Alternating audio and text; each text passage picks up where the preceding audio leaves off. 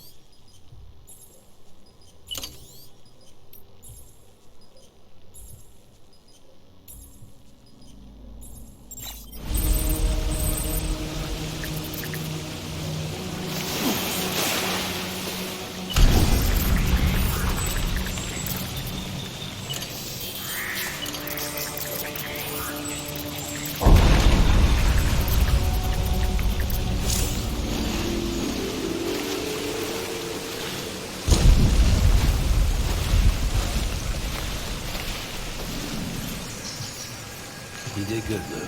I'll see you soon.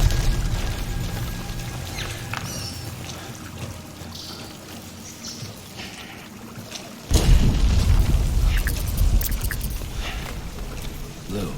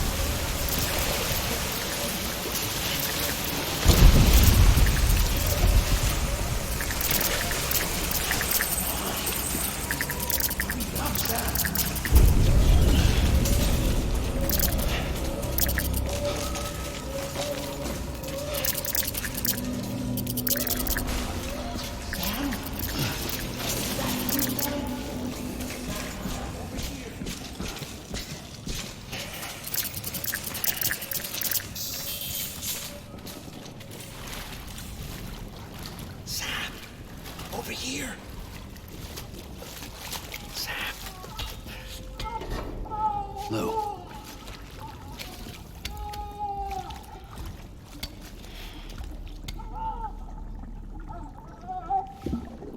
The little one should be working again.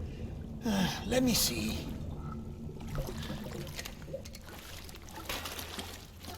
Oh, well then.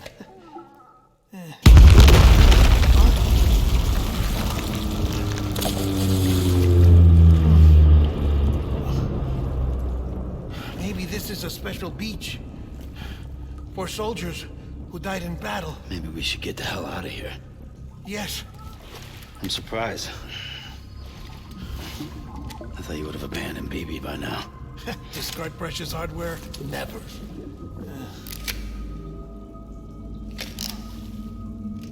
So, do you still share memories? I see.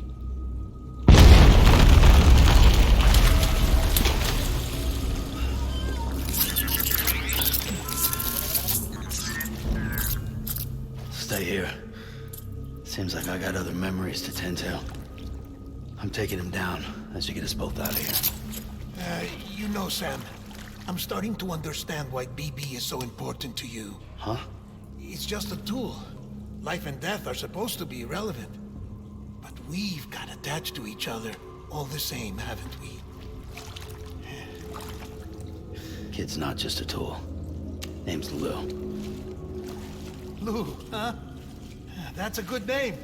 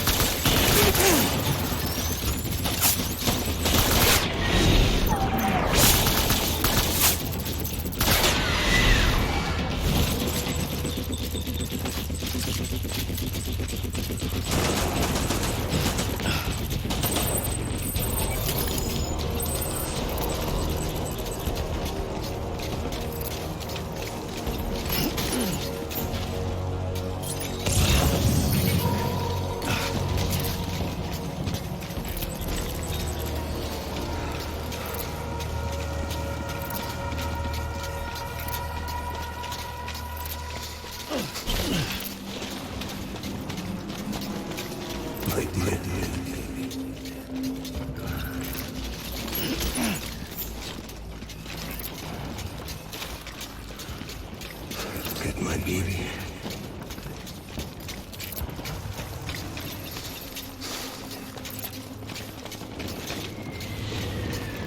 I was born to fight.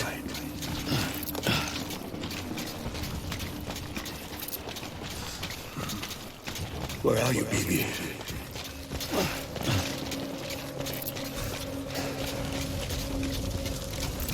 Get my baby.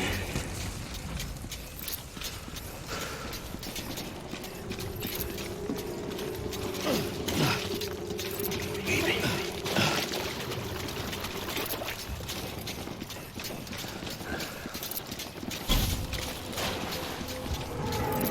Baby.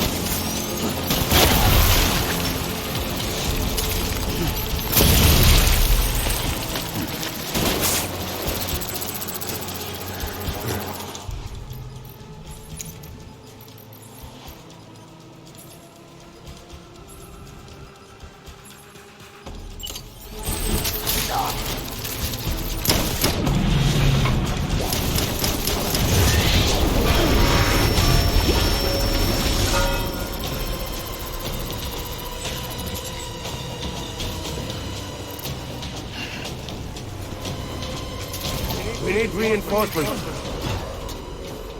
Go!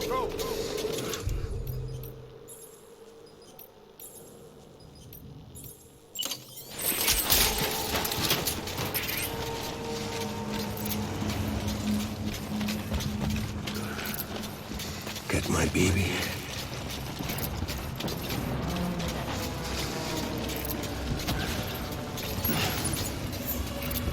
Where's my baby?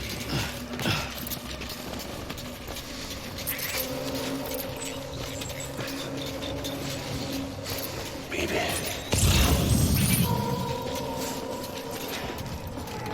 On me!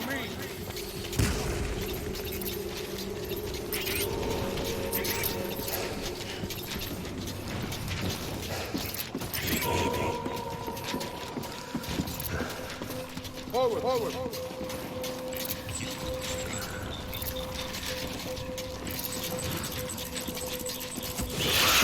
was...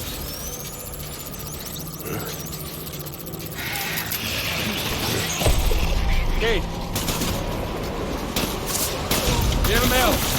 Me!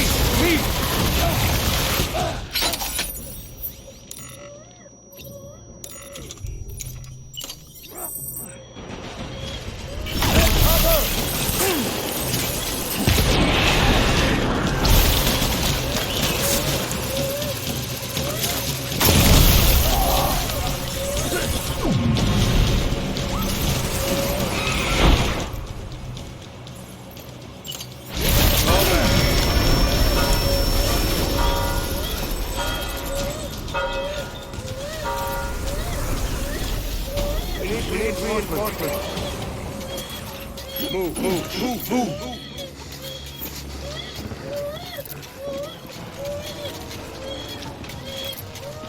Get my baby.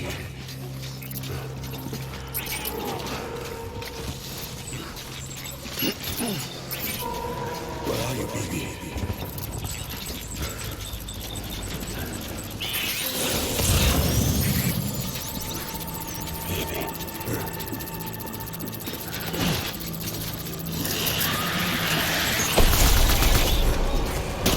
Open fire.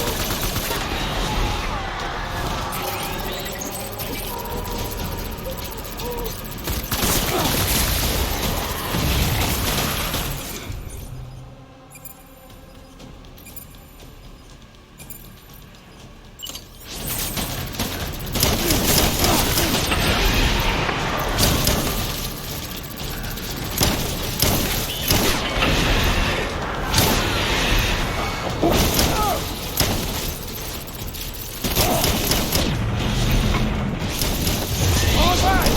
Hunt me down!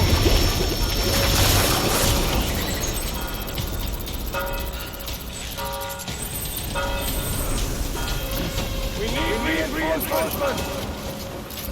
Get back out there.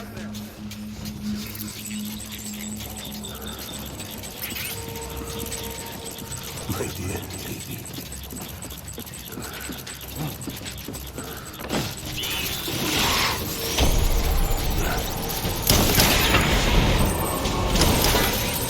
DB!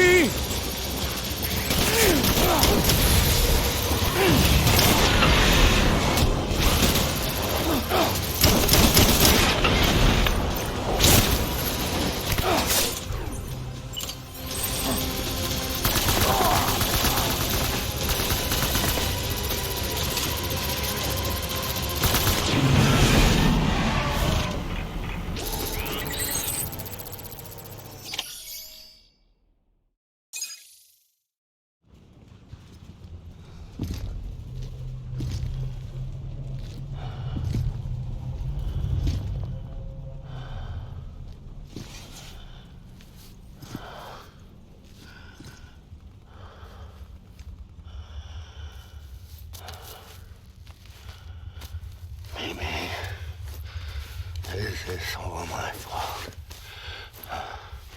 I should never have put you in that prison. Maybe.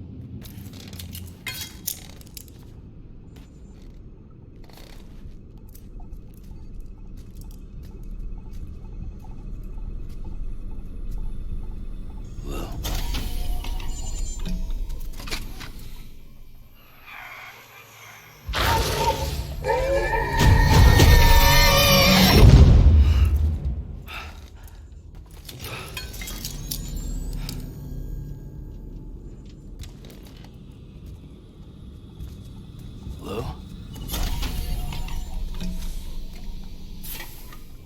Lou? How's little Lou doing? No response. Well, look at that. The child's taking a shine to me. You two were out cold, so I had you brought here. You were right. Whatever you did back there returned us to our own world. I put your cargo and gear in your private box. You slept for a whole day, you know. Slept like the dead. I'm already back in Capital Knot. Fragile's beach has been coming in handy. Sam, I owe you an apology. Lou was the name you were going to give your own baby if he'd had made it. I should have pieced it together sooner. Don't know what you're talking about. I found some records from 10 years ago. A death, sudden, in the middle of a town. Young woman in the prime of her life. Nobody knew until it was too late. A void out. Her husband, who was a member of Bridges, had dooms. He tried, but he couldn't get to her in time. The whole town was wiped off the map, leaving nothing but a big crater and him, because he was a repatriate. People wanted answers. Did the man hide his wife's body on purpose? The only survivor was the only suspect. He was easy to blame, and people did. And pretty soon, they were blaming Bridges too. The man felt responsible, so he left. And his wife, who died, her name was Lucy. She'd been pregnant, poor woman. They were going to name their son Lou. Didn't happen. But it did. President Strand told me. She talked about you all the time. He didn't have to cut all ties and walk away, she said. You wanna shut the fuck up? Calm down, Sam. Take a seat.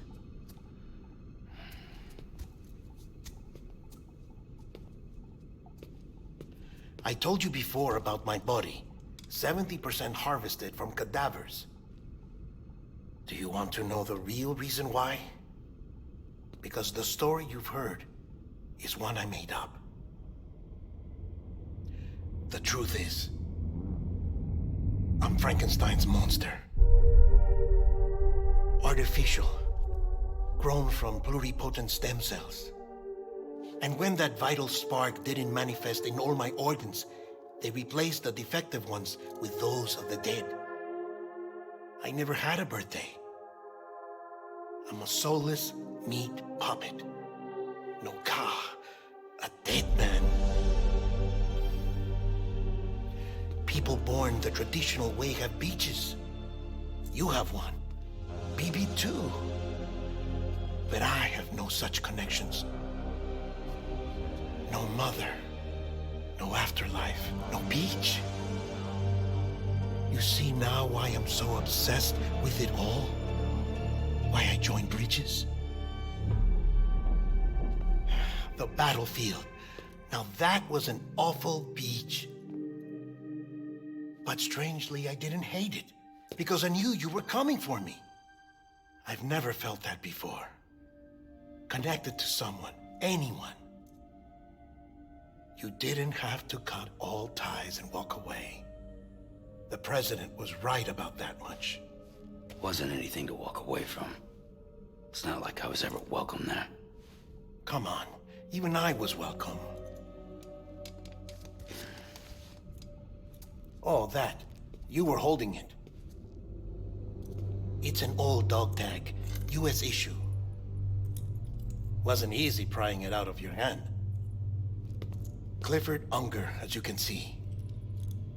I looked him up in our database. Found a match. He was US Army Special Forces. Fought in Kosovo, Iraq, Afghanistan. That's him. Well, that's all I've managed to dig up so far. You must be caked in chiral matter from the battlefield. Time for a shower, I'd say. Oh, I won't be joining you this time. The Die Hardman issue is no longer a concern. I've seen to it that our conversations won't be recorded.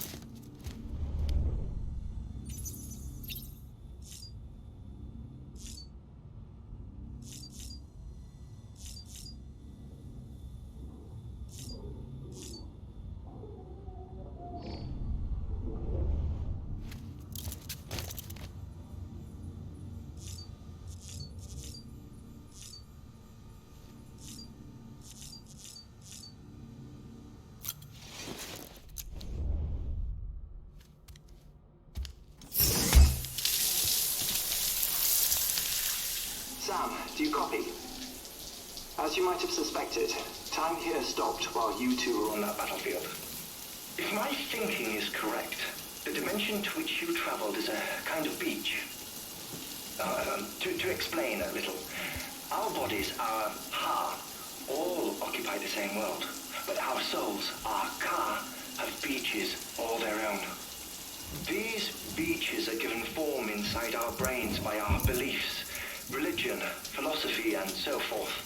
As a result, a beach can be anything, and those anythings form a multiverse. However, if many people die at once, their beaches can become entangled, creating a strand field. This phenomenon is exacerbated in wartime by omnipresent feelings of resentment and despair.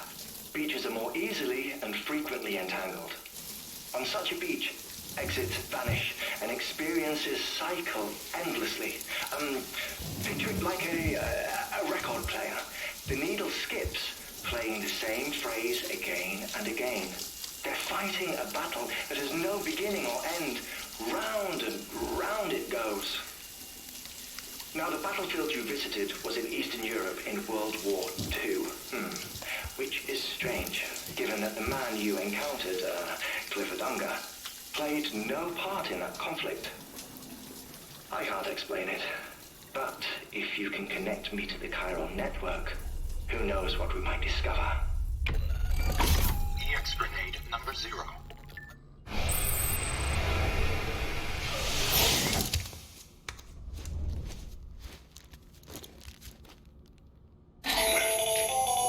Still there, Sam? If so, I have a request. When you're ready, head upstairs to the delivery terminal.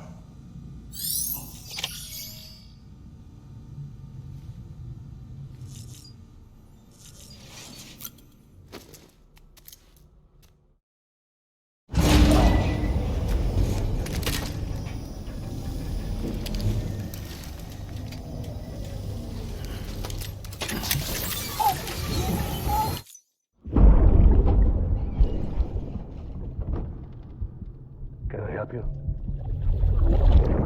Holy shit. John, is that you? What are you doing here? My wife's checked in. They don't want to repeat of last year.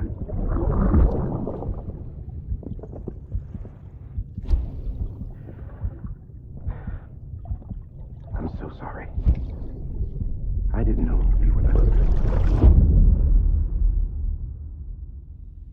Ascending.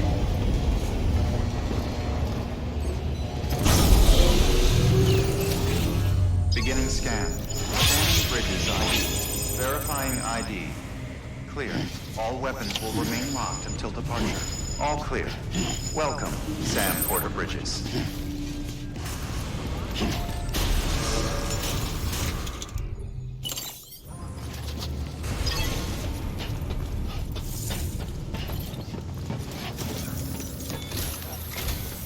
Sam, the west side of that region is covered by a massive tar belt. Beyond it is Edgenot City, the last bastion of civilization you'll find that far out. It's your final destination. Once you use the qubit to connect it, the chiral network will span the entire continent. The rebirth of America is so close. And remember, that's where Amelie is being held captive. We need you to bring her home safely. But before you cross the tar belt, there's one more knot we need you to tie. Hartman will help you get it done.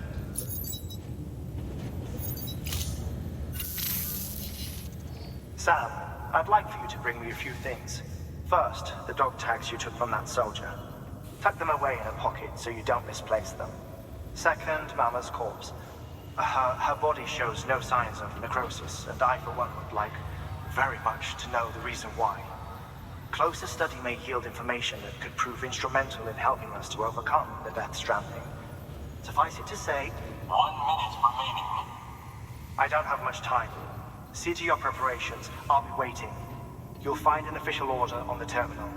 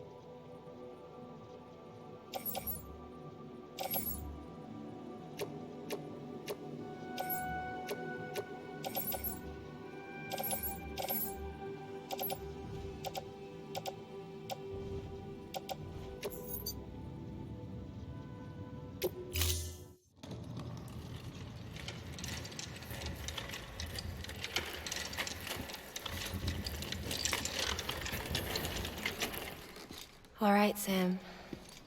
Take care of her. And don't worry, she won't go necro. Millingan's special. Be funny if these Ha of ours ended up being the key to saving us all.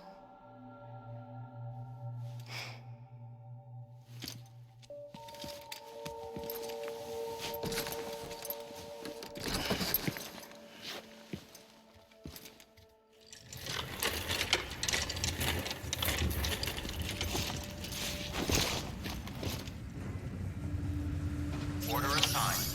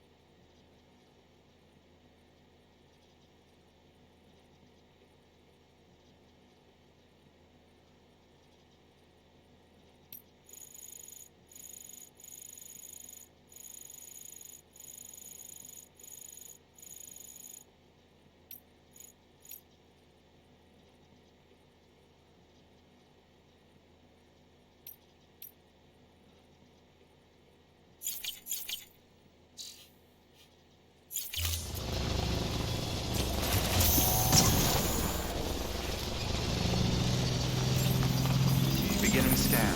Scanning bridges.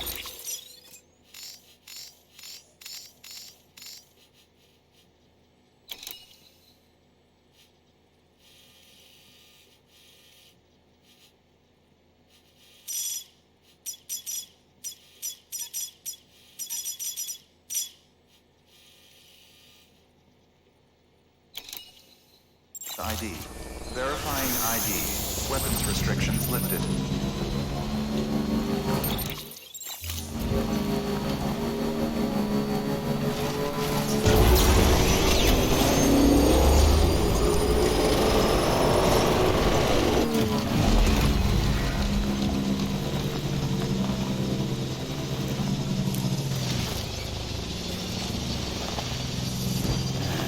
What can't you do?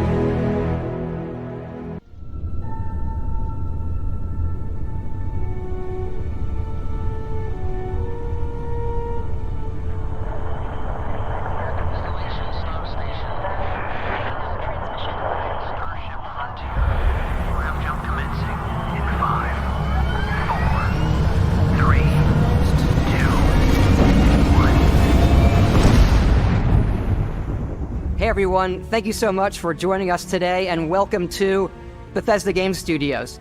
You know, we've been so lucky over the decades to make the kind of games that we love here, and that's thanks to all of you. From the Elder Scrolls to Fallout, we love creating these worlds and playing in them just as much as you do.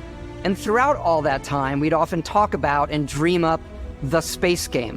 What if we could take that feeling of being who you want to be and exploring a new world, but set it in space, where you weren't really limited in where you could go or what you could do?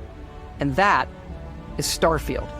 Obviously, we've come a long way since then with the games we've built, our technology, and all of us here in the studio. We've done so much together, but, well, we've never tried to make a game like this. Today, you'll get to hear from many on the team and see so much of what we think makes our game special. So let's jump in and take a look.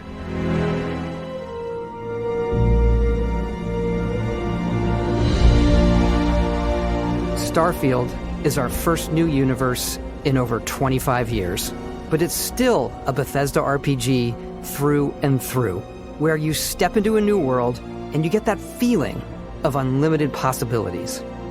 But this time, it's not just one world. It's over 1,000 worlds. Because the choice of where to go, it's not ours, it's yours. And it wasn't until now that we had the technology to create it.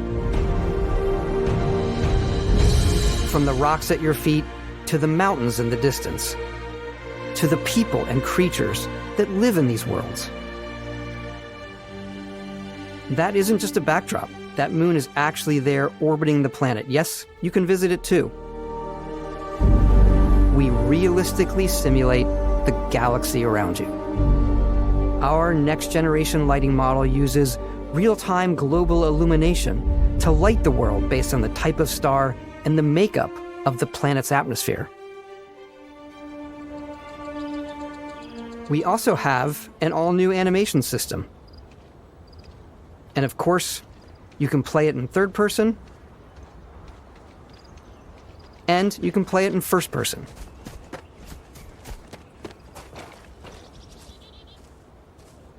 We love exploration and rewarding it, but you do explore differently in this game given its scale. That usually involves exploring an area you've landed in. You can collect resources, do a mission, and maybe even stumble upon something unexpected.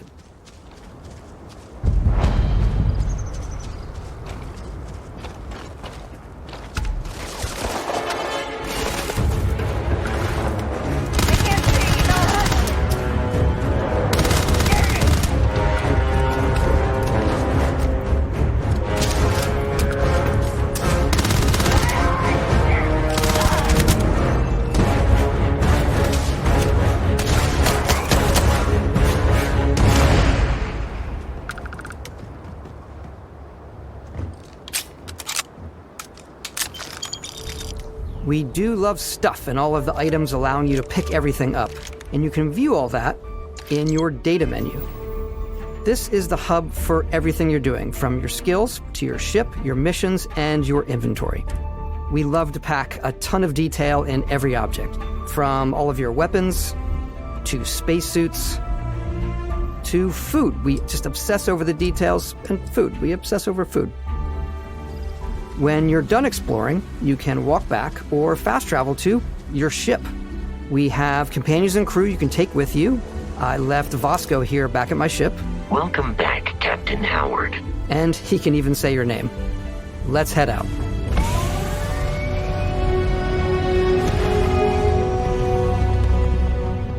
Our mission was to convey the wonder and majesty of space exploration, to evoke the romance of the golden age of early spaceflight. And we've been referring to this approach as NASA Punk. This means a design language where the tech is advanced, yet still looks grounded and relatable. For us, it's that contrast. That's where the visual interest is. Obviously the NASA, which is the rigid, hard function over style, and then Punk, which is all about style. You can see that visual style coming through in your ship. Your ship is your home for you and your crew. And like many of the spaces in our game, it has a slightly retro and analog touch, a bit of lo-fi rather than sci-fi, where everything is well used, worn, and lived in. Alrighty. What's the plan, Captain? This is your star map. It starts with the planet you're currently on. You can see all of its info and resources. You can choose a landing spot or fast travel to known locations. Backing out further, you can view all the planets in the system. Obviously, the game is big, and it's here you can see planets that have key locations, missions, or life on them, versus the many planets that are barren but resource-heavy. Zoom out even further to see all the systems in this part of the galaxy. Here, you can plot a course to ones that are light years away. This uses your ship's grav drive to fold space and jump to these systems. And you will need to upgrade your ship and skills if you want to jump to the most distant ones. But for now, we'll plot a course to the Alpha Centauri system, where we can find the city of New Atlantis.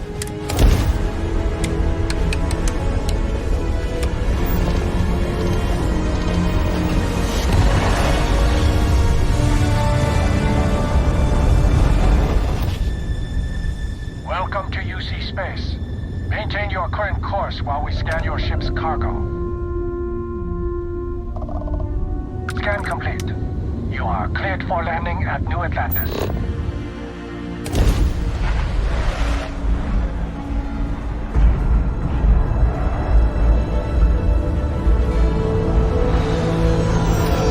As soon as you land in a city like New Atlantis, your eyes are guided upwards to just these boundless, vast buildings. It's the biggest city we've ever made, not just in size, but also in the amount of custom art, crowds, and quests. So the main focus when we're designing a city is obviously what supports the story. We try and tell as many small stories as possible. This is a Colony War memorial. It's a few moments of gameplay that make the space feel like it's full of real characters that are going about their day-to-day lives. It's paralyzing if you really stop and think about it. Buddy, it's coffee. It's also where your adventure with Constellation begins.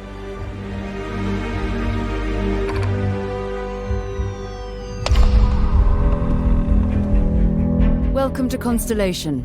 We have a lot to talk about. By the time you meet them, Constellation is sort of seen as this mythical group.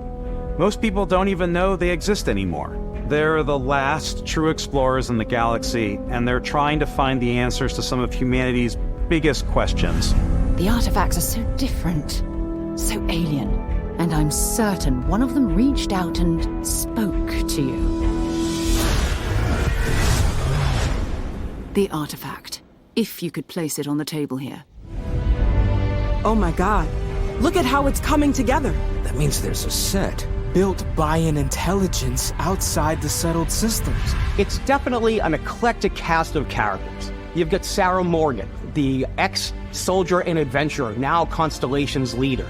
Mateo, the theologian who believes that there's definitely something else out there.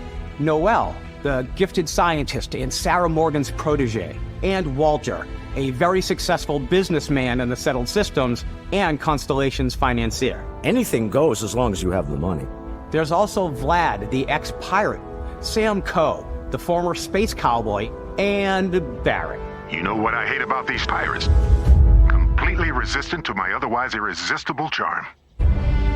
The journey you take with Constellation is just the first of many you'll embark on. The Settled Systems is home to all kinds of different stories, people, and adventures for you to uncover.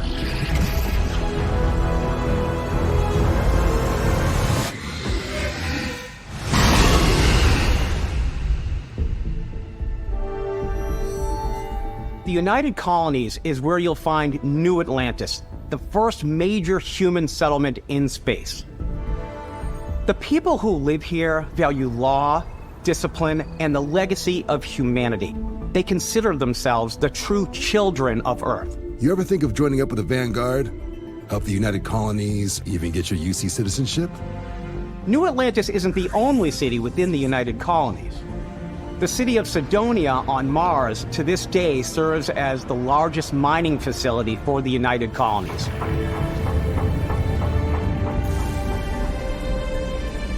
Beyond the United Colonies' reach, you might find yourself in a much more wild and independent coalition of star systems. This is Freestar Collective Space. The capital of the Freestar Collective is Aquila City. The Stone Root Inn is an Aquila City fixture. A ranger relies on judgment and intuition to do what's best for the people. Neon started out as a fishing platform, but is now known throughout the settled systems as a pleasure city, where almost anything goes. If you've got morality issues, this definitely isn't the job for you. Ryujin is hiring the best and brightest of today for our future tomorrow. Everyone has been chewed up and ground up by Neon. Try not to get yourself killed, all right? Outside the bounds of civilized space, there are still plenty of unclaimed systems to explore, but these areas are also home to the most hostile factions in the galaxy. The great serpent hungers. All heathens shall be made dust in time. A new face. Is this the face of a brave runner here to challenge the Red Mile? They think The galaxy is theirs. They are wrong. It belongs to the Crimson Fleet. It always has. In Starfield, we're pushing our cities and settlements further than we ever have before. It's all there, waiting for you. A slice of humanity's future. So, ready to get out there? Throughout the galaxy, there are so many things to see and stories to experience. But the most important story is the one that you tell. I'm the type of person who spends hours in character creation, and I think people are going to be really excited when they see all of the improvements we've made. One of the biggest overhauls was done through our character generation system. We scanned a wide range of faces from different age groups and ethnicities, and by mixing and matching all that data, we were able to create highly detailed and diverse characters. We use that exact system to create all of the characters and NPCs you're going to see in the game. So any character you see almost always is a character you could make yourself. Hey, come on. Okay, take it easy. You were out cold. No physical damage. Mentally, the jury's still out. You know who you are? New recruit for Argos Extractors? Ring any bells? Any of this look familiar? You start your character creation journey as though you're cycling through employee records. You'll pick from a lineup of 40 presets, and that'll be your starting point. Your journey from there can be as detailed or as quick as you want it to be. This new system has more to offer than ever before. It's also the simplest character generation system we've ever had. We let the player get as close as possible to make whatever they want. With the various facial morphs you can blend together, the dermesthetic and makeup, blemishes, scars, piercings, teeth settings. It's a lot, but I think it's the most fun to use. Character creation is more than just how you look. This is also where you start to decide who you want to be. That's where backgrounds come in. Backgrounds give you a bit of backstory and start you out with 3 basic skills. From chef to Dusty. You know, the crew still has a betting pool about which restaurant critic you must have crossed to wind up here. What's great about backgrounds is you never know when yours is going to come in handy. You could be in the middle of a fancy restaurant talking to some guy, and suddenly you learn he needs a beast hunter to help track down a monster. Fine. I probably should stick to professionals anyway, given what happened the last time. We're also giving you the option to customize your build even further by letting you pick up to 3 traits. Traits are completely optional, and they come with their own advantages and disadvantages. You could choose to meet your biggest fan. By Vectera! Is it really you? He'll join your crew, and he'll give you gifts if you're willing to put up with his constant commentary. I can't believe I get to stand near you, breathing the same air. I've got to have every molecule. My favorite trait is kid stuff. You have to pay some credits to support your parents, but they're very sweet, and it's really fun to go visit them. Honey, we got ourselves a visitor. Oh my god!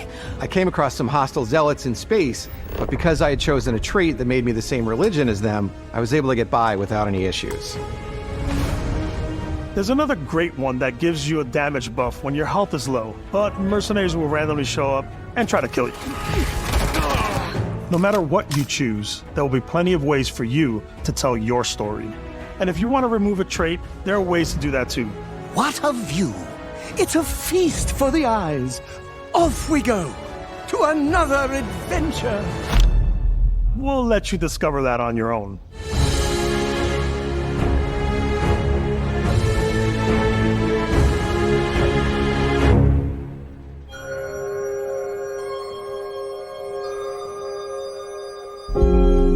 Once you've built the perfect character, that's when your journey can really begin. We took what we loved about skills and perks from our previous games and put them together to create an all-new skill system. Each time you level up, you get a skill point, which can be used to unlock or rank up skills. Ranks are unlocked by completing challenges associated with that skill. Challenges become increasingly difficult as you work your way to higher ranks. With our 5 different skill trees and 4 ranks per skill, there's a lot to choose from. I like the Xenosociology skill because it lets you mind control aliens. Boost pack out of the gate. I'm boost packing everywhere.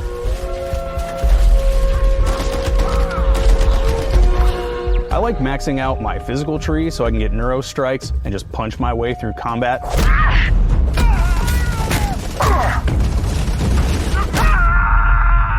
That one's a lot of fun.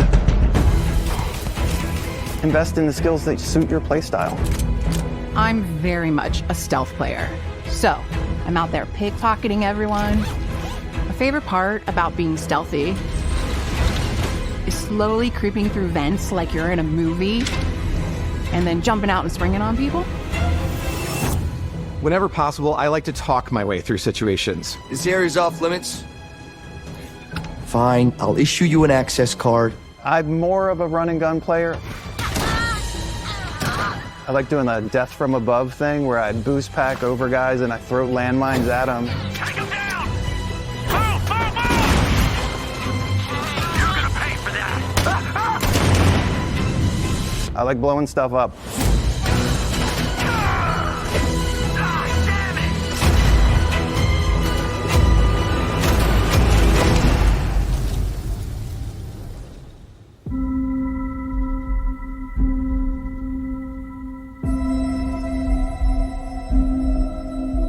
Exploration is a key aspect of all our games. In Starfield, there are full star systems with new life, resources, and adventures.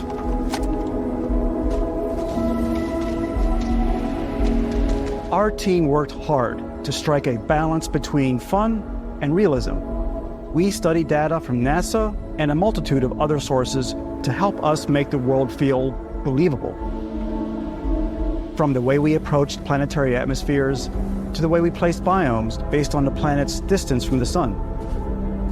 Once we had created a grounded world, we could start looking at all the things that make that world fun. When you leave a planet and head into space, you'll be navigating asteroid fields, having chance meetings with interesting strangers, dogfighting in space, and exploring derelict ships.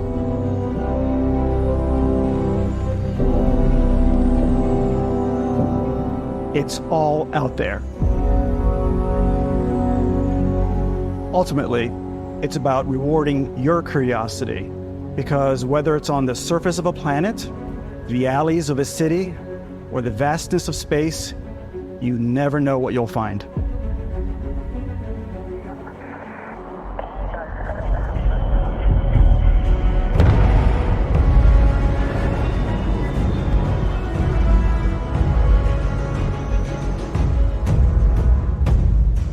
Space exploration is possible thanks to your ship. Your ship is almost like having another character or home you can make all your own. I think you'll be blown away by the amount of stuff you can do. You can buy a ship. I'm sure you can find something you like. Customize and upgrade that ship. And hire a crew to keep it up and running. And it all starts in spaceports. Every spaceport has a ship technician where you can purchase, sell, and modify ships. Anything I can help you with? Maybe you start off with a speedy fighter that's perfect for bounty hunting. Then you might round out your ship roster with a hulking space freighter to run cargo missions, or even do a little smuggling. For now, though, we're going to take our starting ship, the Frontier, and make some changes. You can customize and upgrade everything you see here, and you have 2 ways to do that. You can quickly upgrade individual systems like your weapons or shields, or you can deep dive and enter the shipbuilder mode. Here you can change anything, from the systems to the look and layout. Adding a new habitat module can give you more room for crew. Adding cowling can change your ship's overall silhouette. An improved grav drive allows for longer distance space jumps. You can even fully customize your paint job to get the exact look you want. The parts you choose to build with don't just affect your ship's stats. They'll also affect what you can do inside your ship. You can have modules for crafting, or for storing and displaying your weapons. Starfield's in-game ship manufacturers bring their own look and feel to every piece of your ship.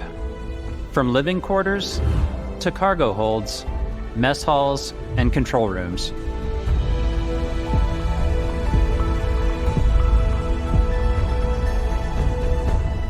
Our modified Frontier is a practical ship, but with a little creativity, your ship can look like almost anything you want.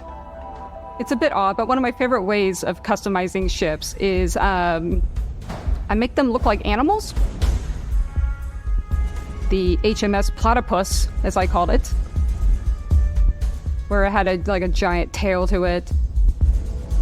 And we've done spiders, we've done mechs. So it's really whatever your imagination is. And while you can build your home among the stars the way you want to, you're probably not the only person who will call your ship home. Ready to lift off when you are, Captain. Engines ready. The Frontier is fueled and ready, Captain. Some of the members of Constellation can join you on your journey. These companions can serve on your crew, and they'll always be there when you travel. We'll be traveling together until we either find an artifact or this lead runs dry. Each companion comes with their own valuable skills for your ships and outposts, as well as unique quest lines. Eventually, some friendships might blossom into romance. I don't know that I've ever really loved anyone except you. And if you're looking for a little extra help on your ship, you can always hire additional crew at spaceports. Got any room on your ship for someone like me? You'll also meet potential crew members out in the world. Still think there might be a spot for me on your ship? I gotta get off this rock. Assign crew to your ship or outposts, and their unique skills will affect how they run. And just like companions, most crew members can lend a hand in the field. Take Bosco, for instance. He's designed around the core basics of a NASA machine. Please, avoid getting shot. You might die. I still wanted to give it almost a humanoid personality, so I elongated the limbs. This tends to make him feel more human-like and give him a little personality. It is a shame exploration requires so much bloodshed. Using the shipbuilding tools and crew selection features in Starfield, you'll be able to build and captain the ship of your dreams. And now, let's take to the sky.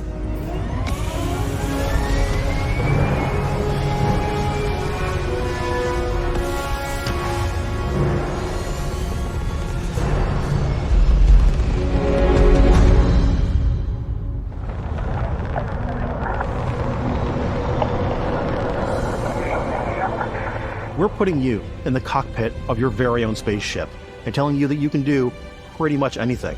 And that is really cool for us as developers. Spaceflight should be exciting and dangerous, and you should feel like you're in complete control every step of the way. We've extended that sense of control to ship combat. It's not about just hitting your triggers to fire your weapons. It's a complex dance between your piloting skills and our power allocation system.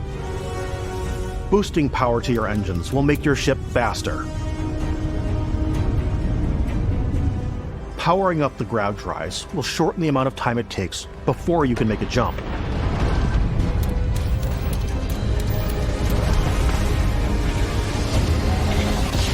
And moving your power to your weapons and shields means you're ready for a fight.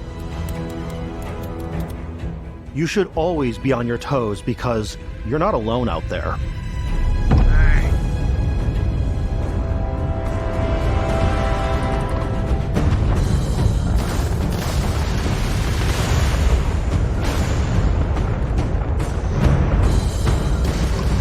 Unlocking the targeting control system skill will allow you to zero in on specific subsystems of the ship you target.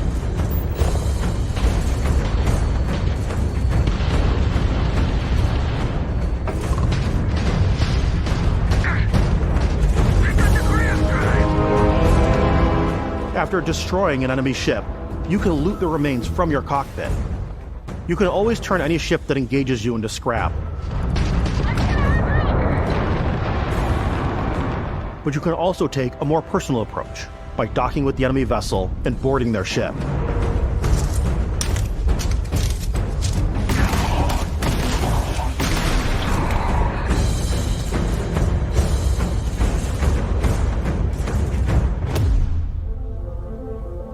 Once you've taken control of an enemy ship, it's yours. Add it to your fleet and retrieve it at any spaceport. But space is way more than fighting for your life.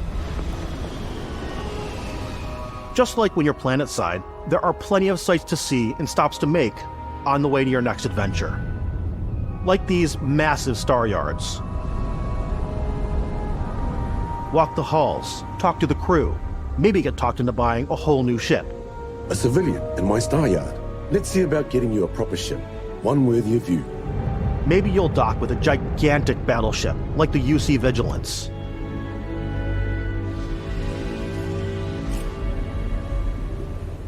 Or rub elbows with the galaxy's wealthy elite on a cruise ship fit for the stars.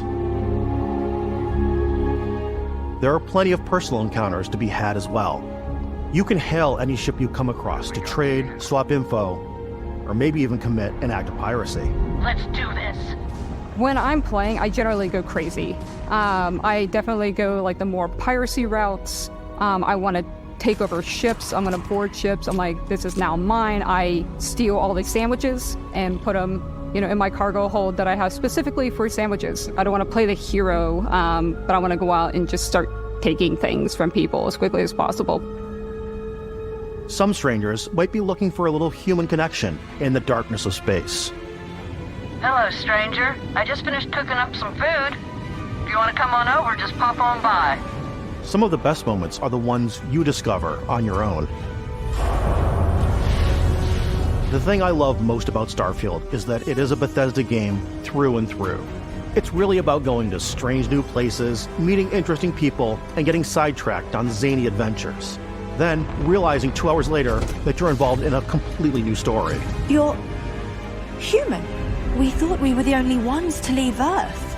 That DNA is so present here. It's in our random encounters, it's in our handcrafted quests, and it feels so cool to play it and just make your own path in this universe. There are over 1,000 planets out there, just waiting for you to visit. We want you to feel like explorers, breaking ground on new planets, exploring every inch of a mostly untouched galaxy. We want you to feel hopeful. We want you to feel this sense of awe and wonder, and sometimes a little fear. We're giving you a massive playground and a ton of toys, and just setting you free.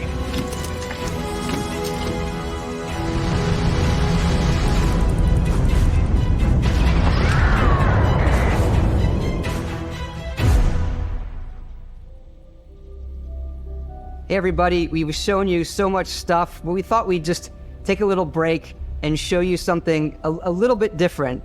We put so much detail into our game worlds, and we love the opportunity to bring that into the real world with our collector's editions. And for this game, we've done a watch. It is the Constellation Explorer's Watch. This is the watch that you actually get in the game that acts as part of your HUD, where it's the compass and then environmental information. It connects to your phone to give you notifications and other information. And we've also designed this really cool case that it comes with, Istvan. Yeah, we really took as much care and designed this case as we did the watch. Our attention to detail in the game totally translates to this. Inspired by the cases that the astronauts used during the Apollo era to bring back samples from the moon. It's got an intricate locking mechanism, authentic, heavy, comes with a Constellation patch, NATO strap, and the overall functionality and believability of this as something that would exist in the world, in the Starfield universe. Oh, and hey, take this. You'll find it very useful out there, and it even tells the time. We actually have something else. Now that we're part of Xbox, we get to work with the amazing people on the Xbox hardware team, and together we have created this custom limited edition Starfield controller. It's awesome. It is now, our favorite controller. We love this because it's inspired by the actual controls of your spaceship. And not only that, we've created the first ever custom headset with Xbox. And this is a perfect pairing with that controller. Control, this is Constellation Starship Frontier. All ready to start on your signal. Steady till ready. Coordinates input. Plotting jump course. Guidance has converged. Getting auxiliary reactor power. System checks are green across the board. Prepare for departure. Grav jump commencing in 5, 4, 3, 2, 1.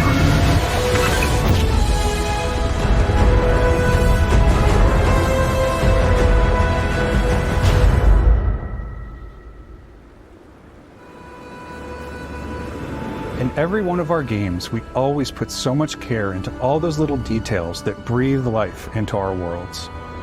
But Starfield isn't just a Bethesda Game Studios world, it's a Bethesda Game Studios galaxy. So why go this big with Starfield?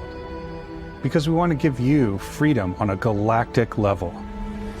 The freedom to experience both the exciting planets and the quiet ones.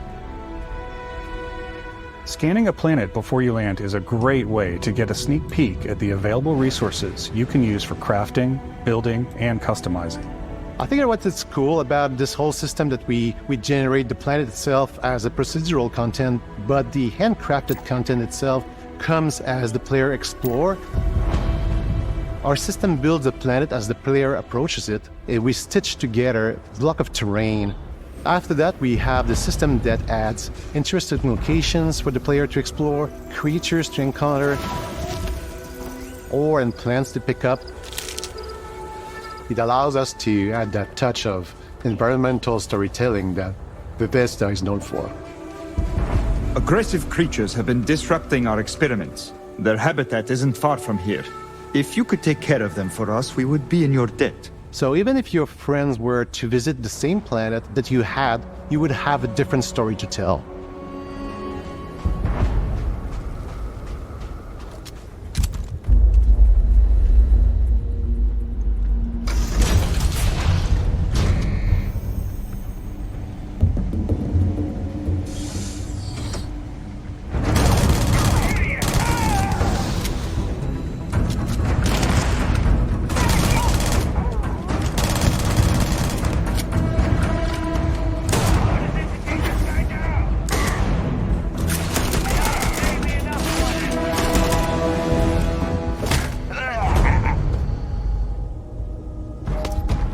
It's completely up to you how you want to interact with each planet, whether you want to explore and see what you can find, harvest resources and be on your way,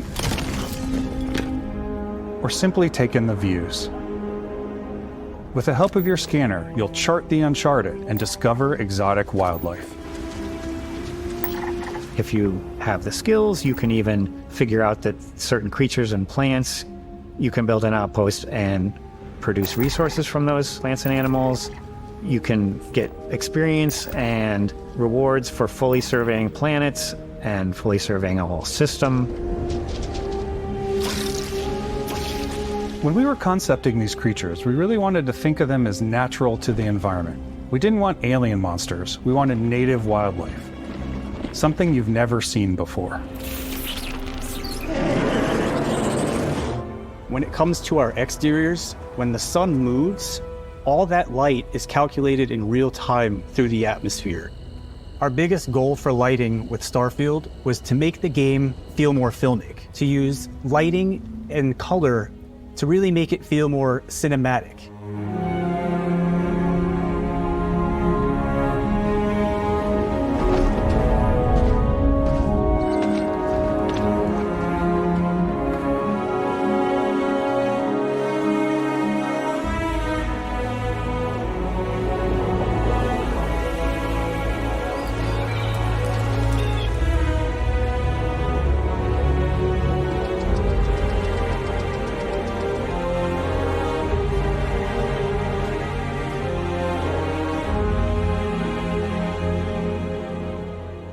After some exploring, you can find a spot to set up a base camp.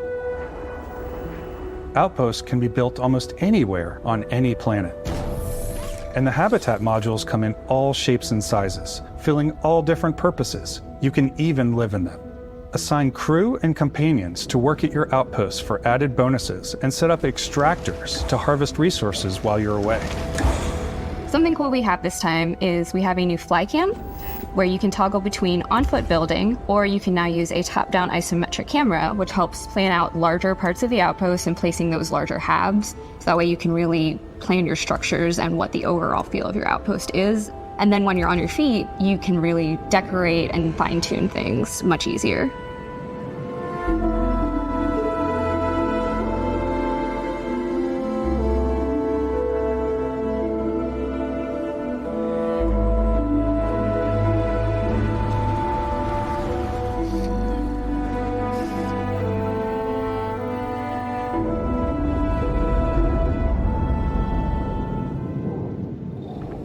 Add crafting and research stations in your outposts to utilize any resources you find or already have. Mod your weapons to adapt them to your playstyle.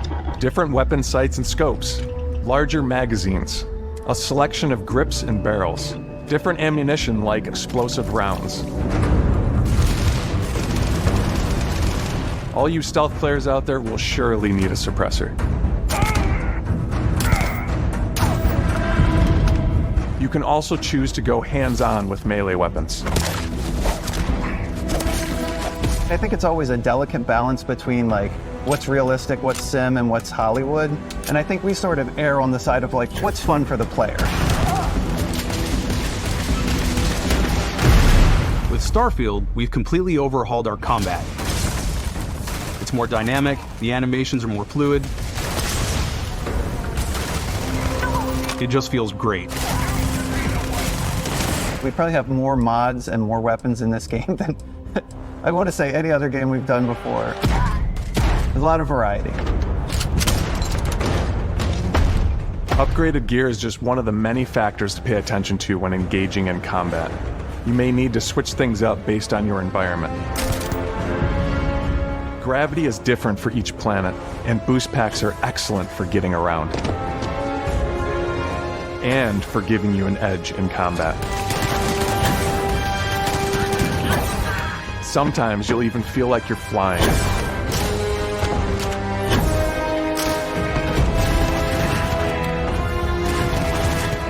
Zero-gravity environments pose a different challenge. Firing a ballistic weapon in zero-G will actually push you backwards.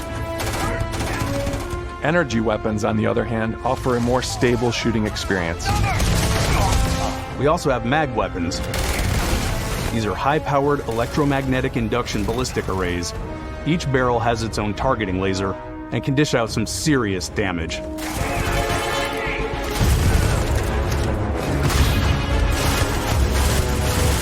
Whether you want to get up close and personal with your own two fists, or you like more compact weapons like pistols and submachine guns, or maybe you prefer something bigger.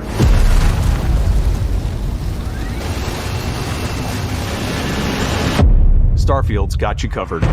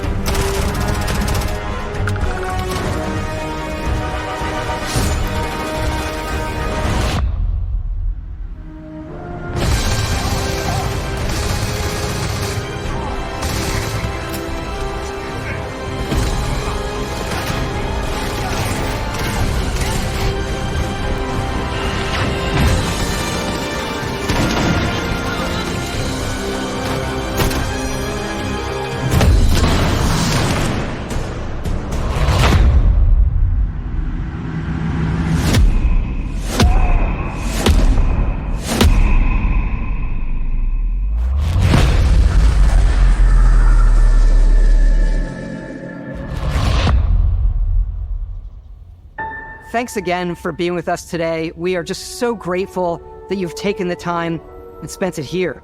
I know there was probably a lot to take in. There's a lot to the game, even more than we could show here. You know, as we play it, we're always sharing these unique and special moments that only a game like this can bring. When I think about what makes it special, it really is the people here. This game is a reflection of the incredible and passionate team that made it. All of them putting something special of themselves into it. So let's hear some of their favorite moments. I love the way that our final combination of all the new tech has come together to create some of the most beautiful sunsets and sunrises we've ever had in any of our games. I love the creatures, the exploration, every biome is different. The word that comes to mind is vast. I like to use our photo mode to take rock star photos. I just love that constant feel of discovery and, wow, I can't believe that there's more here. I'm most excited about our outpost building systems. My favorite part is every time you step out on a planet, it's a unique experience. You spend all this time building your ship, and you see it on the landing pad. These things are gigantic. It's the kind of thing that you just can't get anywhere else. There's something about seeing a tower over in the distance and going, I know the gravity's low here. I think I can make that jump. My favorite part is biomes, spaceships, audio design, planets, the day-night cycle. Those details matter to me. Diplomacy, exploration, freedom, the ending. Basco, obviously. I love the robot so much. The incredible amount of worlds we created. Sniper rifles, come on. Lever action, rocket launcher. Brain sprout. I love, but some people might find creepy. I don't know. I know it's right, Ben.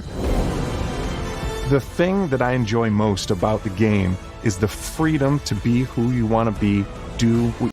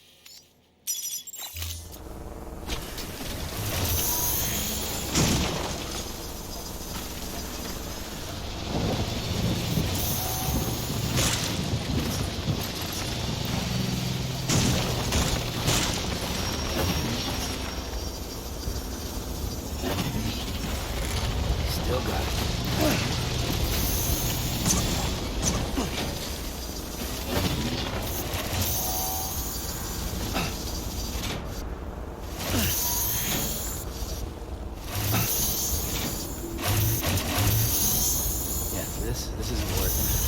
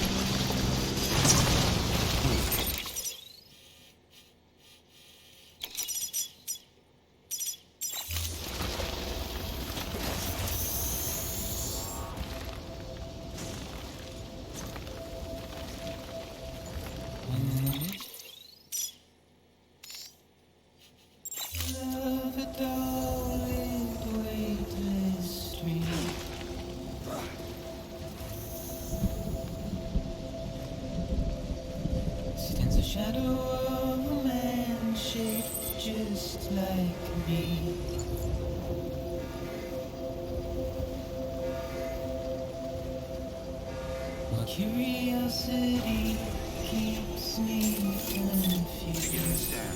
Scanning bridges ID. Verifying ID. Clear. Weapons detected. All weapons will be locked until departure. All clear.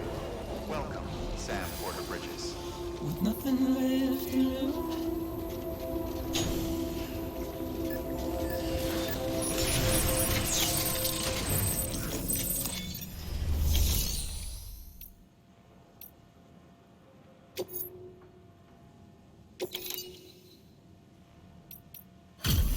Delivery complete.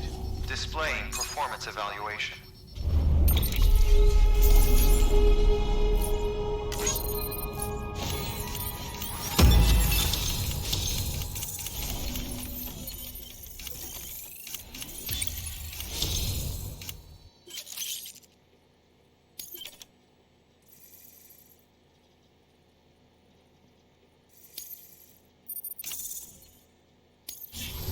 Request to join UCA. Registered. Awaiting Cupid connection.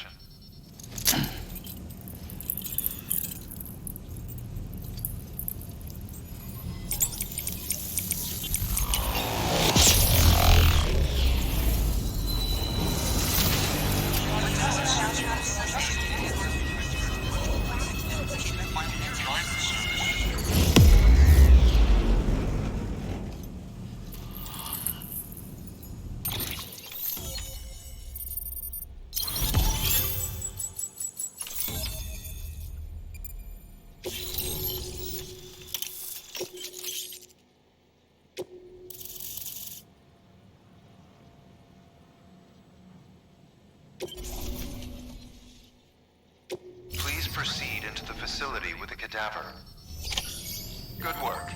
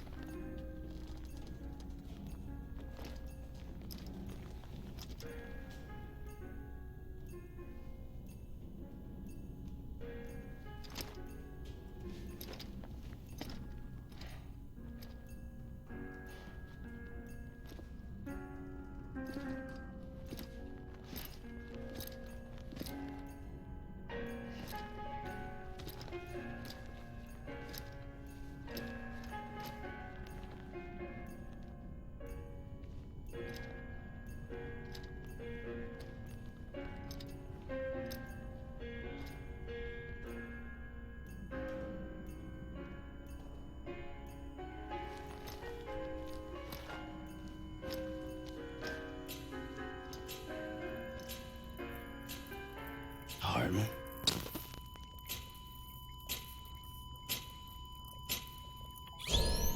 Administering shock. Stand clear.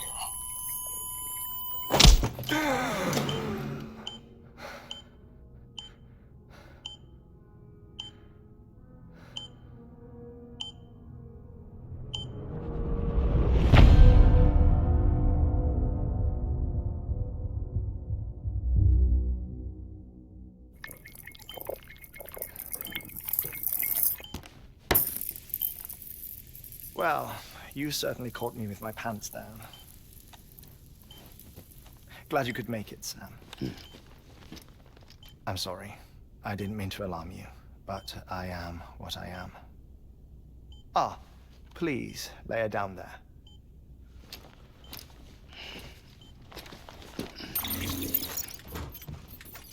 Still no sign of them. You know your heart stops beating. It stops every 21 minutes. I spend 3 minutes on the beach, and then return. 60 deaths and 60 resurrections per day. 60 opportunities to search the beach for my departed family. This is how I live.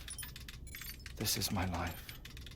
So, while you've traveled to and from the sea an impressive number of times, my beach count is a little higher. 218,549.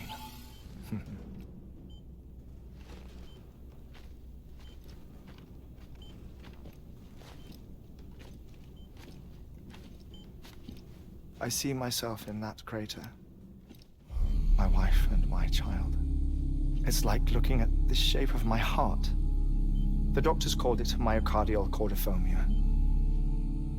Mine is an especially unusual case. I have pictures. Care to see Hartmann's heart-shaped heart? No, you really should. It doesn't run in the family. You know, I never came to terms with their loss. In the days that followed, I became obsessed with an idea that the beach is real and they are on it. I would induce cardiac arrest, 3 minutes at a time, and search for them, day after day after day. Oh, so you could say goodbye? Quite the opposite. It is said that everyone's beach is different. So what if everyone's afterlife is different too? I find the thought terrifying, spending eternity alone, which is why I decided to find my family and make sure to move on with them. You mean die with them? If death would see us reunited, then yes. But the repeated cardiac arrests took their toll on my heart. The muscle gradually deformed. And after a while, they started calling me the beach scientist. Hartmann. I'm glad we could have this conversation.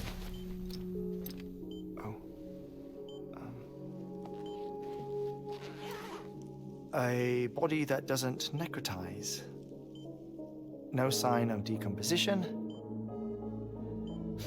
It's as if she were still alive. The perfect mummy. An impeccable corpse. What's wrong? Where's the other thing you were supposed to bring? Ah, found it. Behold. Wait, dead man. It appears to be an umbilical cord. Human by the looks of it, I think. But this was no ordinary conduit between fetus and placenta. It looks more like a BT's tether.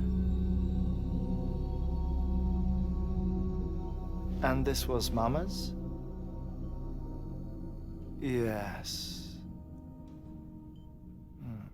A body that doesn't necrotize and an umbilical cord connected to the beach. These are remarkable discoveries, Sam. Enough to set my sore heart racing. 5 minutes to cardiac arrest. I apologize if our conversation gets cut short. I must go back to the beach and look for my wife and child. One person, one beach. That's the rule. But I'm the exception. My beach is connected to others, as if it were the beneficiary of a coronary bypass. Maybe this twisted heart of mine made it possible. All I know is that I will find them. Even if my every visit raises new questions, I'll have my answers one day. One day. 3 minutes to cardiac arrest. The battlefields. The endless wars you found yourself trapped in. Why do World War era soldiers wander the beach a century after they fell? Normally the souls of the dead move on.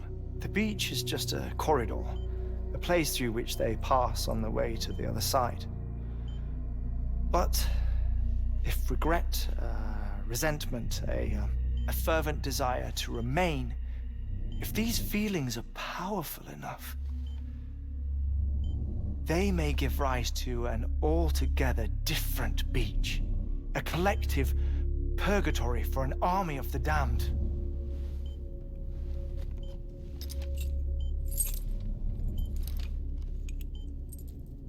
Clifford Unger. His misery and hatred, combined with your BB acting as some sort of catalyst, have brought these battlefields to our world. 2 minutes to cardiac arrest. Please proceed to a safe location. It's just a theory. You think Higgs is pulling the strings? Pulling all their strings? Ensure you are in a stable position. I don't know. But evidence does suggest that Higgs brought them here.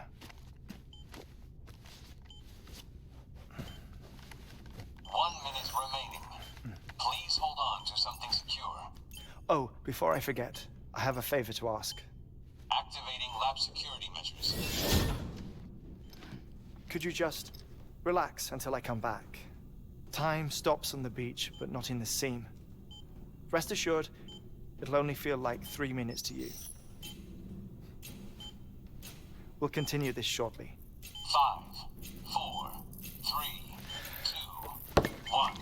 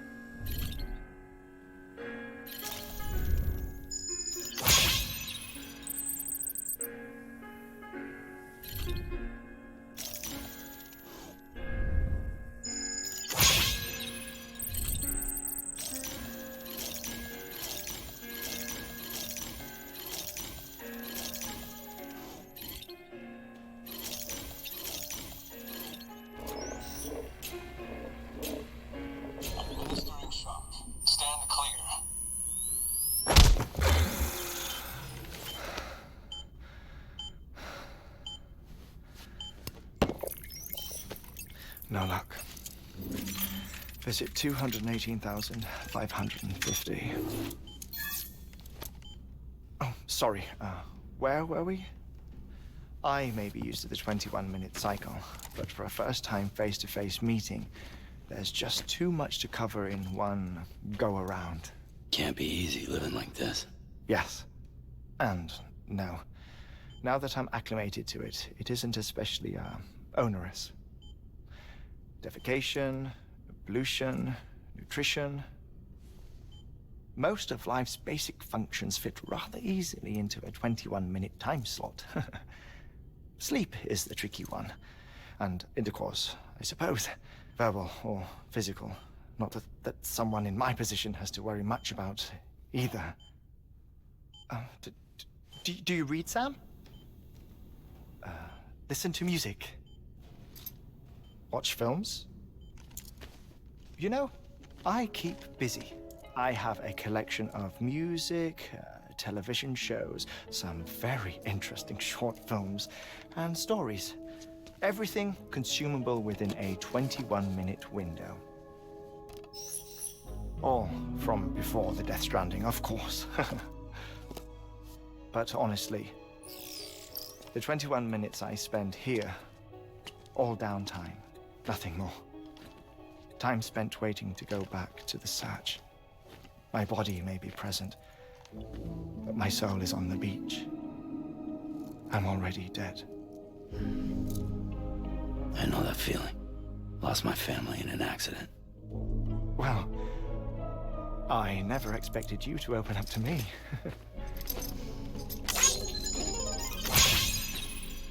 As it happens, I've read about your circumstances.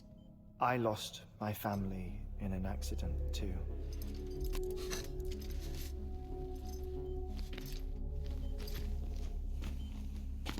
I was in the ICU having heart surgery, out of town, in the city. When it was clear that I was going to pull through, my wife took my daughter back to the house to collect some things for me. And then they were caught in the void outs. The city and the hospital were spared the worst, but the shockwave knocked out the power and my life support. I woke up on the beach.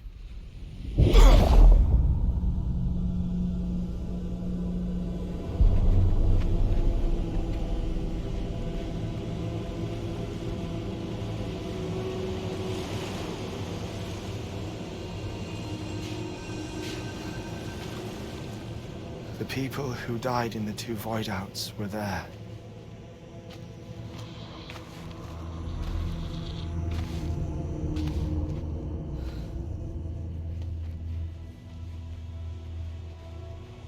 What happened? What's going on?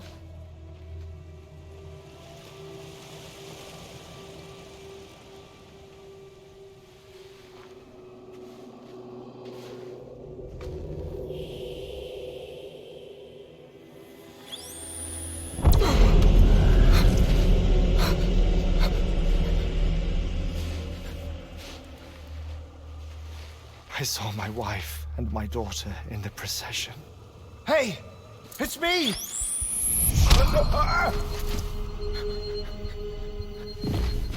Where are you going? Wait!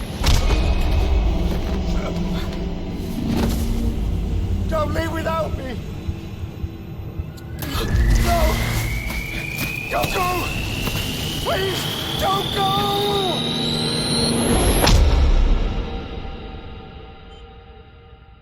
The ICU's backup generator kicked in, and I was brought back to life by the defibrillator. Exactly 21 minutes after my heart had stopped. And that was the last time I saw my family. It's my damned heart's fault that we were torn apart, but it's also the reason I'll see them again someday. It defines me. I am Hartman.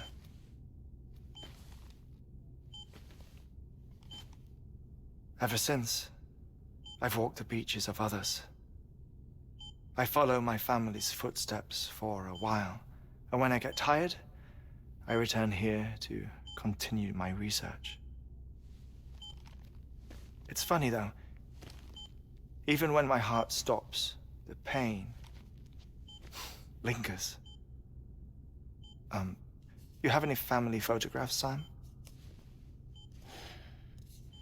Pity. 5 minutes to cardiac arrest.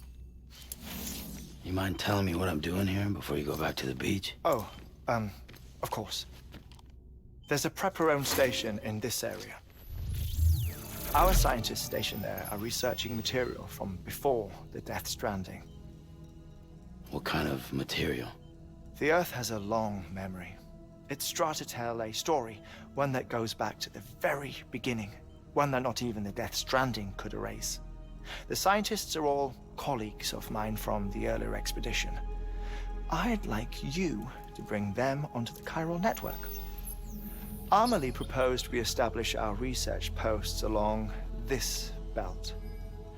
Despite a worldwide search, this is the only area known to contain fossils from the late Cretaceous period, when the dinosaurs died out.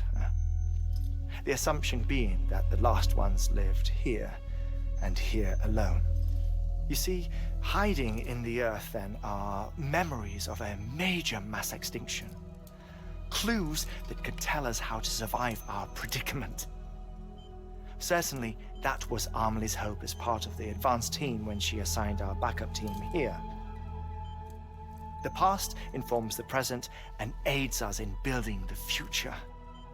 She was careful to impress that upon us before she went west. 3 minutes to cardiac arrest. Shut up. I'm putting you on mute.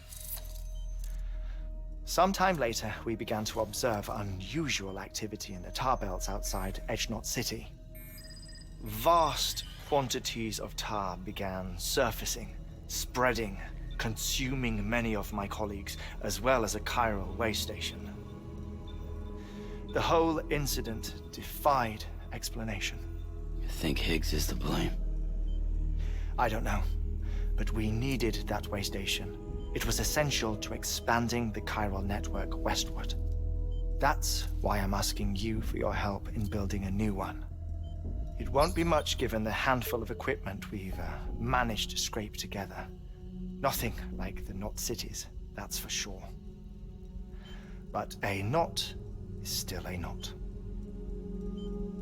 Sam, I want you to use the Cupid to put the scientists on the network, then go to Amelie.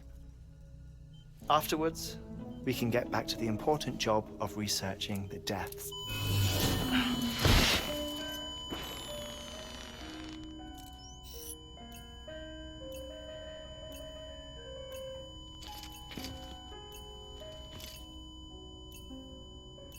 Don't worry about him, Sam. The air mat floor absorbs the impact. I'll unlock the door for you.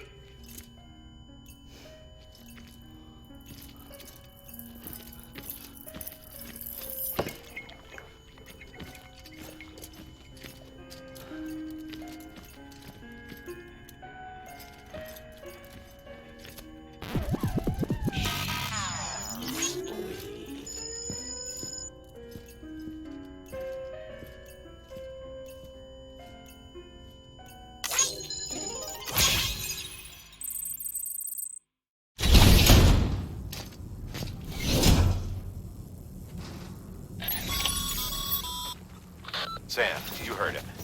You can grab the order at a delivery terminal.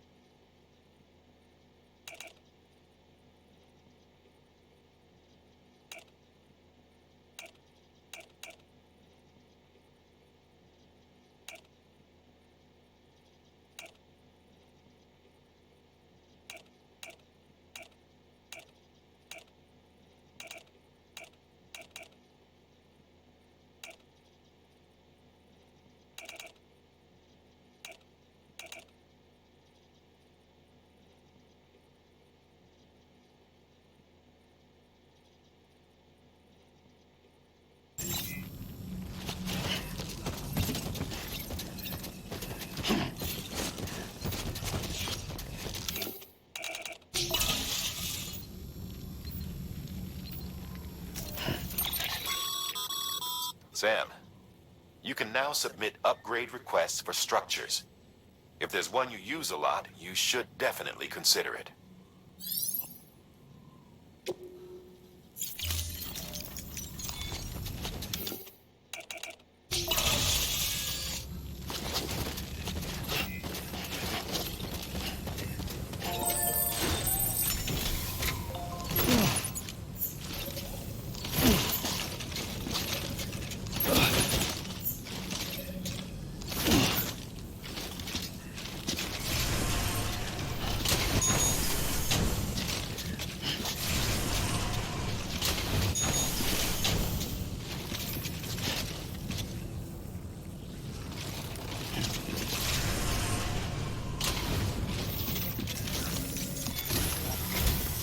Our ultimate objective in this region is to build a replacement for a way station that was lost to the tar.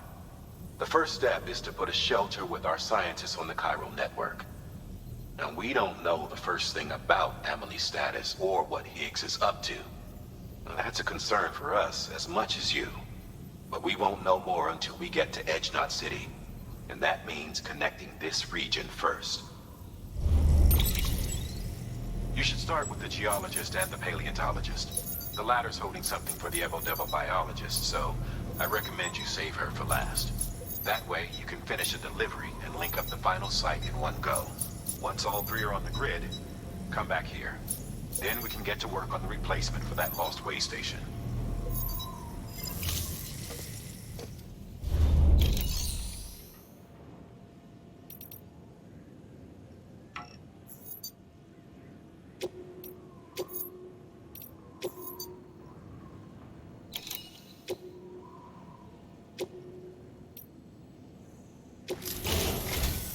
Listen up, Sam.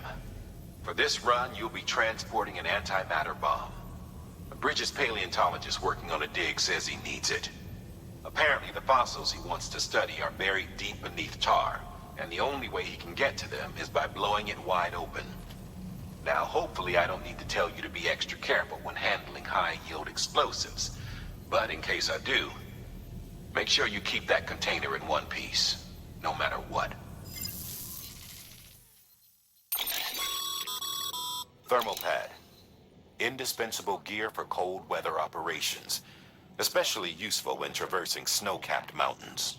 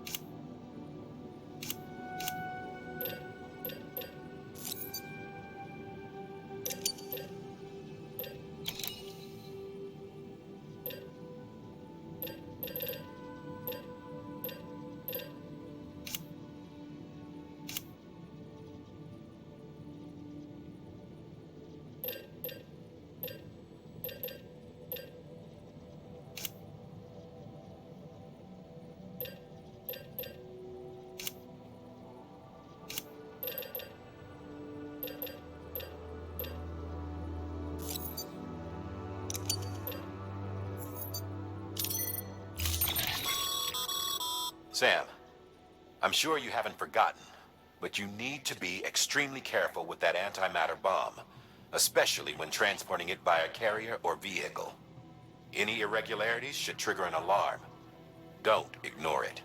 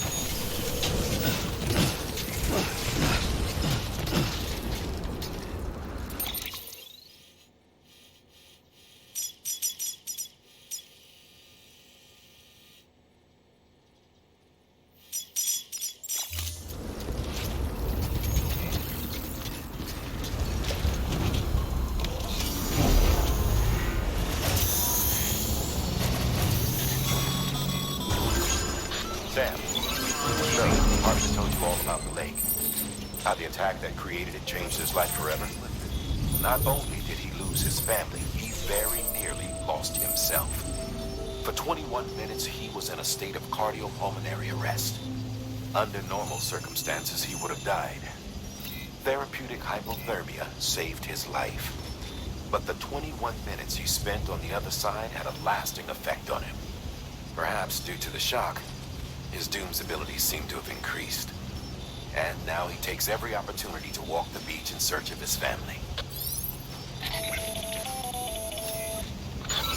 My apologies, Sam. You came all this way to visit me, yet I neglected to give you a proper farewell. Do be careful out there. As I mentioned before, this region is rich in memories of death and extinction. It should come as no surprise that BTs are sighted here more frequently. Perhaps you recall the models in my lab? Their designs were all based on eyewitness accounts. Though I suppose they must have struck you as strange, considering many times you've come face to face with the real world.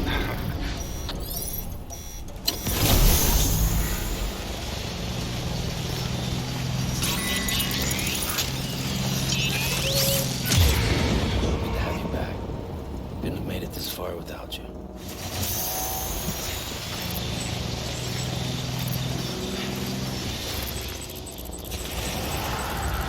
We doing this?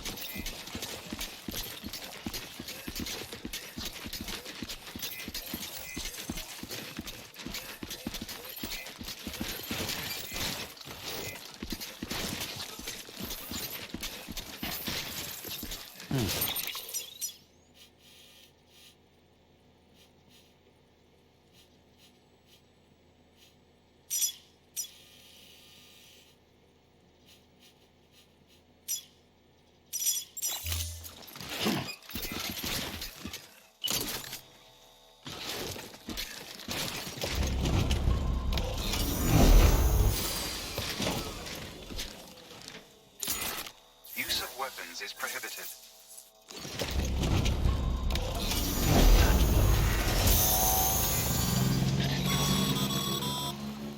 Sam, so Hartman told you all about the lake.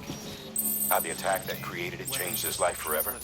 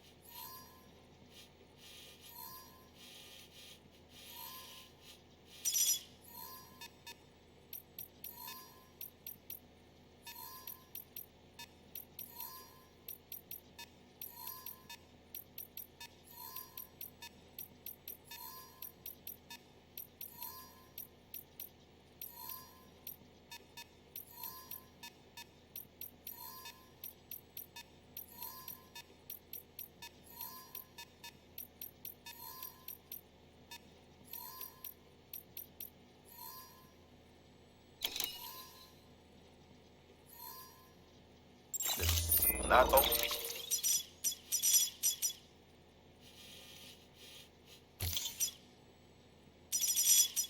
did he lose his family, he very nearly lost himself. For 21 minutes, he was in a state of cardiopulmonary arrest. Under normal circumstances, he would have died. Therapeutic hypothermia saved his life. But the 21 minutes he spent on the other side had a lasting effect on him. Perhaps due to the shock, his Doom's abilities seem to have increased.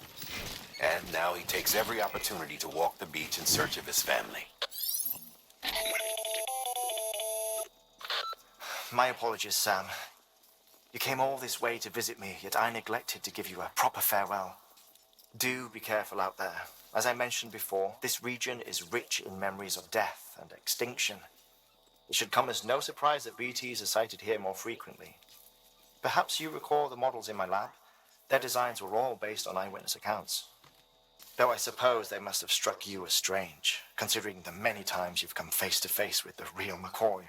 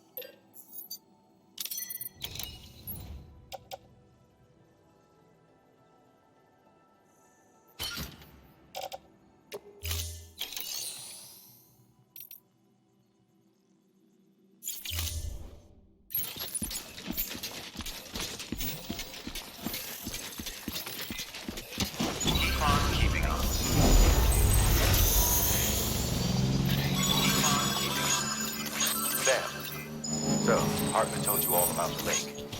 How the attack that created it changed his life forever. Not only did he lose his family, he very nearly lost himself. For 21 minutes, he was in a state of cardiopulmonary arrest. Under normal circumstances, he would have died. Therapeutic.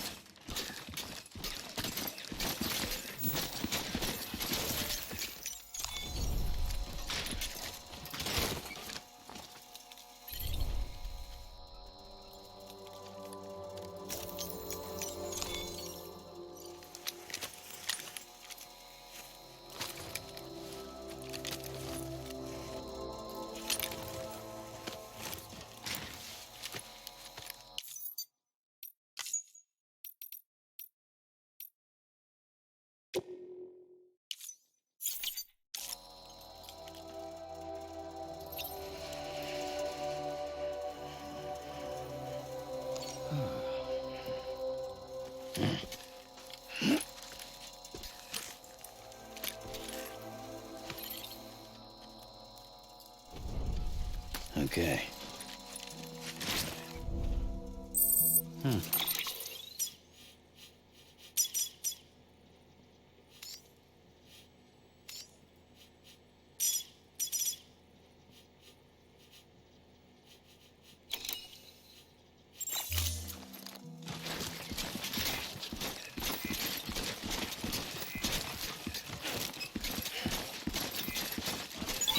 Keeping on.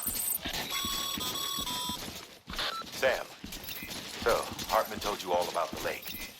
How the attack that created it changed his life forever? Well, not only did he lose his family, he very nearly lost himself. For 21 minutes, he was in a state of cardiopulmonary arrest. Under normal circumstances, he would have died. Therapeutic hypothermia saved his life. But the 21 minutes he spent on the other side had a lasting effect on him. Perhaps due to the shock, his Doom's abilities seem to have increased. And now he takes every opportunity to walk the beach in search of his family.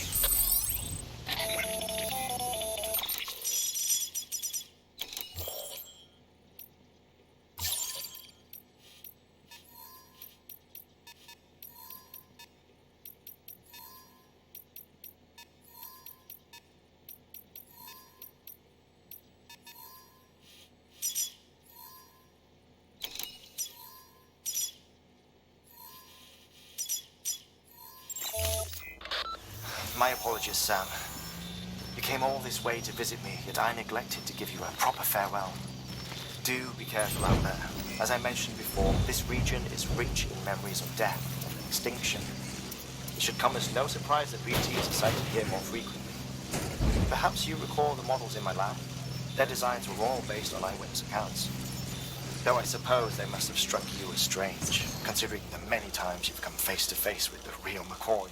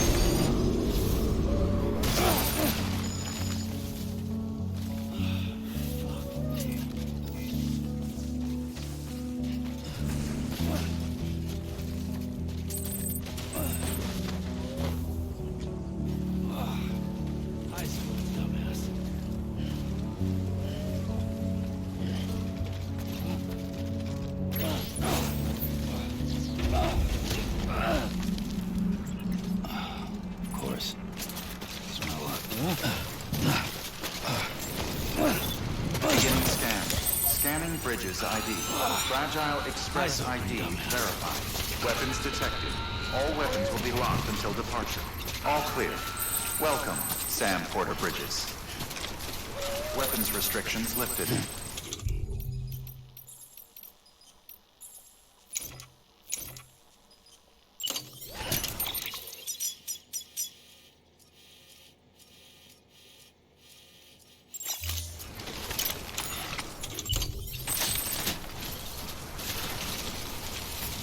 Beginning scan. Scanning bridges ID.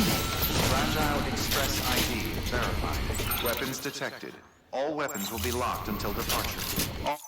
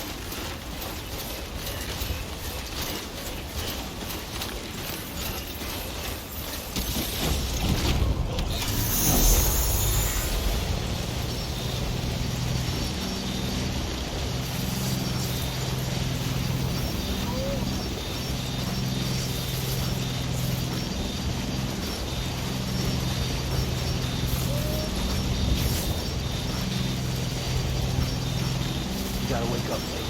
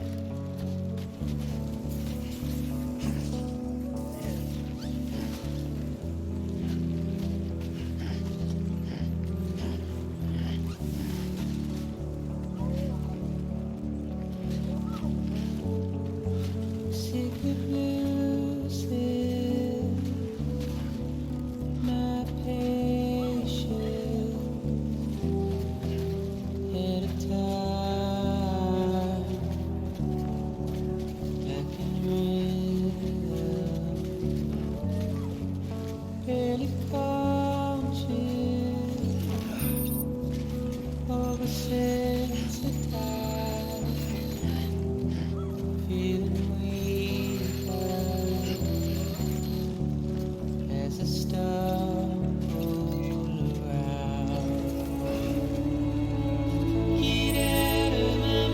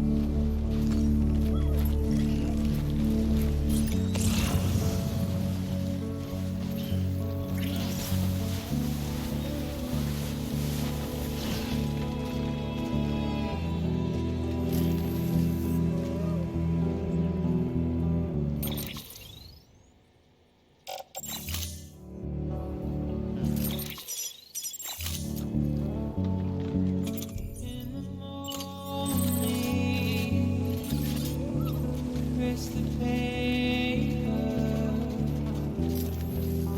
heavy snow wakes the neighbor, the alarm clock, I clean out my eyes,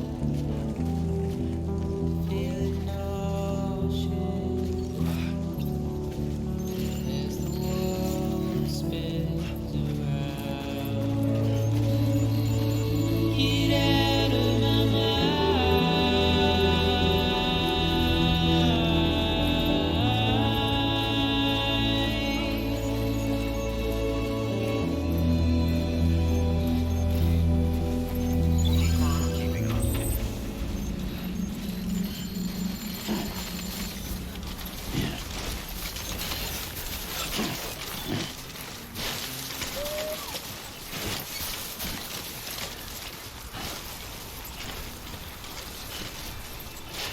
Beginning scan. Scanning bridges ID. Fragile Express ID verified. Weapons detected. All weapons will be locked until departure. Cargo verified. Thank you.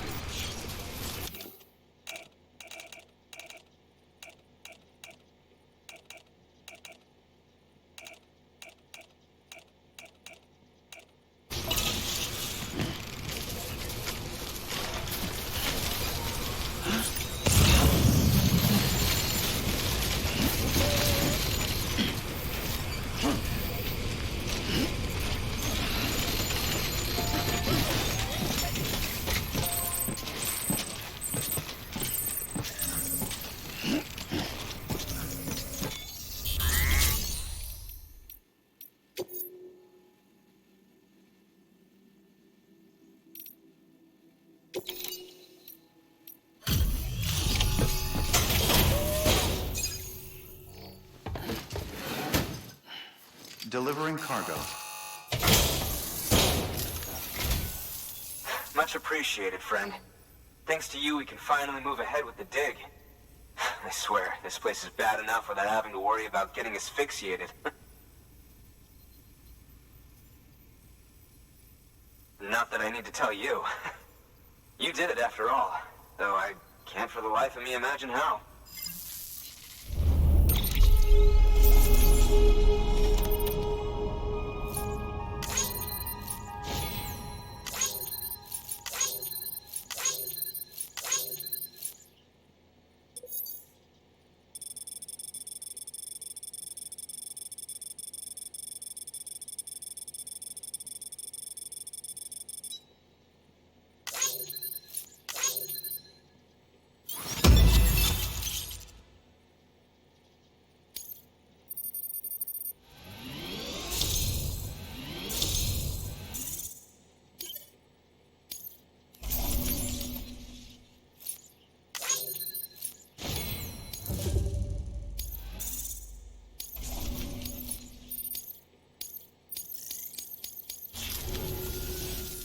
set up the chiral network while I work.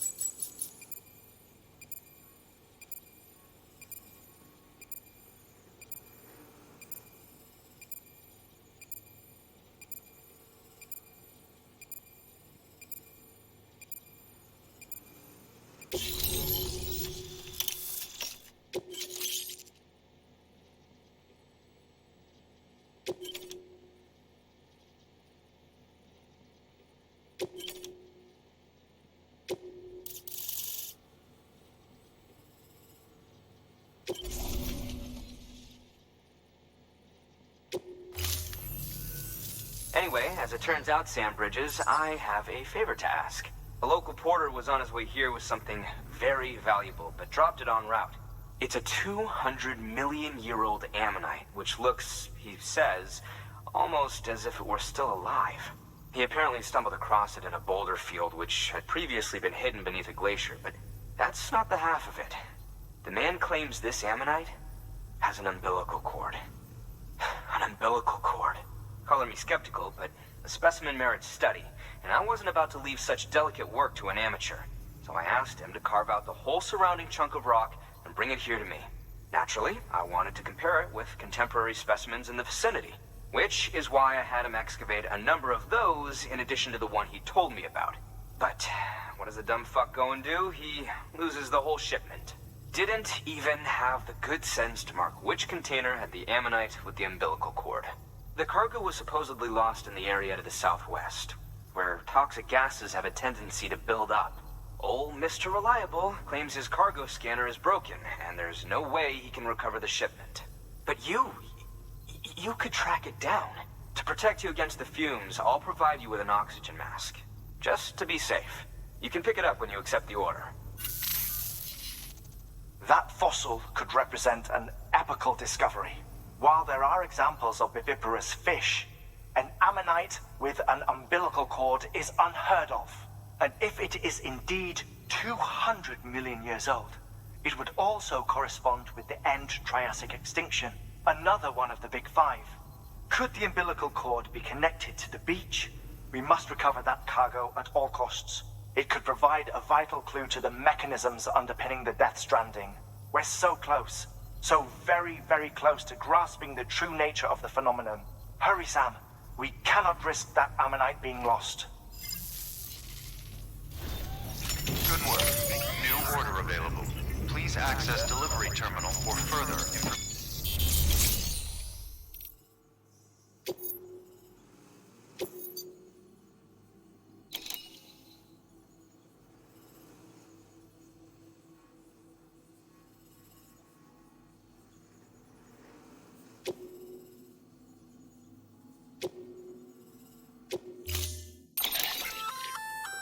An oxygen mask, huh? Good idea. It'll filtrate the air and keep you breathing normally. In addition to protecting you from toxic gases, it'll also help to reduce fatigue from strenuous activity, making it easier to keep your balance. If it didn't have a limited battery life, I'd tell you to keep it on the whole time. But it does, so don't.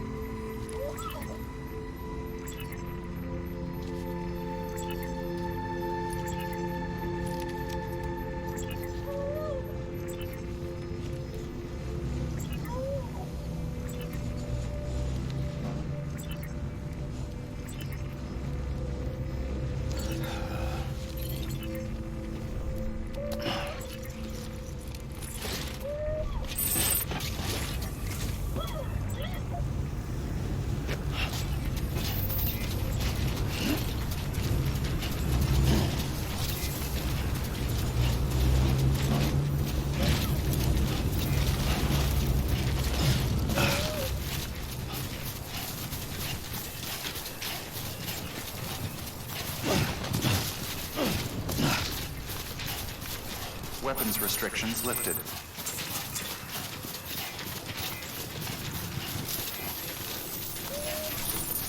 Almost there.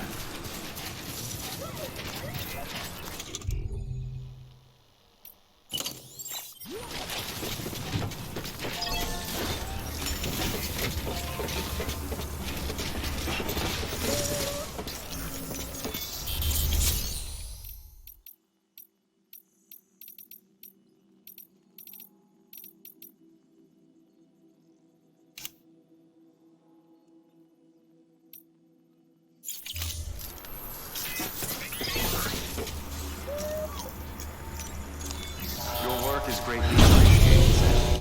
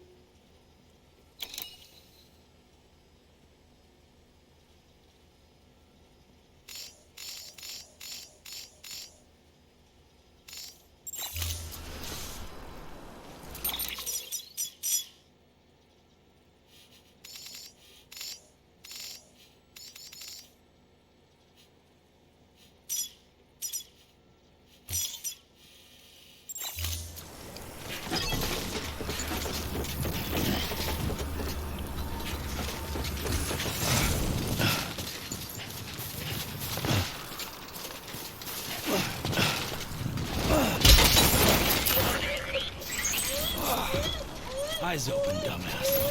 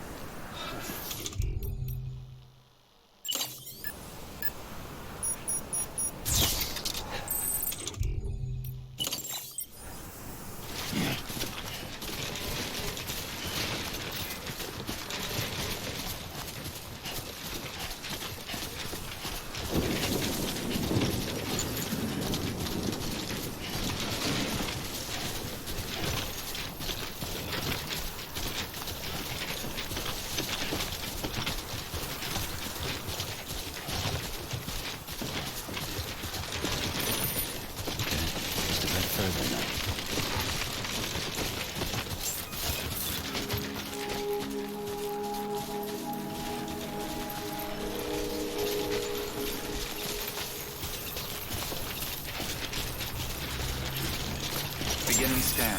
Scanning bridges ID. Verifying ID. Clear. Weapons detected. All weapons will be locked until departure. Cargo verified. Thank you.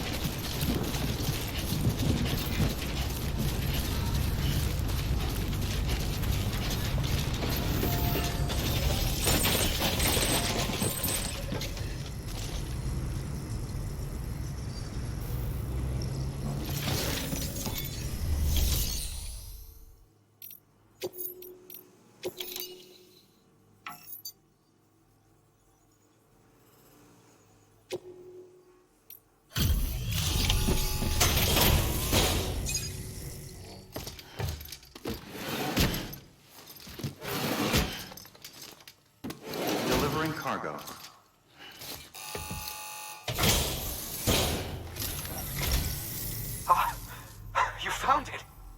Let me see. I have to see it. Oh my. It really is immaculately preserved. Uncannily, even.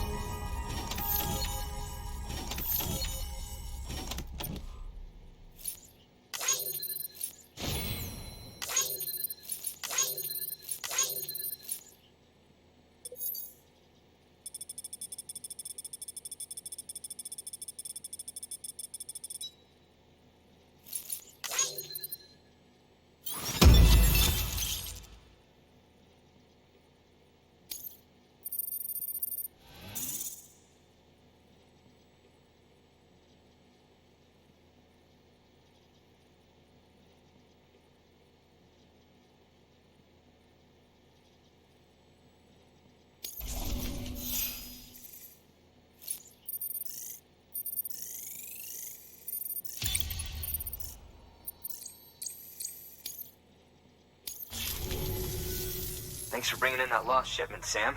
And yes, it did indeed include an ammonite with a bona fide umbilical cord attached. I've already sent some images and a preliminary analysis to Hartman via the network. Interestingly, it seems the surrounding strata contain traces of tar, which lines up with one of his theories. Anyway, I know you only just brought this ammonite here, but I'd like you to deliver it to a colleague of mine, an Evo-Devo biologist. Lately, she's taken an interest in the tar, and I think she'd be eager to examine this particular specimen. It's quite remarkable, and that's to your credit. To clarify, she has been studying how the tar may have influenced the development of various organisms. Accordingly, I would ask that you also recover the tar collectors deployed near her shelter, and deliver them along with the ammonite. It would be too dangerous for her to attempt to retrieve them herself, which is why we must impose upon you. By aiding her research, we may yet inch closer to unraveling the secrets of the Death Stranding. We've already made so much progress with the data recovered by the network. With your continued help, I know we can accomplish even more. Good work. New order available. Please access delivery terminal for further information.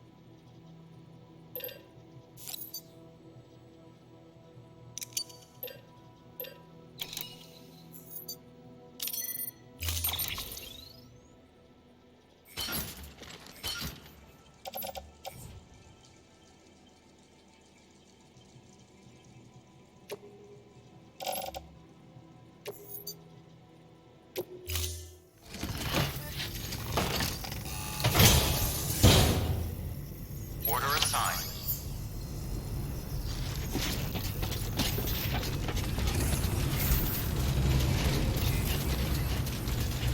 Thank you for everything.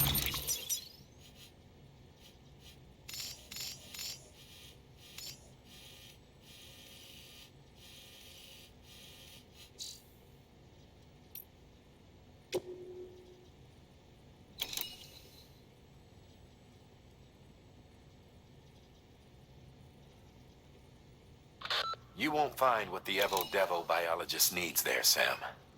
Afraid you'll just have to collect the tar yourself. She initially deployed equipment for this very purpose near a BT hotspot.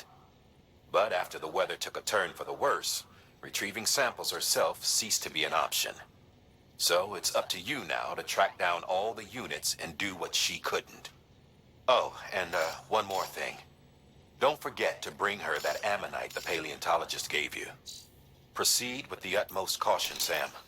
There's a lot of ways this could go wrong.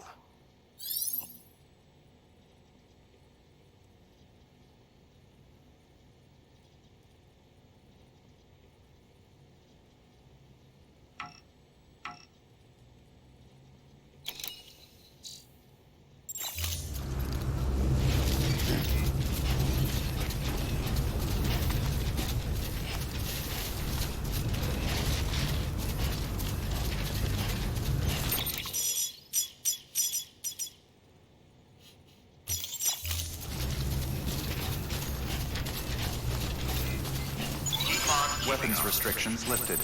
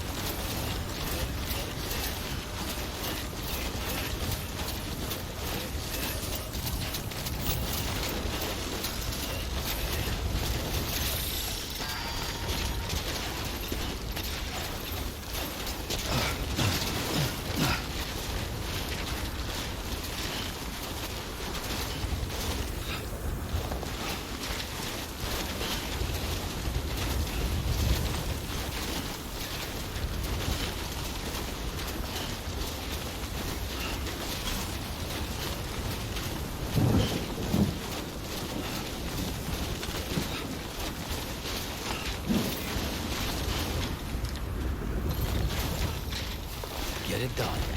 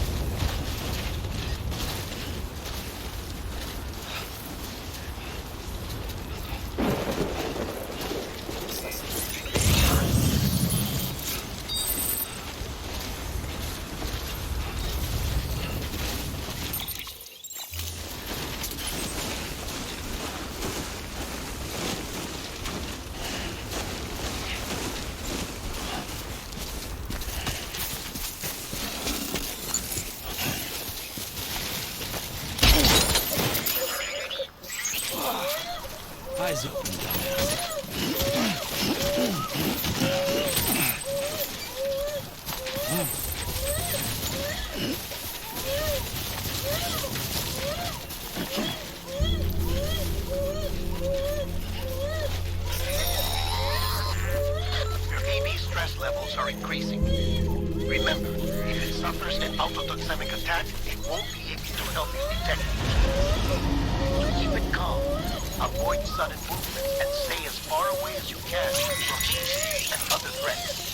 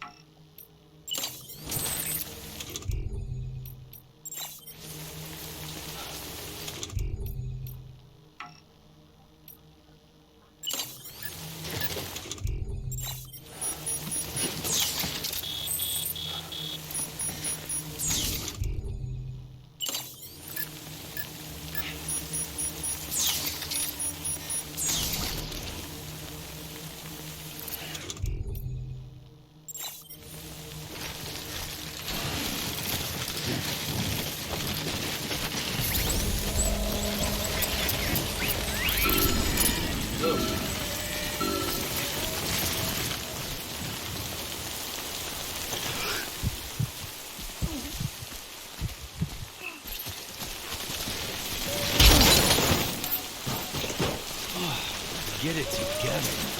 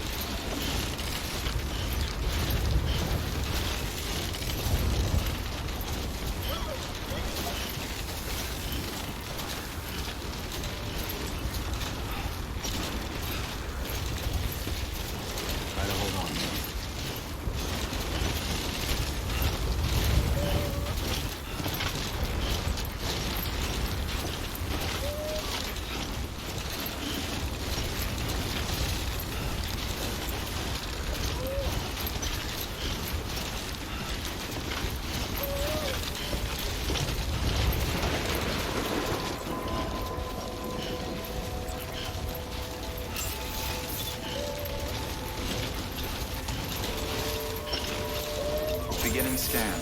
Scanning bridges ID. Fragile Express ID verified. Weapons detected. All weapons will be locked until departure. Cargo verified. Thank you.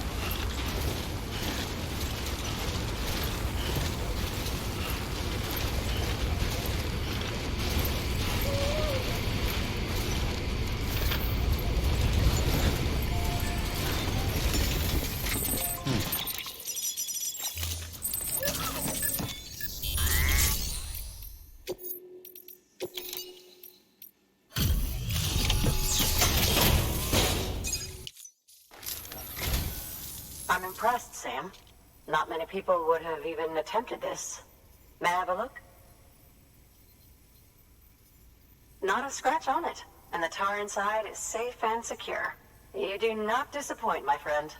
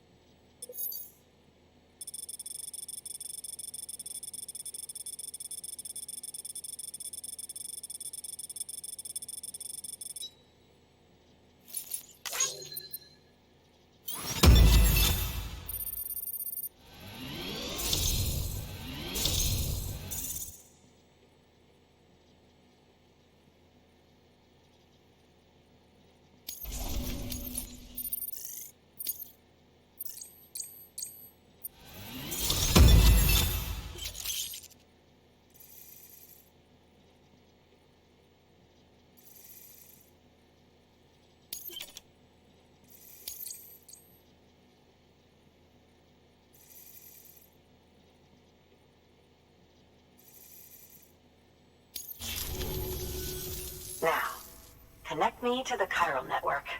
That's where my studies will truly begin.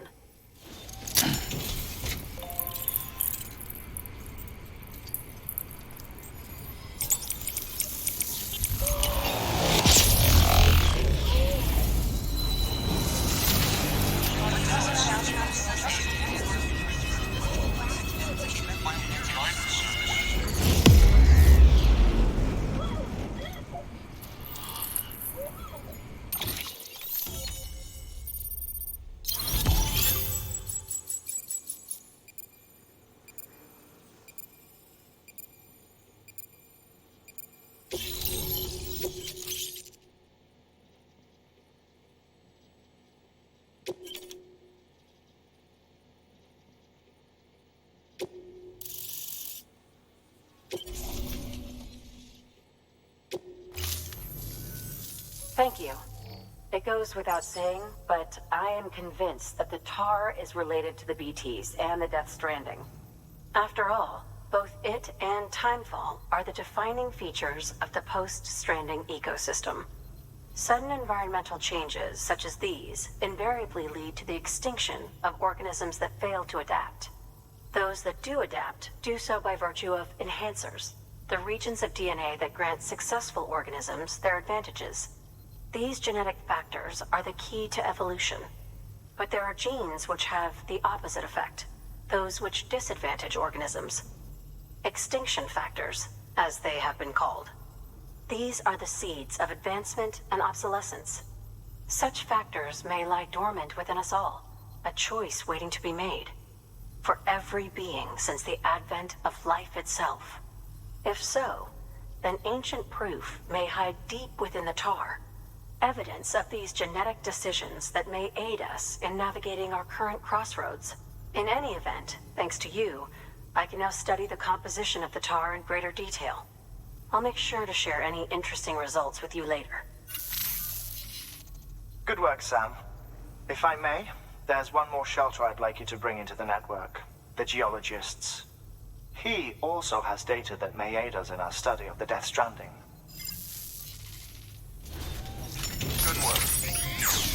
Order available. Please access delivery terminal for further information.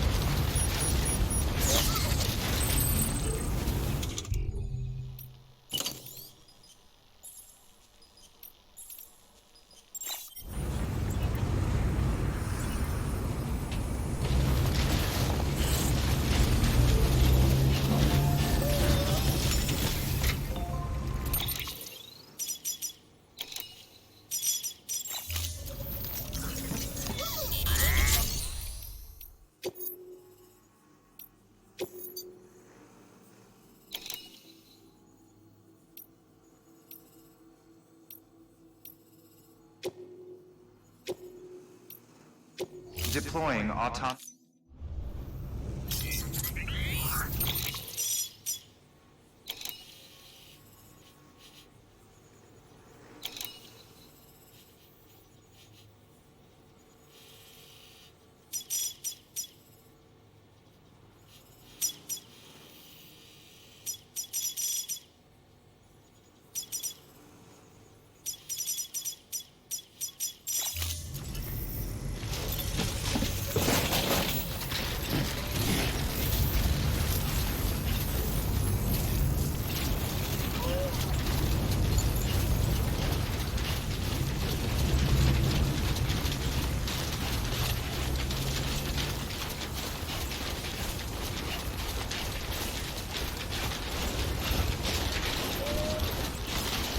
Weapons restrictions lifted.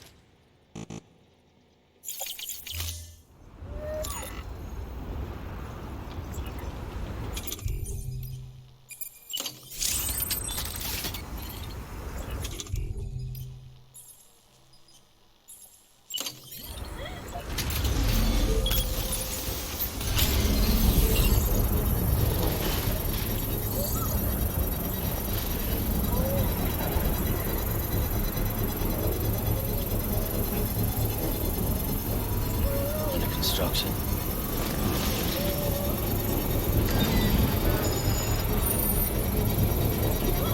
Construction complete.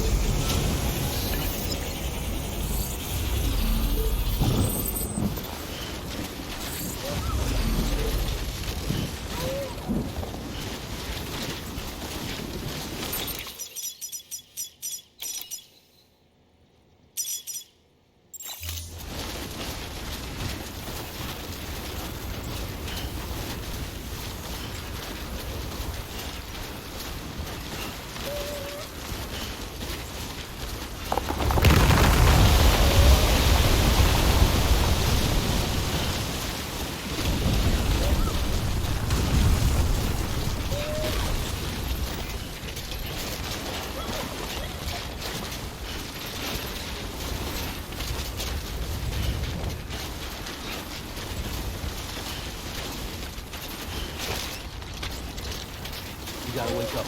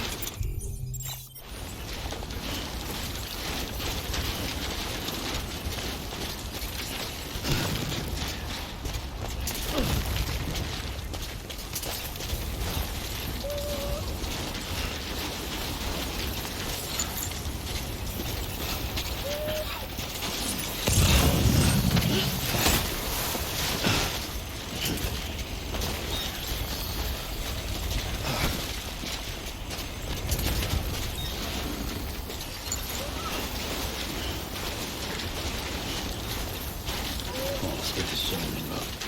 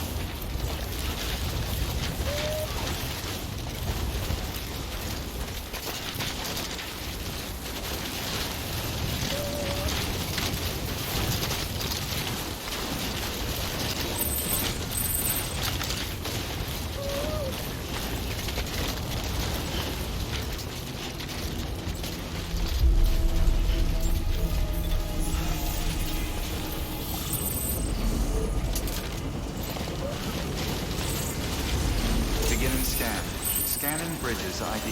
Verifying ID. Clear. Weapons detected. All weapons will be locked until departure.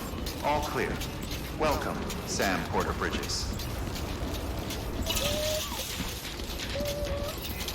Keep on keeping on.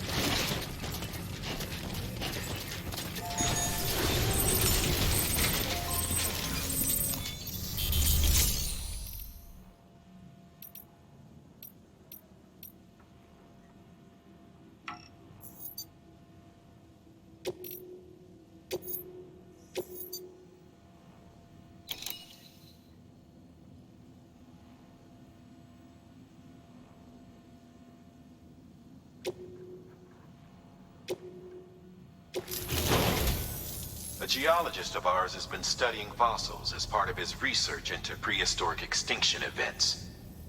He's been out there conducting excavations for a while now, and has begun to suffer the effects of chiral contamination. No doubt the result of excessive exposure to chiralium during the dig. Until the site is properly decontaminated, his work can't proceed. Nor will his health improve. So we need you to bring him some chiralium scrubbing agents.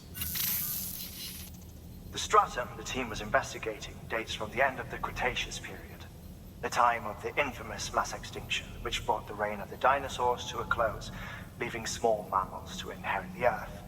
It's the most recent of the Big Five, and one of the largest mass extinctions the world has ever seen. In any event, our team found something truly remarkable. Can you guess what it was? A fossil beach. If that is indeed what it is, then he has made a tremendous discovery.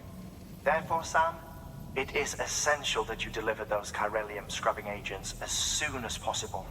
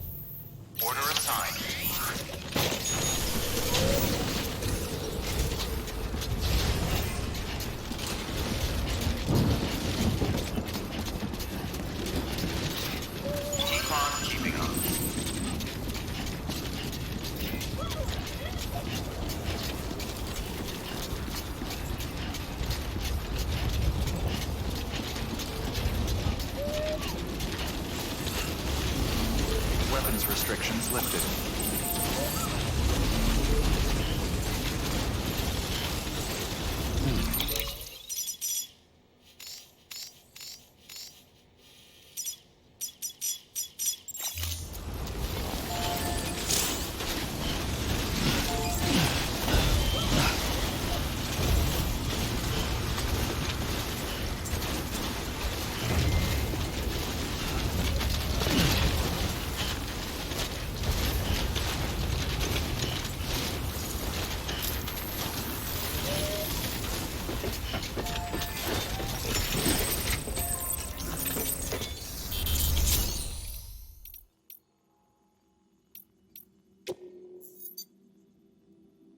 Your work is greatly appreciated, Sam.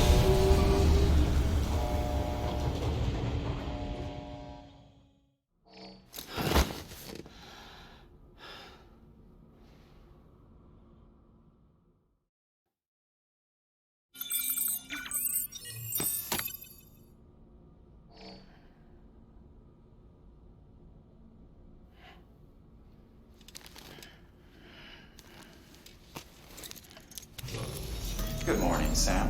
Blood collection complete. Thank you for your generosity.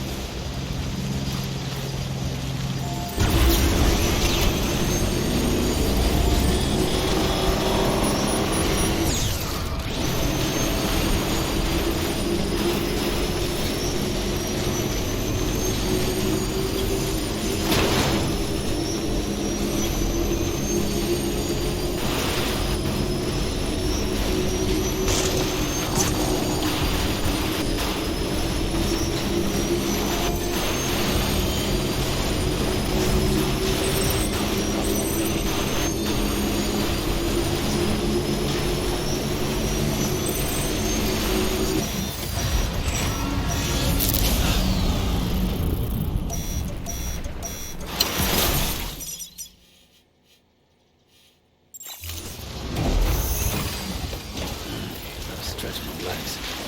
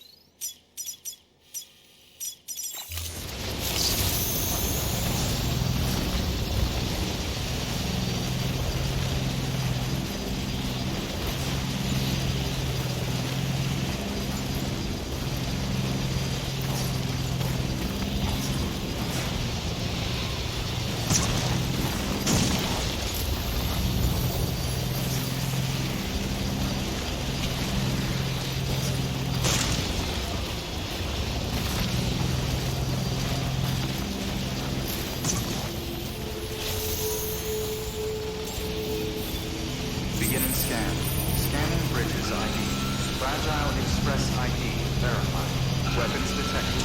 All weapons will be locked until departure. Cargo verified. Thank you.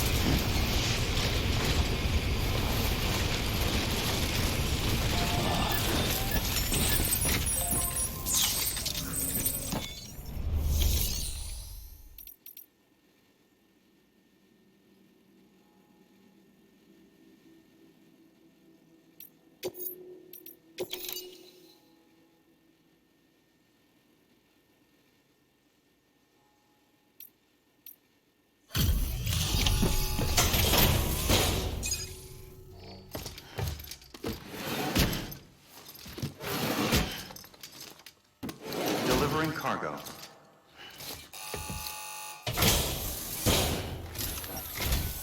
Sam Bridges. Oh, thank God for that. I was worried you might not get here in time. But then I've done nothing but worry of late. I've been haunted by those visions you doom sufferers see. That end of days stuff. I put the nightmares down to fatigue. The possibility of chiral contamination never even occurred to me. It's just lucky we caught it before the suicidal stage. Dying's not an option. My research is nowhere near complete. It's not just my life you're saving here. It's my life's work. I started to wonder if I'd ever see these meds. I guess you really are good at what you do, huh? Thank you.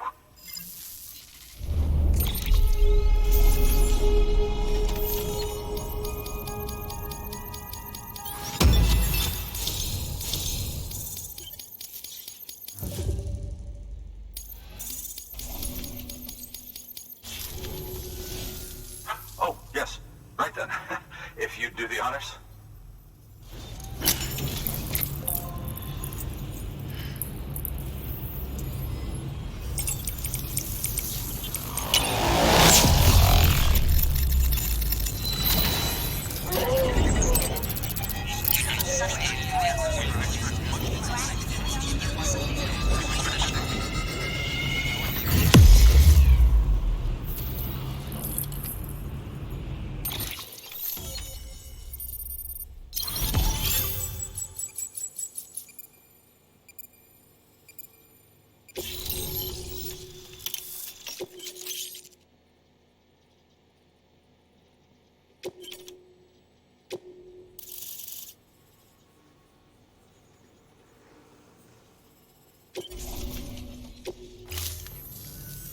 And just like that, I'm part of the UCA, with access to a treasure trove of historical research materials.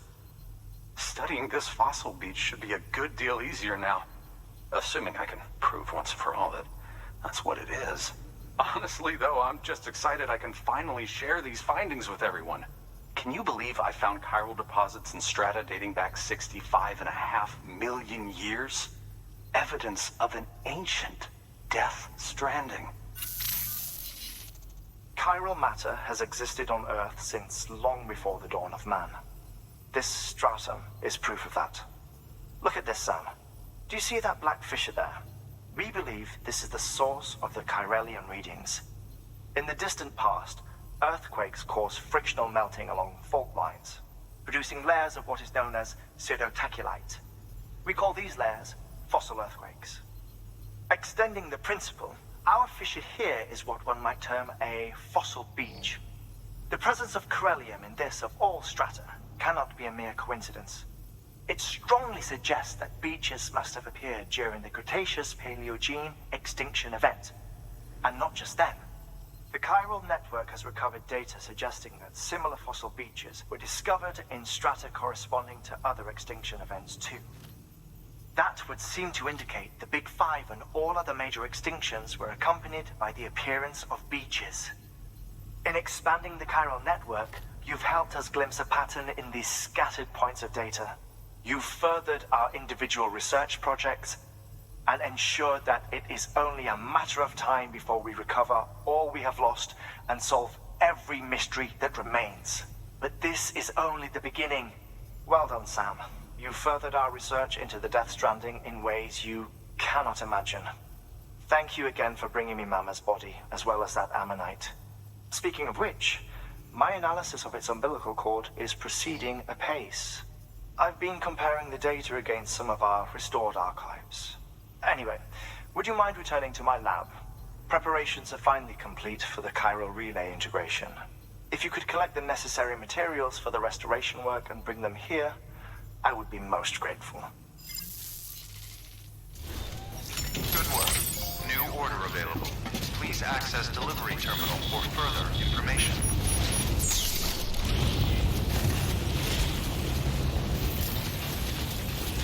You can do it.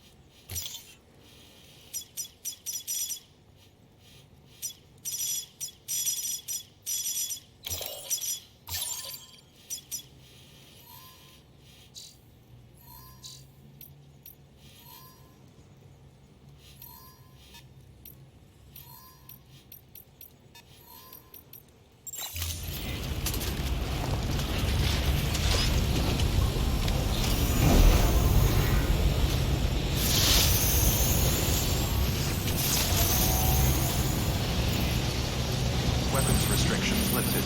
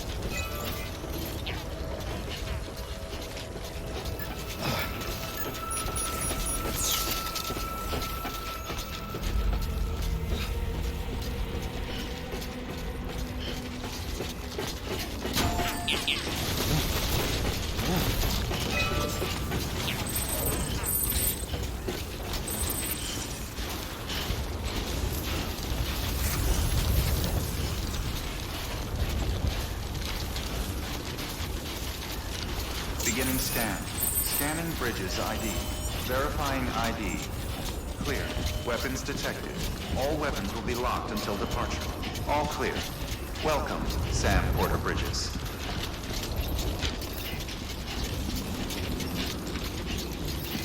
Keep on keeping on.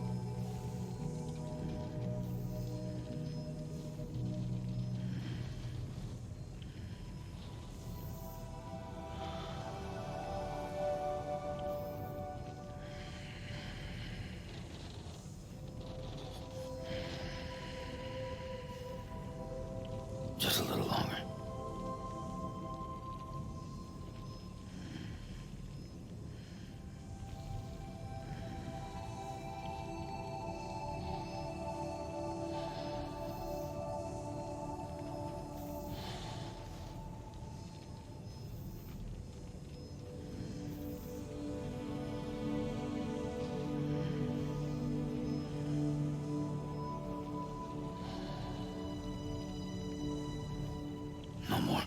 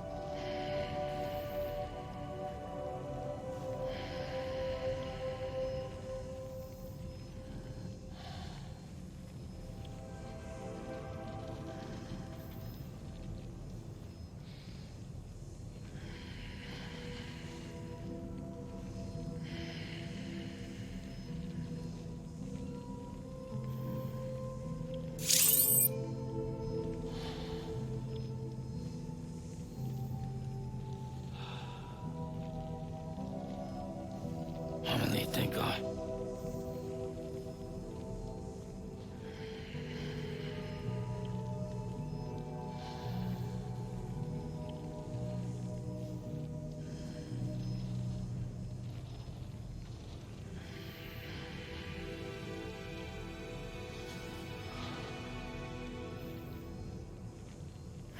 No one's home.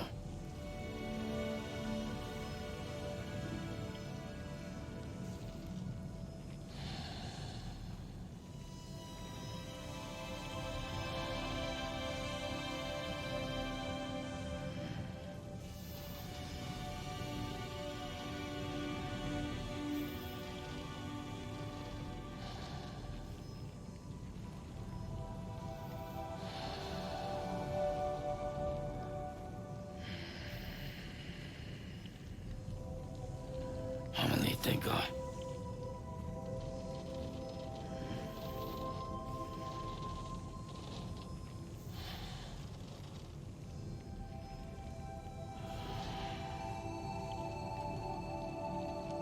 No more.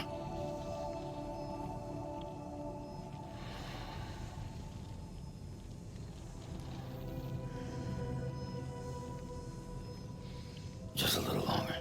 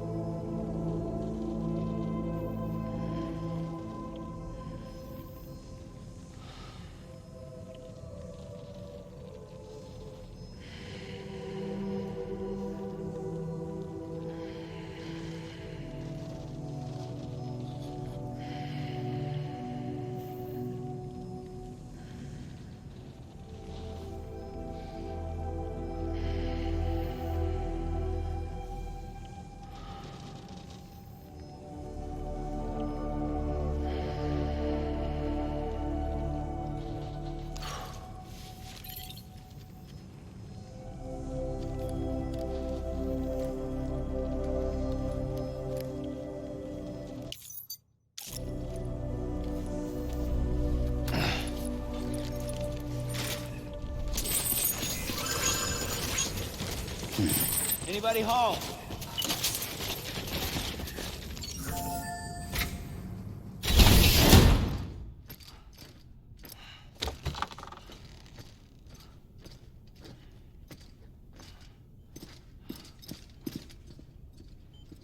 Thank you, Sam. In reclaiming our past, we've uncovered a number of vital clues. Don't worry, I just got back. We have time. When you met with Mama, you experienced a strong antigen-antibody reaction, correct? There was a BT in the room. There was, but something else may have been causing it.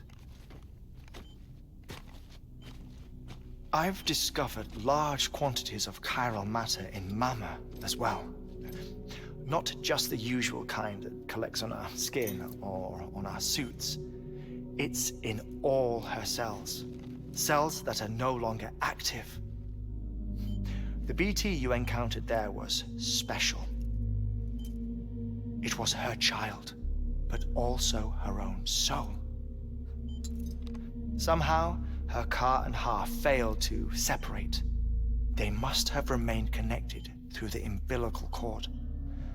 It's the only explanation. Is that why I didn't get a bruise where she touched me? Yes, and there's more. 10 seconds to cardiac arrest. 5, 4, 3, 2, 1. I modified the log times. Headquarters will have no record of what we say. Look, a message from Deadman. It came with the umbilical cord. Sam, I'm sorry. You deserve to know what you were carrying. But I couldn't risk Di Hardman finding out about the case. So I had no choice but to keep it off the books. You've got to keep this between us. We still don't know if the director can be trusted. The umbilical cord was taken from Bridget Strand. I removed it in secret. The cord wasn't attached to a fetus. It was outside her body. She asked me to take care of it. Said it was the key to unlocking the Death Stranding. But she insisted that I never tell the director. The cord shows no sign of decomposition or necrotization. Almost as if it's frozen in time. I thought Hartman might be able to make sense of it, so I had it hidden with your cargo at Mountain Knot City.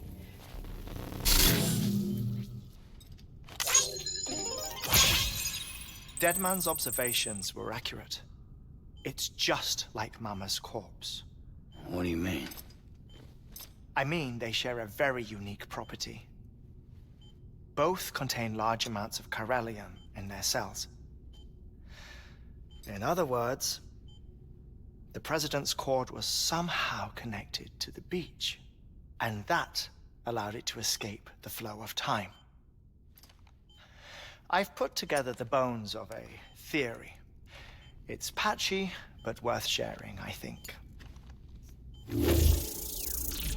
Life on Earth has been rocked by many extinctions, great and small, including the Big Five. And if you examine the Earth's strata, its history, if you will, you'll find chiralium deposits that can be dated to each. What if the manifestation of beaches and other associated phenomena correspond to extinction-level events? You mean?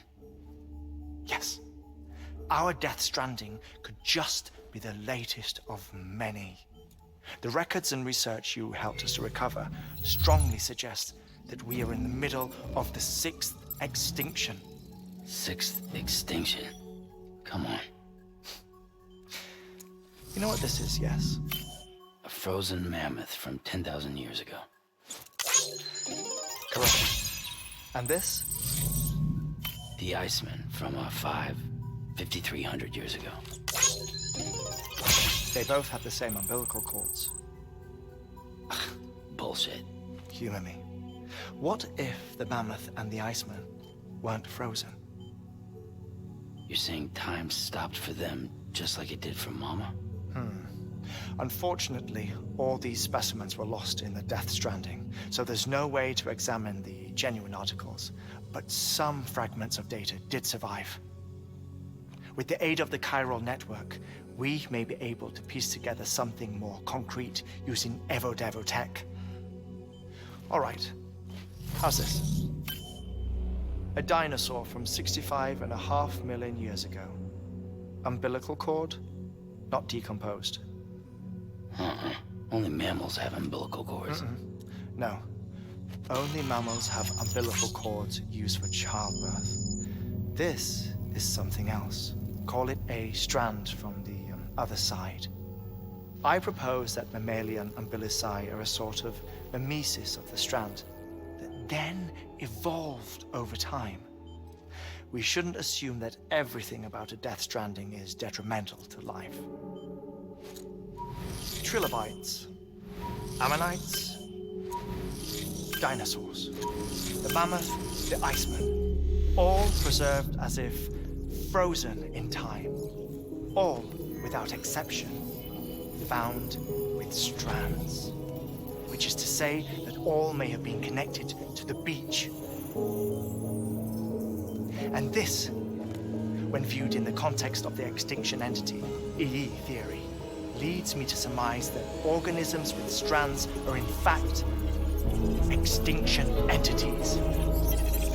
You see, Sam, EEs are connected to the beach via their strands, and it is through this connection that they somehow bring about a Death Stranding. So you're saying Bridget was an extinction entity? It's far too soon to say anything for certain, and since you burned her body, we may never know. Higgs said Amelie's an EE, that she doesn't have dooms like the rest of us. Sam, think. Assume that President Strand was an EE. Isn't it possible that her daughter is too?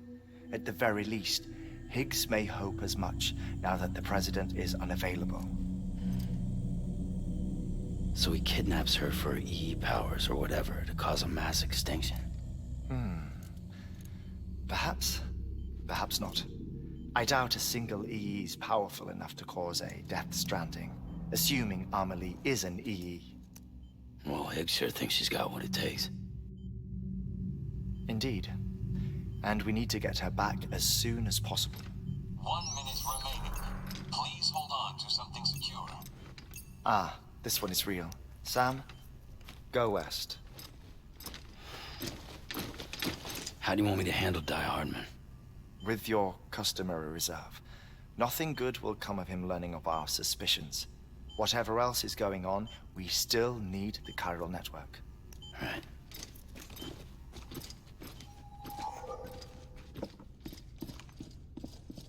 Activating lab security measures.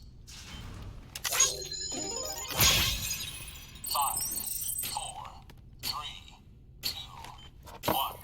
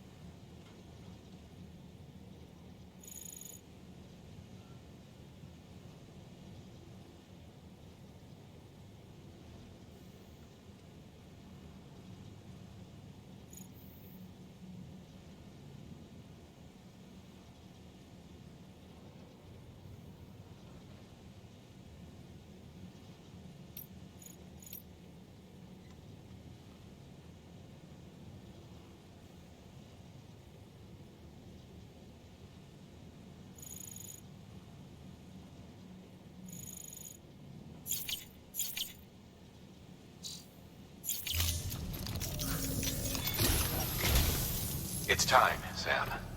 When you're ready, proceed to the shore of the tar belt and begin work on the chiral relay. Once it's ready, use the Cupid to bring it online. The necessary materials are prepped for you. Supplies are limited, so handle them with care. You'll be carrying a lot, too. All things considered, this might be one of your hardest runs to date. Hartman knows more about the site than I do, so he'll take it from here. It's about time for his wake-up call anyway. Administering shock. Stand clear.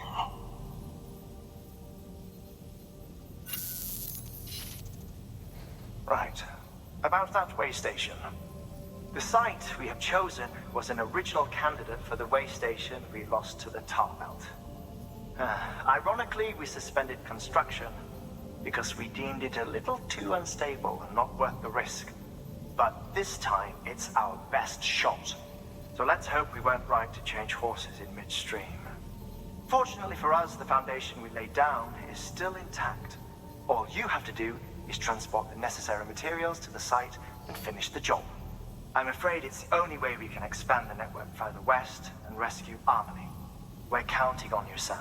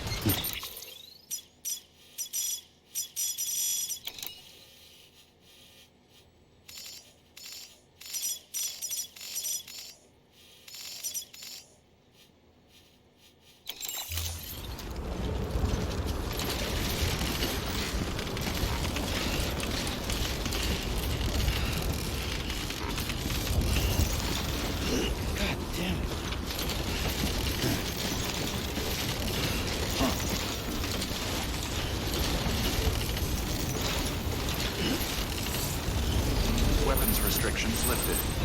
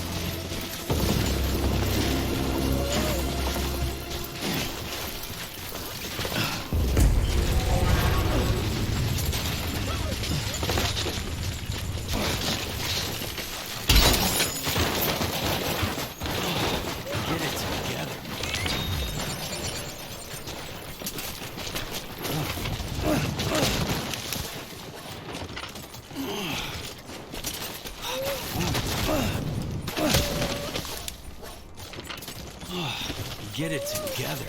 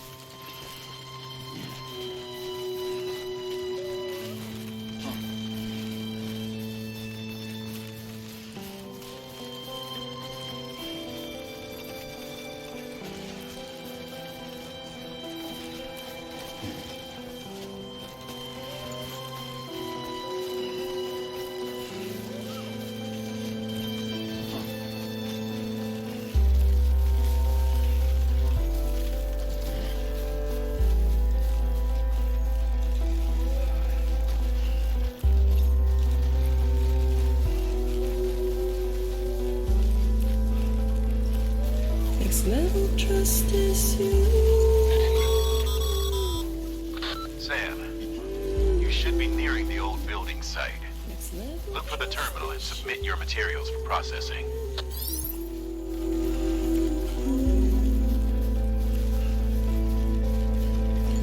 True love is embedded in this.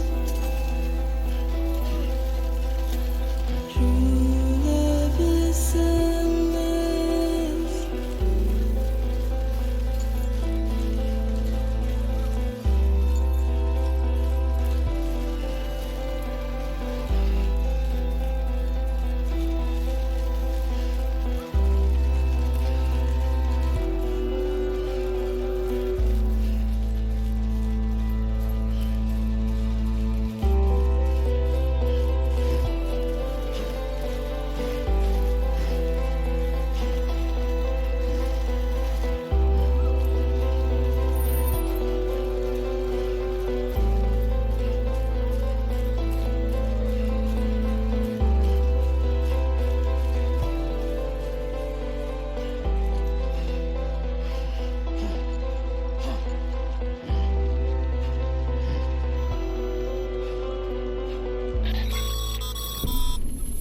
Sam, you need to get those materials processed in order to finish the Cairo relay.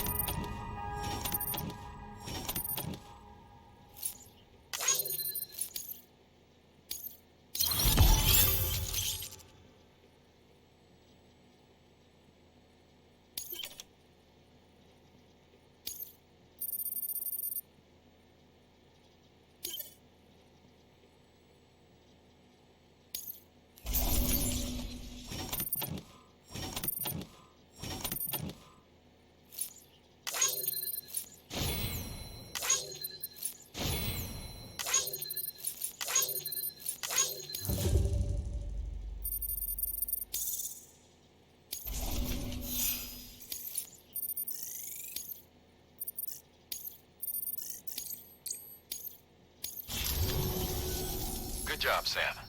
Now access the terminal and bring the relay online.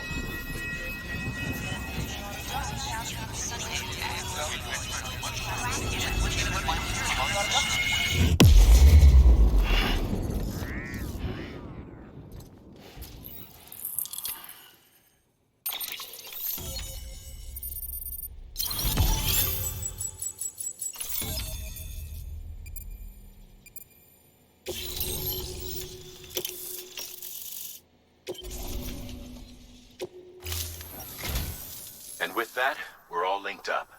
Once you cross the tar belt, the end will be in sight. We're this close to Emily, to America's second chance. Edgenut City awaits. The staff we're sending will start by building a safe house. Over time, they'll expand their operations and establish a new facility. In doing so, they'll carry on the legacy of the brave souls lost to the tar. All thanks to you, Sam. Now, let's figure out how to get you across this tar belt.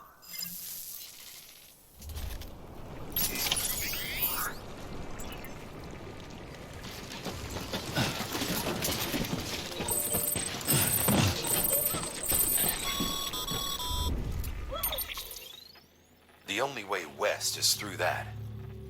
To make matters worse, I don't believe your PCC is capable of building anything that will get you across. There must be a way. We can't give up, not with what's at stake. We'll see if we can't think of something here. But considering everything you've been through, I wouldn't be surprised if you've already got a few ideas of your own.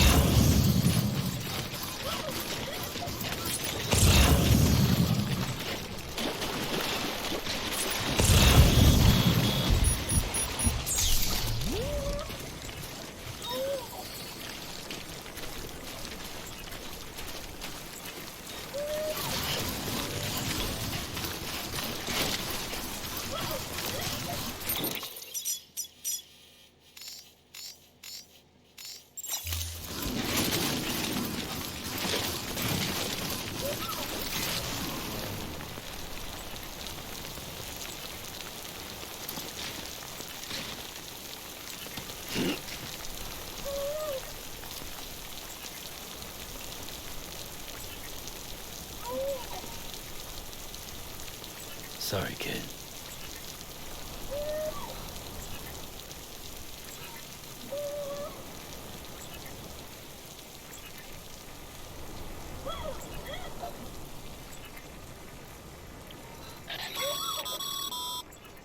Sam, it might be worth looking through your mail in case there's anything we've missed. A piece of local knowledge, perhaps. The folks who live out that way might have noticed something.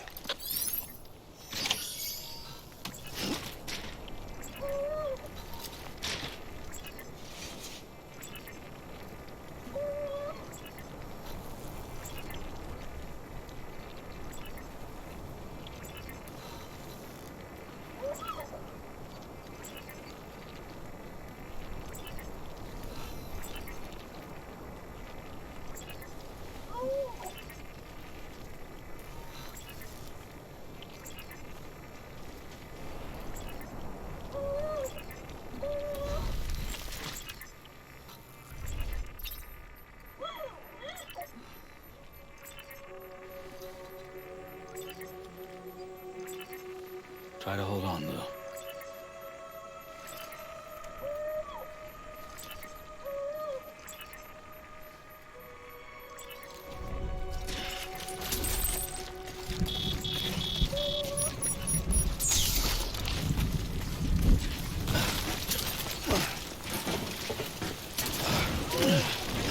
Feels like a mortal bear fight.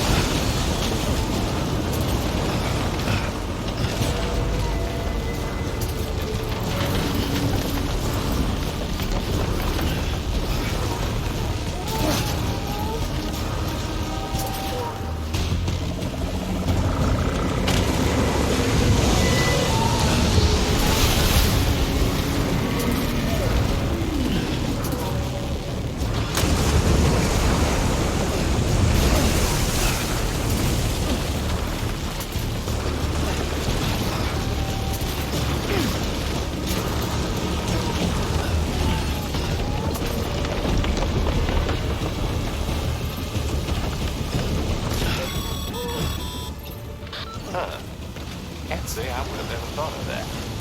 Well done, Sam. You out there giving it your all, there's hope for us yet.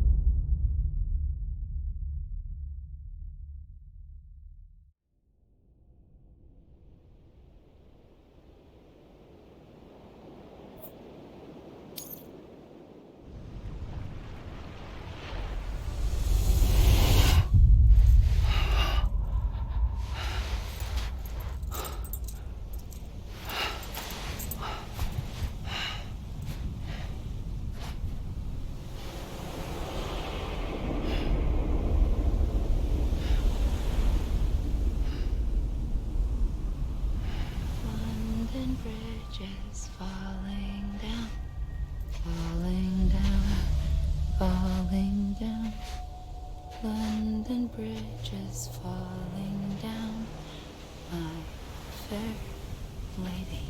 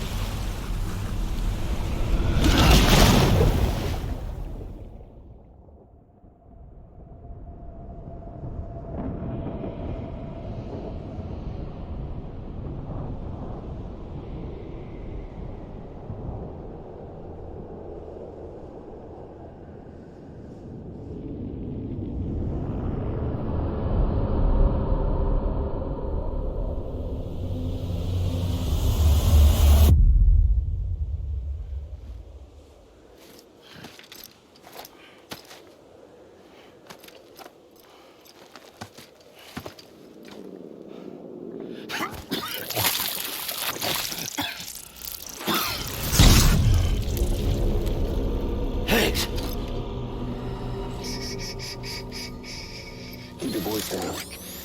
You don't want to scare the poor girl away, do you? She's in there.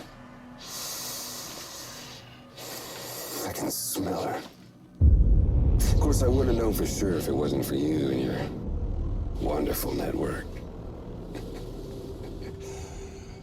Bless your heart.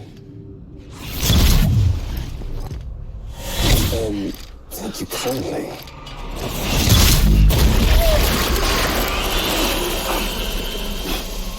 Oh, Sam Bridges. Careful. Contents are fragile. Like the world and everything in it. Me, I'm no exception.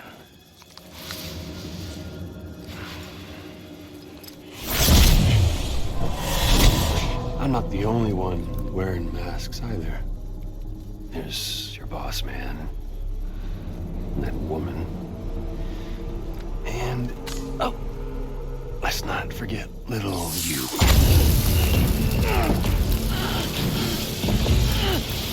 Okay, it's okay.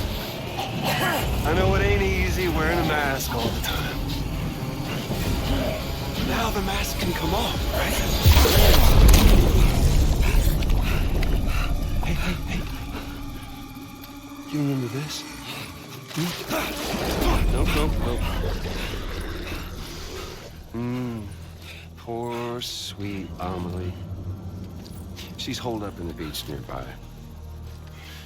Tell you what say we make it a race? Whoever wins gets to usher in the end of days. Nothing like the eve of extinction. Bring focus to the mind.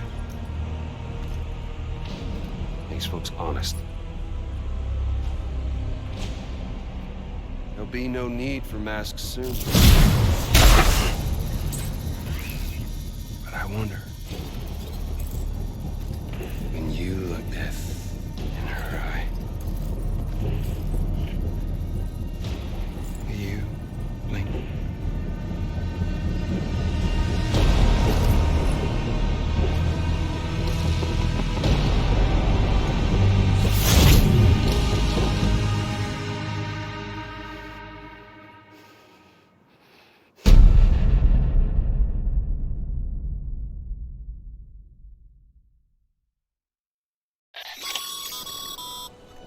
Still with me, Sam? Even now, our way forward, our way to save Amelie is the same as always. Your first priority is to get the local distro center on the network.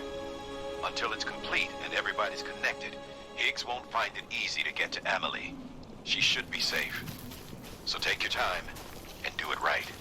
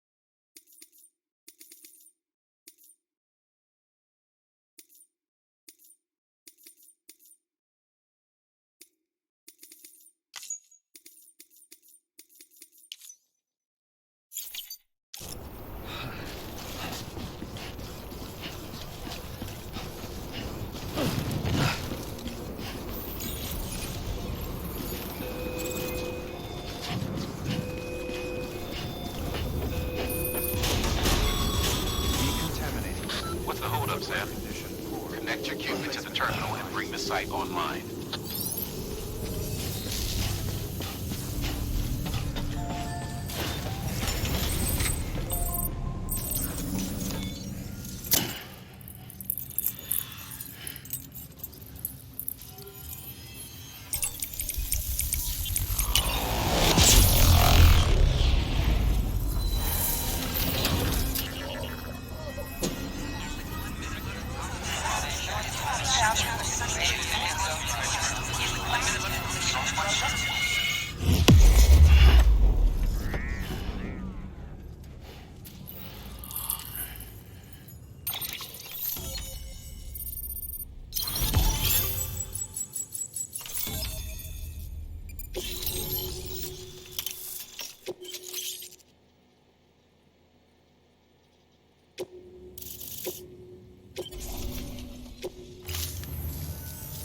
Good work, Sam. You've made it as far as Bridges 1 ever did. We never pushed further west. Frankly, it's a miracle we kept that distro center running. Anyway, you're almost at Edgenot City, your final destination, where Amelie should be waiting. Smile, Sam. Only one more knot to go. One last time to put that Cupid to use. Though you'll need another component to finish the job. Regardless, the nationwide network will serve as your ticket home.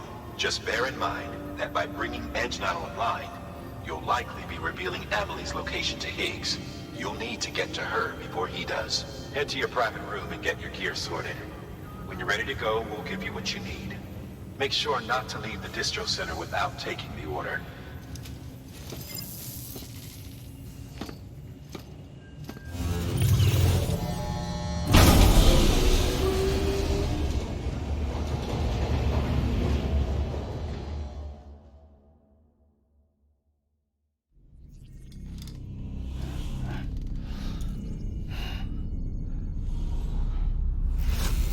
Sam? Are you there? Amelie? Can you hear me? Sam? Over here, Amelie. The network's nearly complete. Just one more knot to go. And then America will be whole again.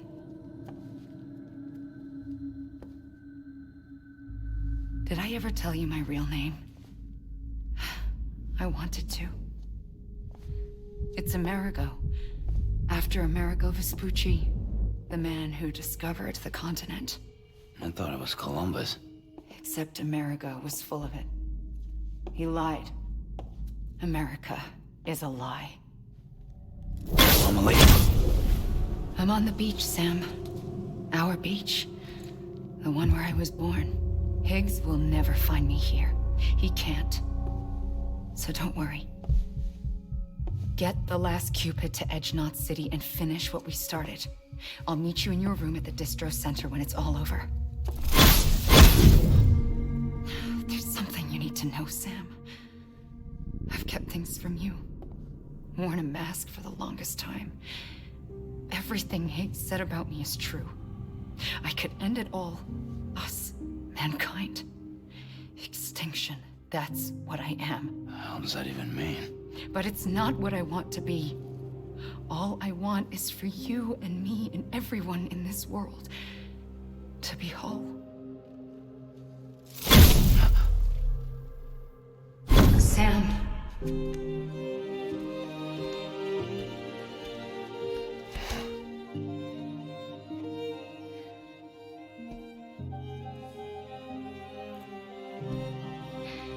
Promise you'll stop me. Don't let me end it all. I'll be waiting for you on the beach. Amelie? Amelie!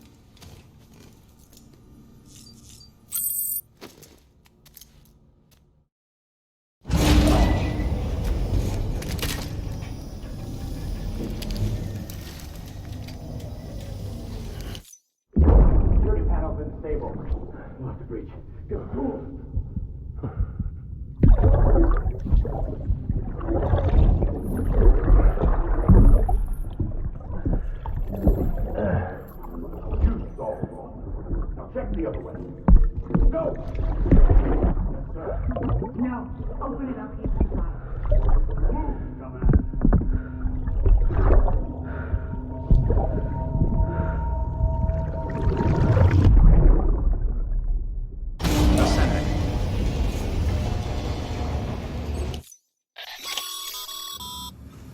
You still with me, Sam? Check the terminal and pick up that order before you leave. You can't finish the job if you don't.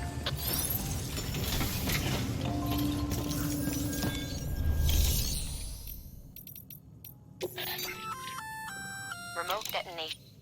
Launch can be used in conjunction with a variety of rounds depending on... And yes, said rounds are indeed detonated remotely and at your discretion after firing.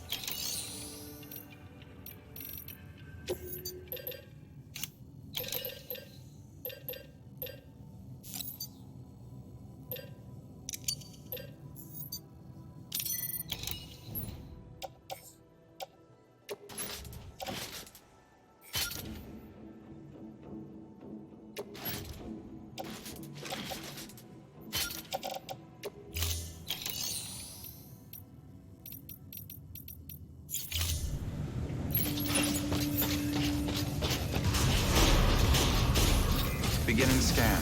Have a pleasant journey. Keeping on.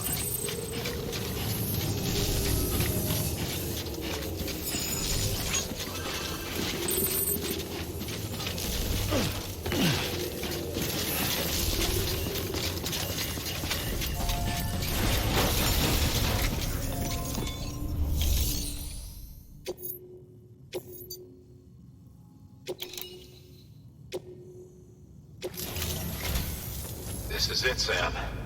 Edge Knot City. The last piece of the puzzle. You'll need more than just a qubit to link this one up, though. You'll also be required to supply a network activation key. Anticipating terrorist interference, we held on to it for safekeeping. It's been sitting in that distro center gathering dust. Until now. Collect it at the terminal and take it to Edge Knot City. Luckily for us, the automated systems at the distro center there still seem to be operational.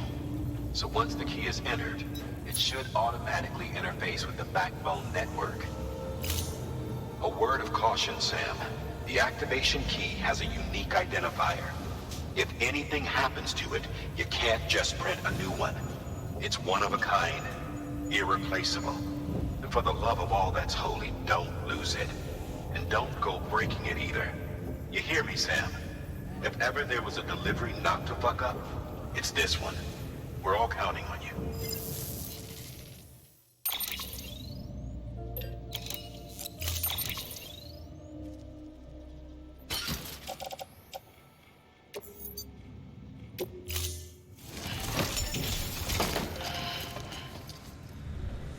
Order assigned.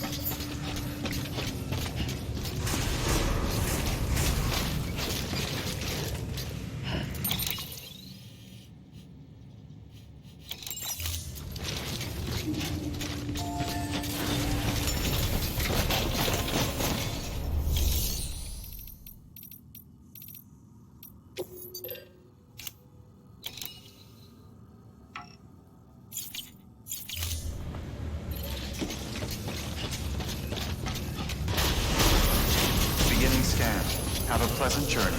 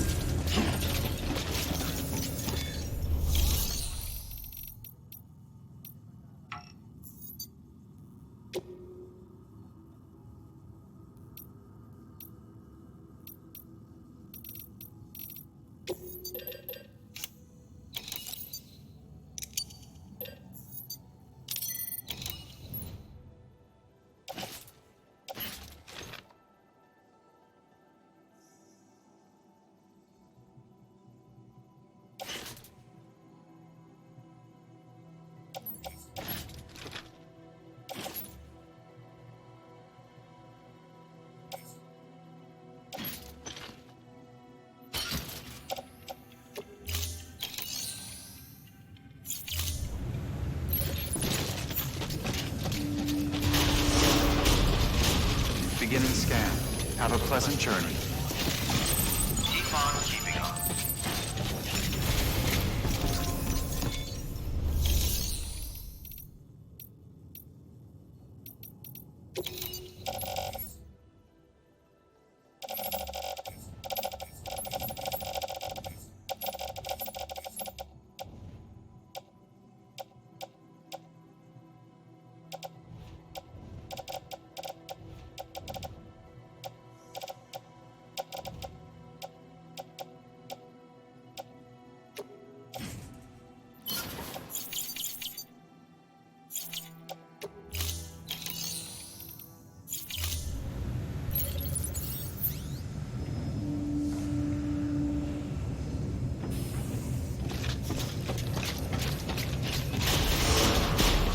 Beginning scan. Have a pleasant journey.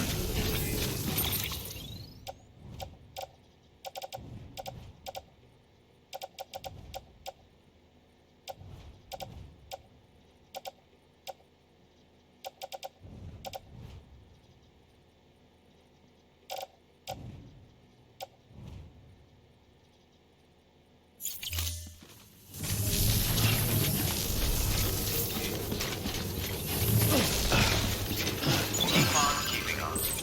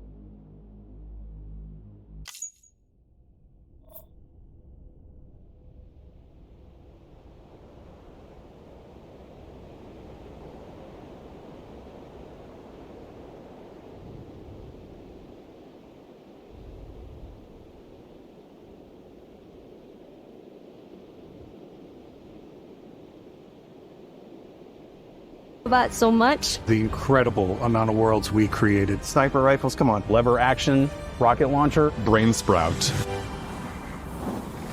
I love, but some people might find creepy. I don't know. I know that's right, Ben.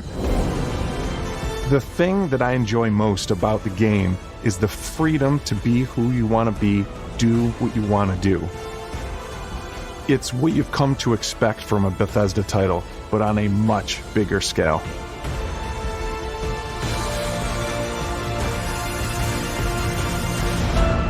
On behalf of all of us, we can't wait for you to play Starfield and make your own special moments. Let's go. Good luck, Constellation. You are go for launch.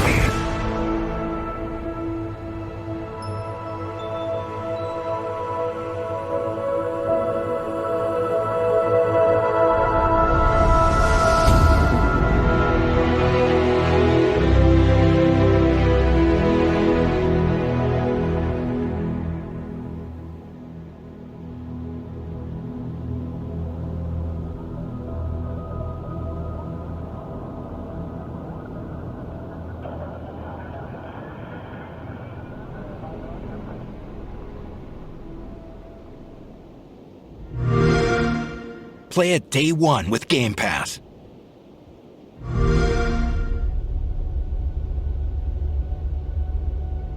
Humanity has always hunted for knowledge in the unknown. The wonder is, not that the field of stars is so vast,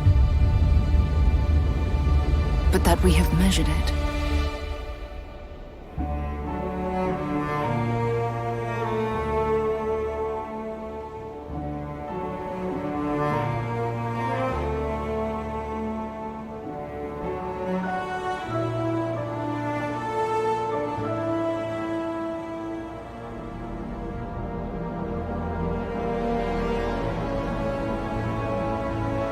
We're all here because we're committed to the biggest question of all. What's out there?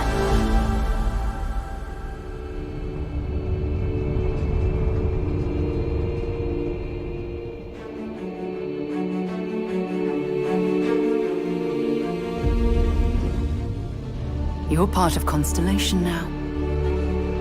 Part of our family.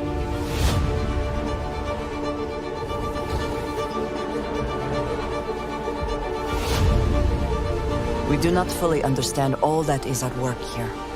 No finer group in the stars to be unraveling this mystery. I'll follow you from here on out, Captain. Grab jump is ready.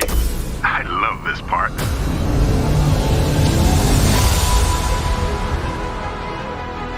These artifacts could be everything we've been looking for.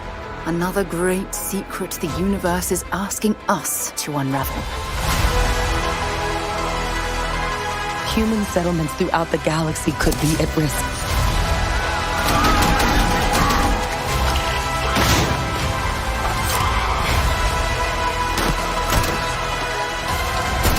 We are not stopping. Whatever lies at the end of this road will change humanity forever.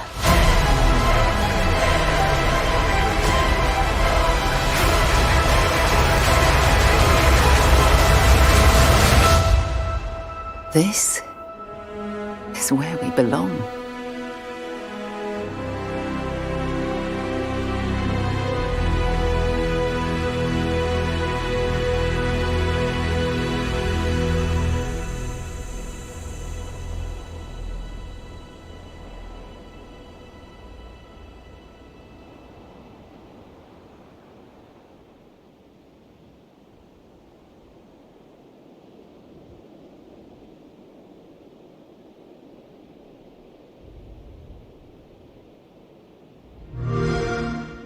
Play it day one with Xbox Game Pass.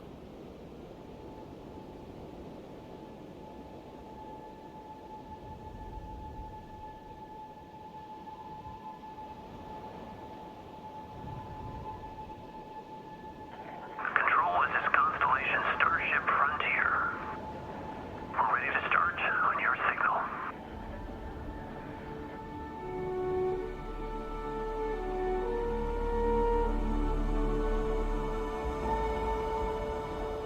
Maintaining exit vector course. Steady till ready. Coordinates input. Plotting jump course. Guidance has converged. We're looking good. Allocating auxiliary reactor power. System checks are green across the board. Grav jump commencing in 5, 4, 3, 2, 1.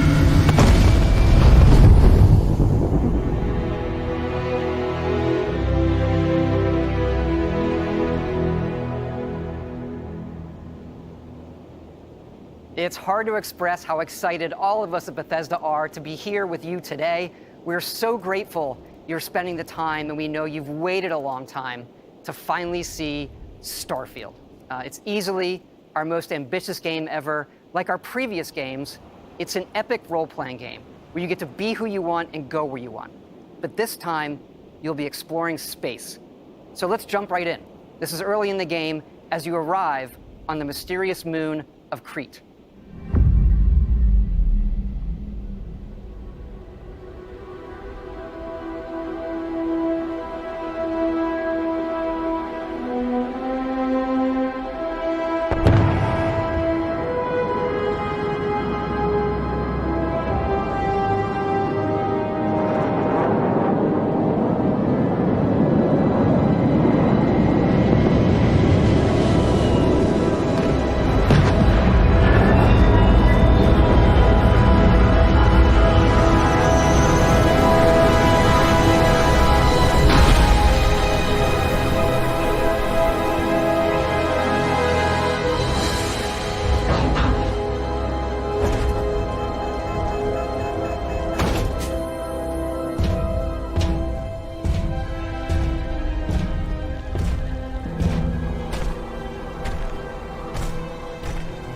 According to the scanners, the abandoned research facility is in this direction.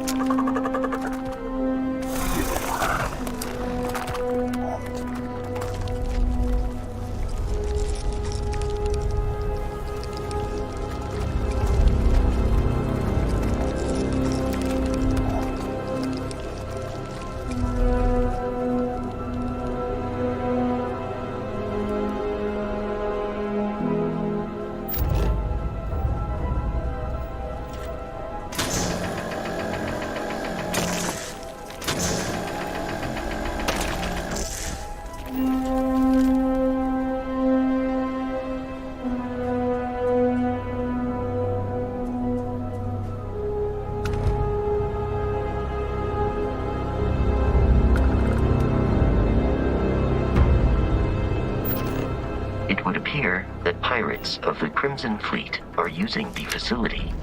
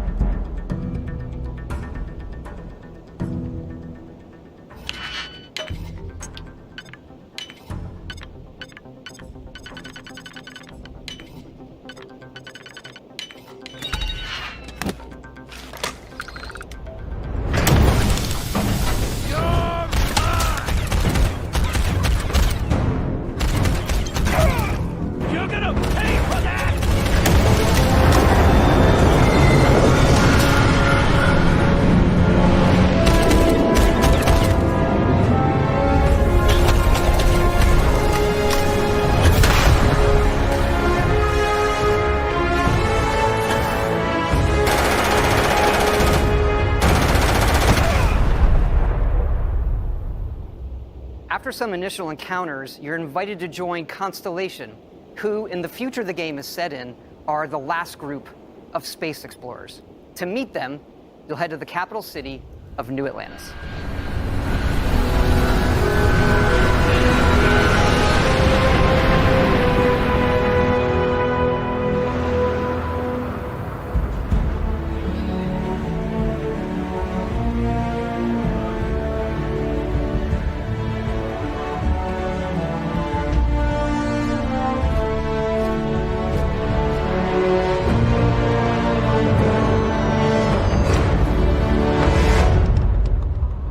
Welcome to Constellation. We have a lot to talk about. We're all here because we're committed to the biggest question of all. What's out there? These artifacts could be everything we've been looking for. As to what they are, what they're building, you'll be part of solving that puzzle now. So, you found something? The new guy found it. You dug up the artifact, right? That means you saw it. The visions? The artifact you found appears to be one of many, scattered across the galaxy. If we can find more, we can unlock their secrets. Beautiful, isn't it? The man who sold me this told me that it spoke to him. Of course, the settled systems is full of groups with other priorities. That's the Crimson Fleet! Everybody get ready! The fleet doesn't follow the rules. Carlos. Agreed to work for UC SysDev, and together, we take down these cutthroat pirates. We're not just here to shoot the bad guys. We're peacekeepers. We protect the people of the Freestar Collective. When you sign up with the Crimson Fleet, no one quits. The only way out is death. The path ahead may be dangerous. But we are not stopping.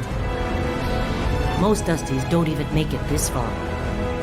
Because whatever lies at the end of this road will change humanity forever.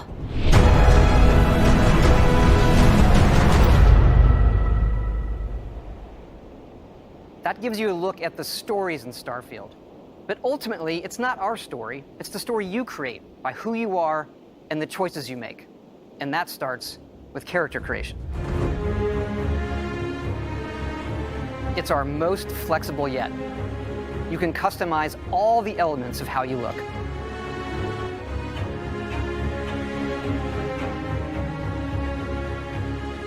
You'll pick a background that gives you 3 starting skills.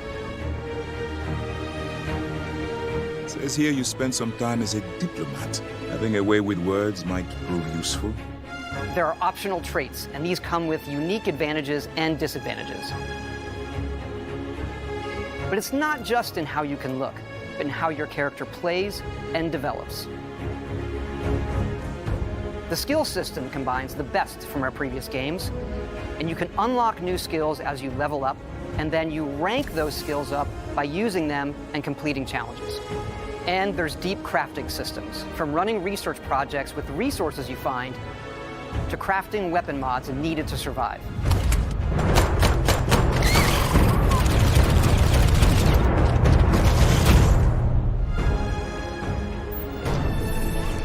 And you can build your own outposts.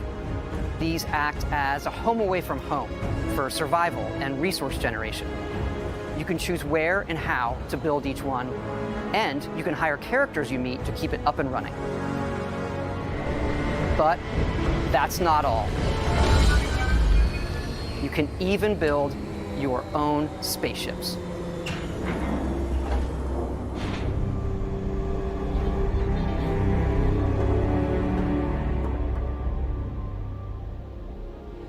You can choose crew members,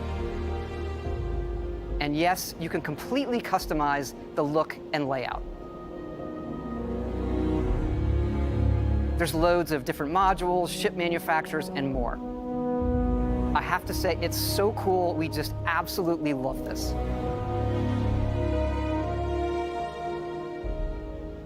It's not just how the ship looks, it's how it performs, from engines to shields to weapon systems, because yes, you can fly it. Thrusters boosted.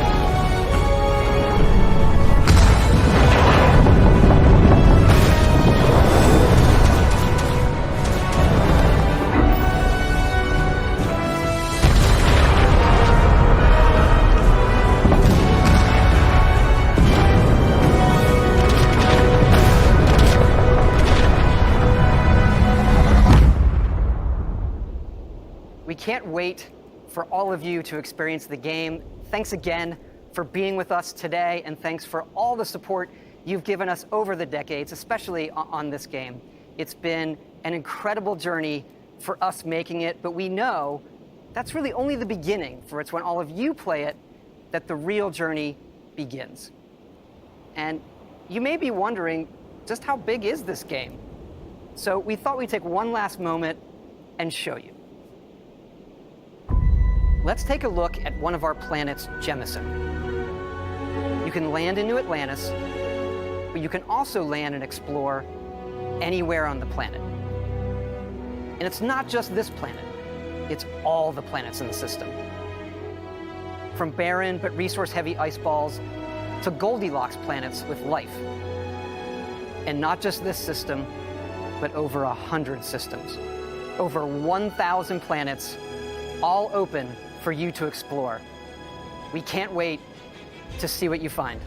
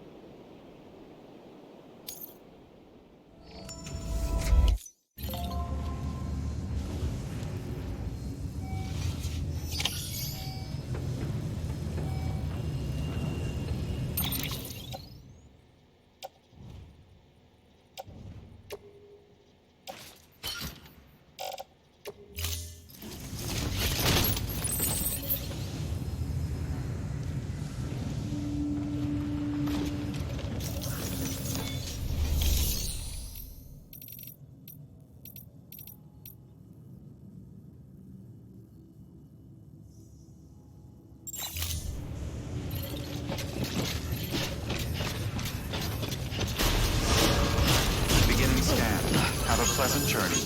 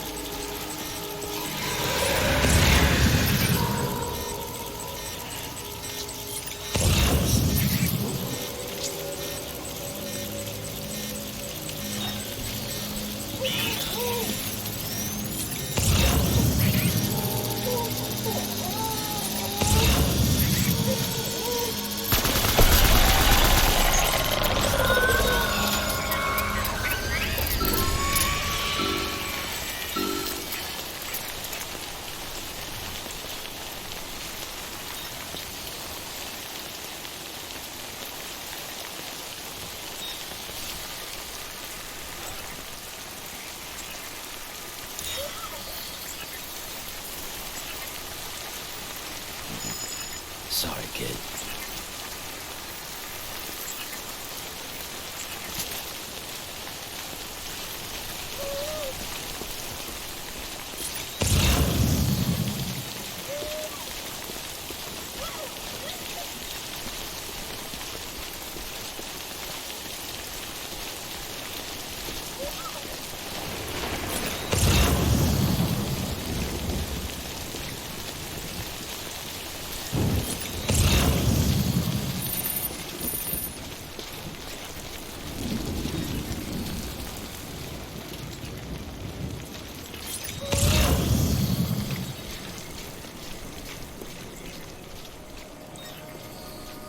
Come on, Lou. I need you.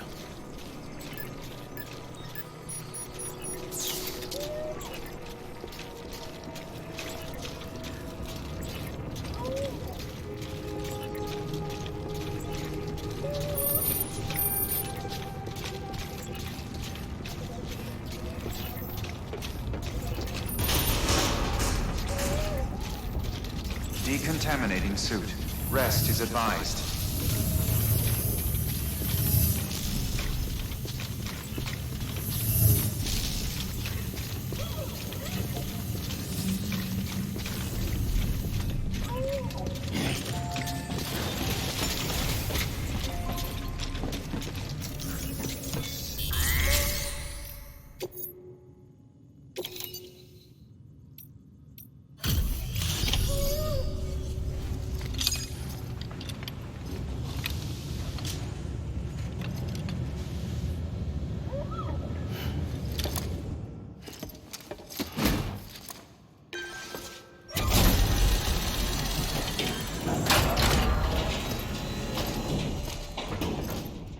Valid activation key confirmed. Interfacing with NOT network.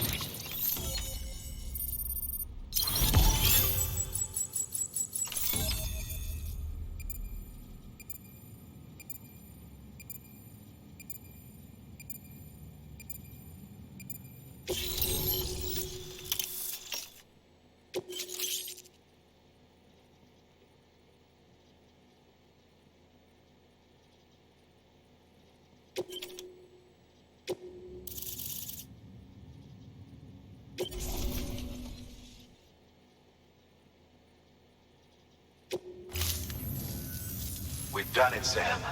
The chiral network now spans the entire continent. Our nation is whole again, reborn as the United Cities of America. If terrorists or whoever else strike at us now, even if they succeed in destroying a knot, the network will endure. Everything passes through the beach now, and the beach will keep us together. But we can't rest yet. You still have one more job to do, Sam. A new nation needs a new leader. And only one woman has what it takes to succeed Bridget Strand. A woman destined from birth to inherit this legacy. Emily. She's out there, and she needs your help. Bring her home, Sam, and keep an eye out for Higgs. He could be zeroing in on her as we speak. Now that Edge Knot City's linked up, she should be getting ready to head to your private room. So check yourself in, and sit tight.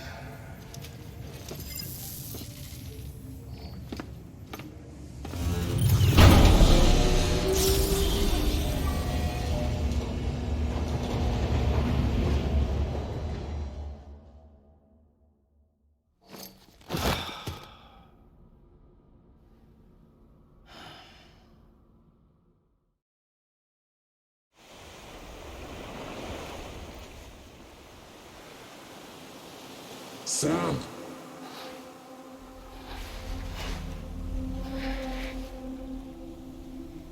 You came for me. I knew you would. Sam, it's me. Amelie?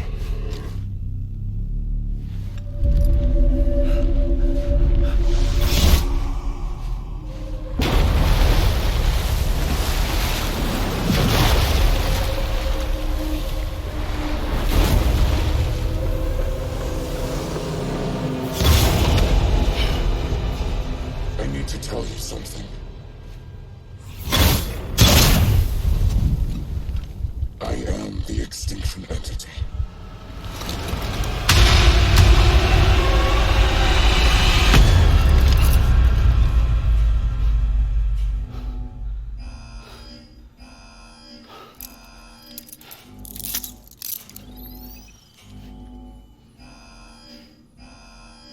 Chiral density increasing rapidly. Contact imminent. Combat preparations strongly advised. Repeat, contact with unidentified entity imminent.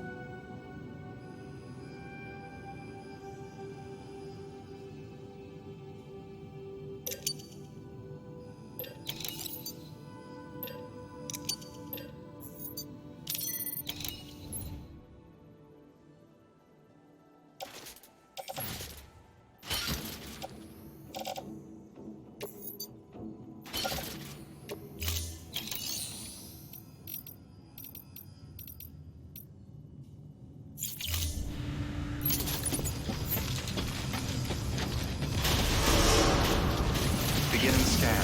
Have a pleasant journey.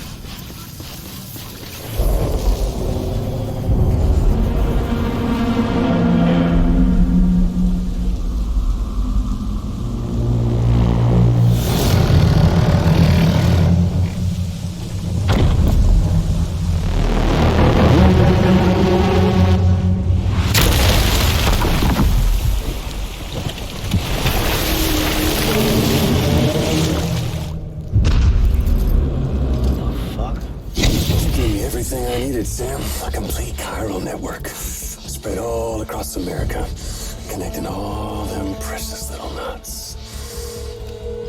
I got the whole world in the palm of my hand.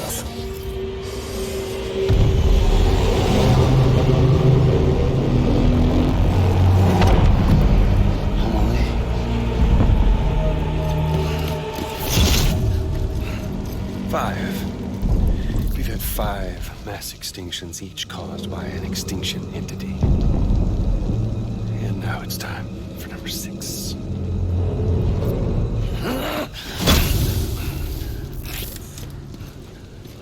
Now, I'm not talking about the death of a few dozen species, no. This is the granddaddy of them all. BT antimatter voiding out all life as we know it. And it wouldn't have been possible without a Boy Scout like you, willing to make us whole again. What do you say? Come on!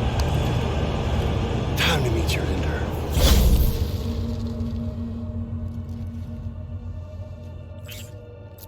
Amelie? Sam.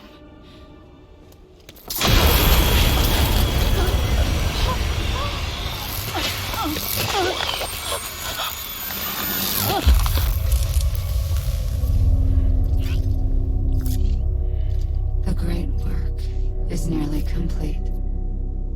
Every knot is joined.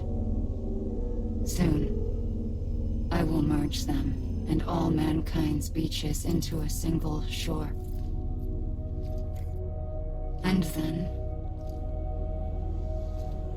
will come an extinction like no other. More massive than any before it. The last. This is my purpose. What the hell they do to you?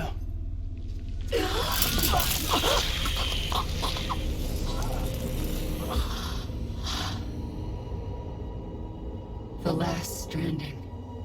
My reason for being. The first was nothing more than a prelude.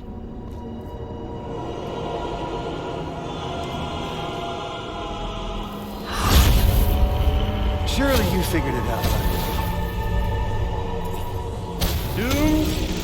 People like us? She's the source of it all! Nightmares that haunt us, the visions of an inescapable future. Sound familiar? Happy fucking doomsday, Sam! Fuck you!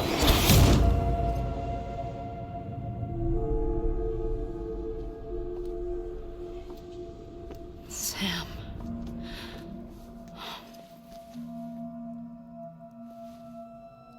Don't you get it? You can speed this up or slow it down, but you cannot stop what we've started.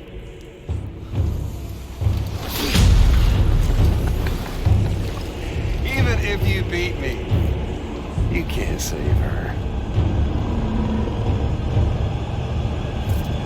So all this is a done deal.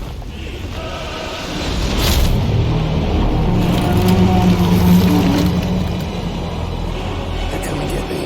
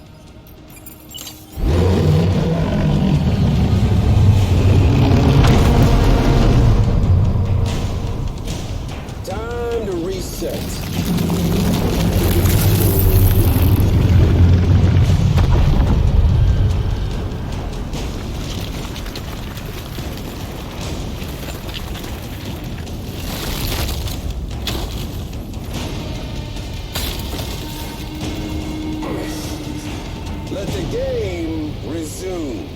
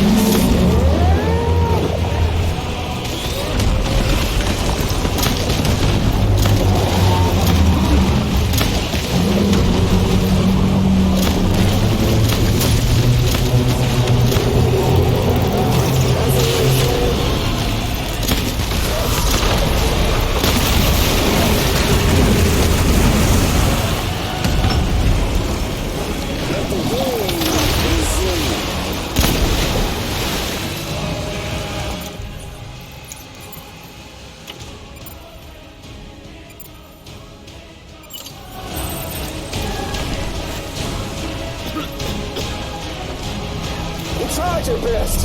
Time to throw in the towel. Here I come.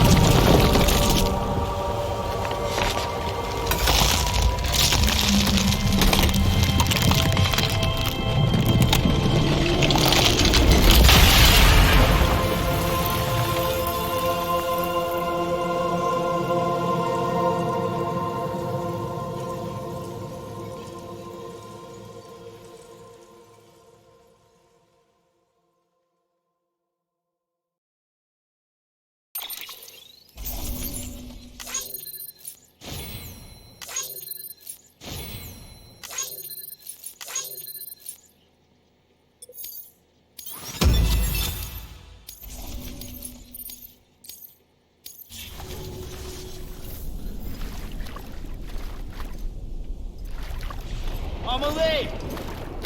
Amelie!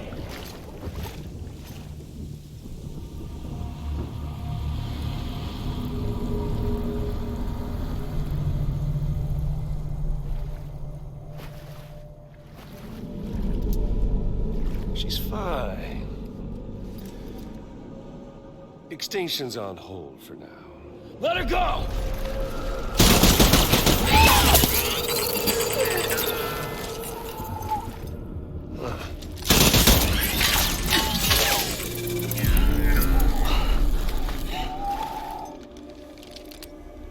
All that for repatriate. What a waste.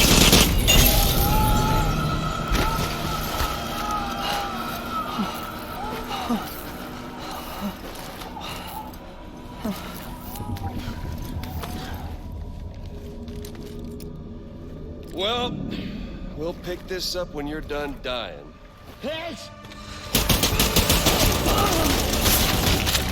I'll see you on the beach for the grand finale.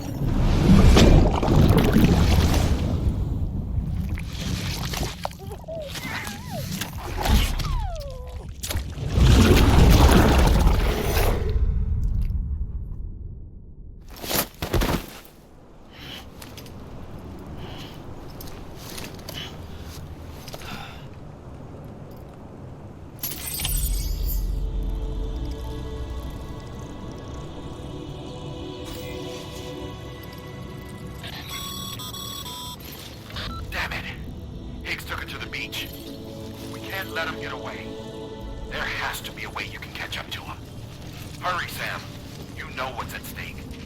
If you don't stop Higgs, he'll use Emily to bring about this doomsday of his, and everything we achieve will be for nothing.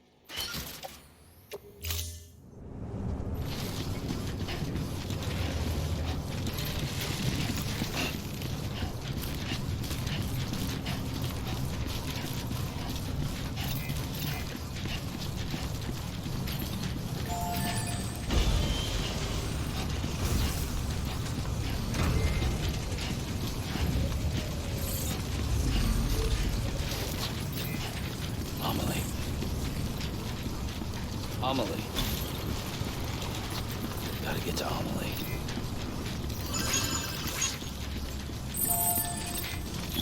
How in the hell did I do that?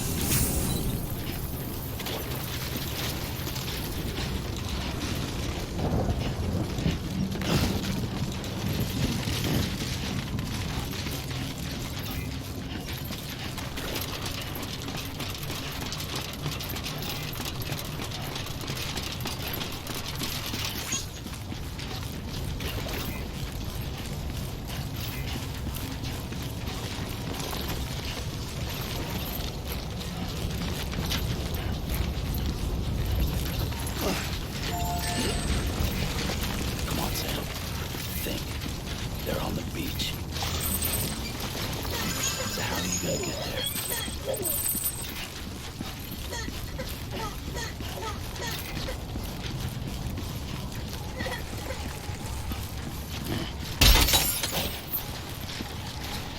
It's not like you can just hop in and out.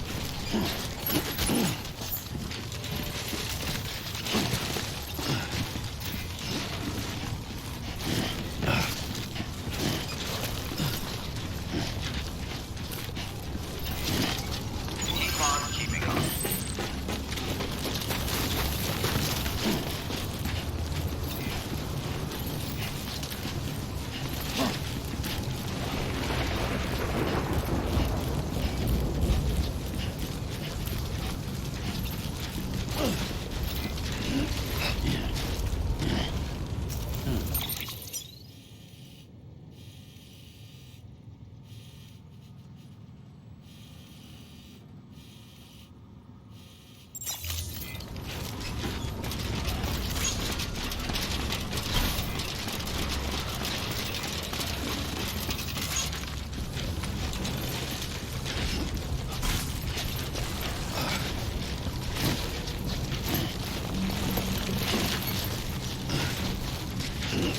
Wait a minute.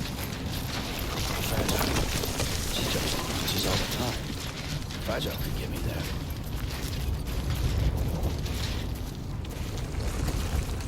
Probably love to send me after Higgs. Yeah, now that might work.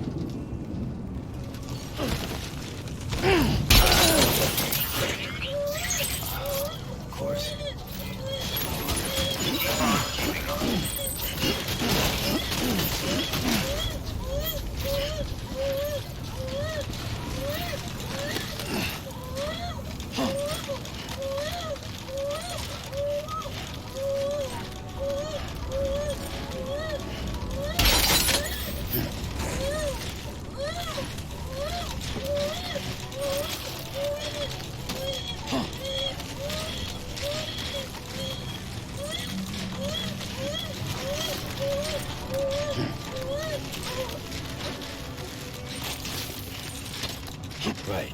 Private room.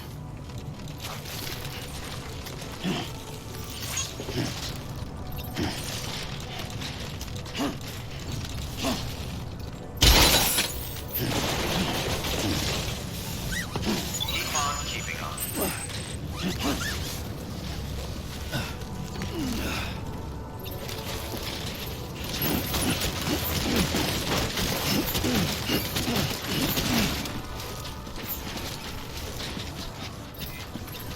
Keep on keeping on.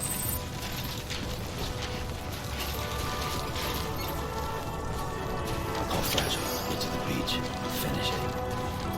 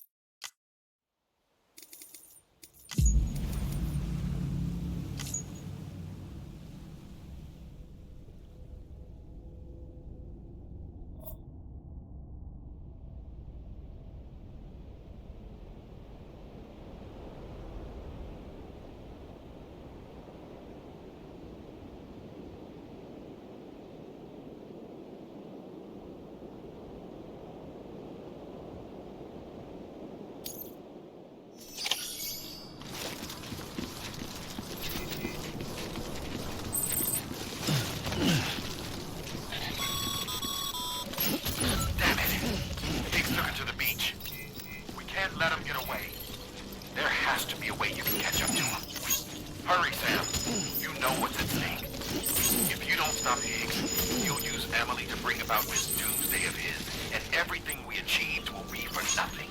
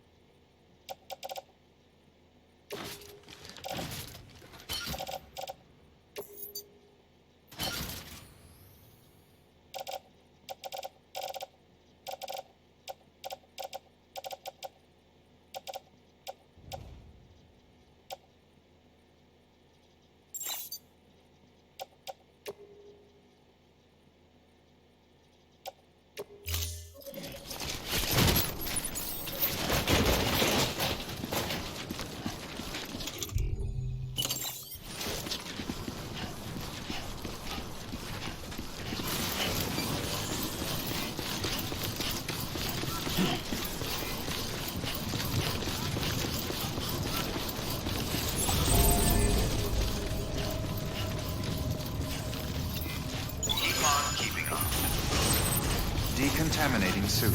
All clear. Welcome, Sam Porter-Bridges. Someone's out.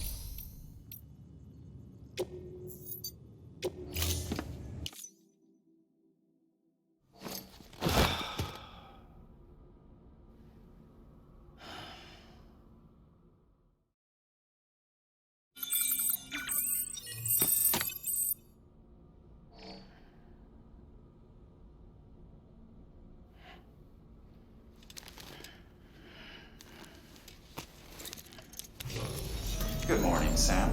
Blood collection complete. Thank you for your generosity.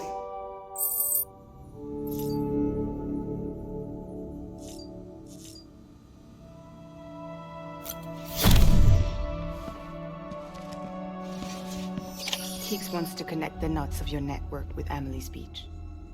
So it's pretty clear where they went. So how do we get there? I can't. But you and Emily have a strong connection. You've been to her beach plenty of times, right? You can make the jump. You gonna come through for me? I'll try to take him alive. Promise me. I'm the one who finishes him off. Good. Then I'll help you get where you need to go.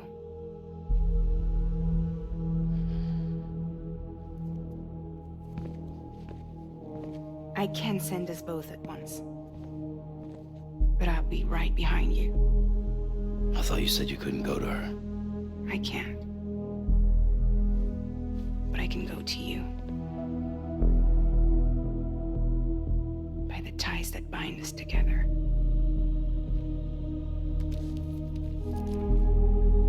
The Dreamcatcher will lead you to her.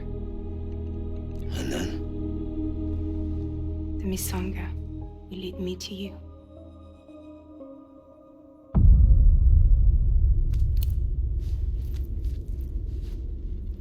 You're going in like that?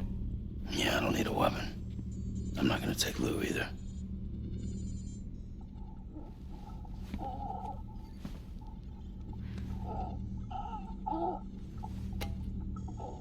Fragile. What? Do you have anything to eat? Oh.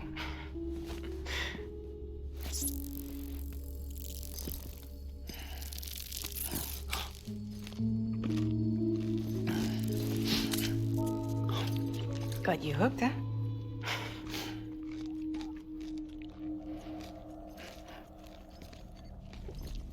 Sam, be careful. Worst comes to worst. Take care of Lou, all right?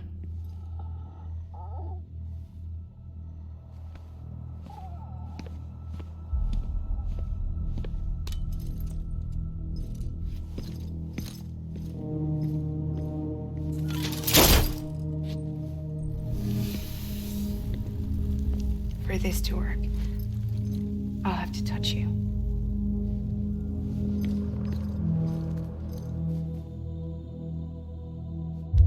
Close your eyes. Now picture Amelie in her beach. You love her, right? You love her. There it is.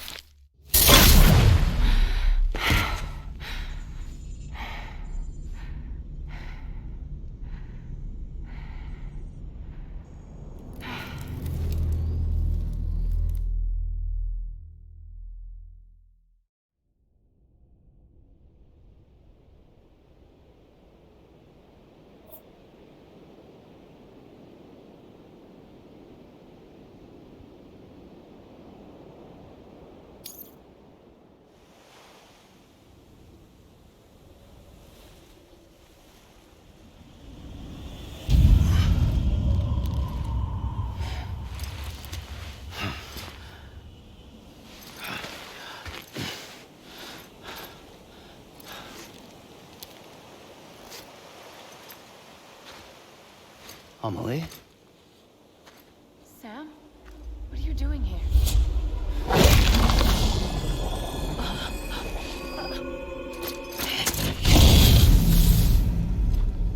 You ready to end this? Before the end of everything?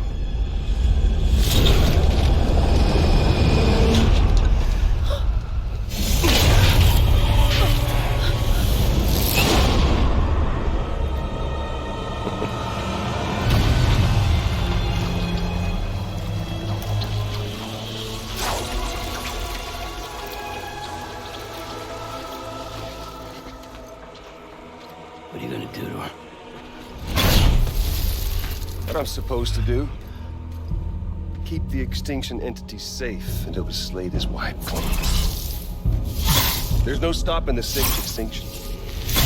No matter what you, me, or anybody else does, humanity has a few 100,000 years left, tops. Why don't we just cut to the chase? Accept our fate. At the creatures before us. We all know what's coming. Why delay the inevitable? Those of us with dooms, her, we're all bound here for a reason. We are all of us part of the Death Strand. This place, this fucking beach. There's no repatriation here, no. One of us dies, that's it. He goes to the other side. It's nice, huh? Lucky loser gets to put an end to this rinse and repeat bullshit once and for all. So, no BTs, no void outs, no bullshit. Just a good old-fashioned boss fight. Stick versus rope. Gun versus strand. One more inning before the end. One last game over. I am the particle of God. Come on!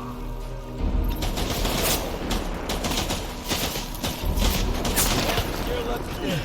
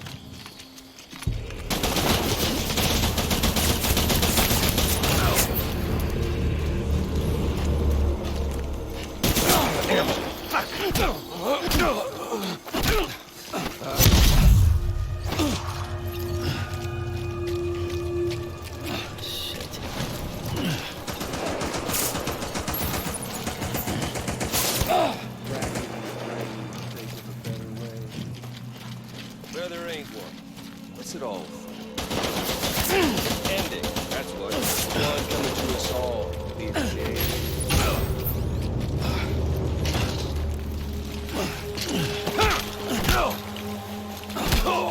Shit.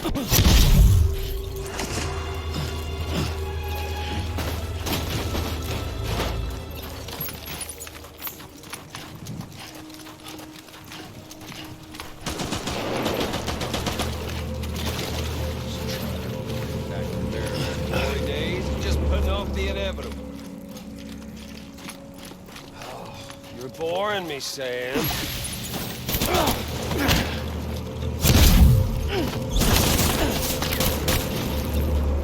Oh, humanity? It's bug sick.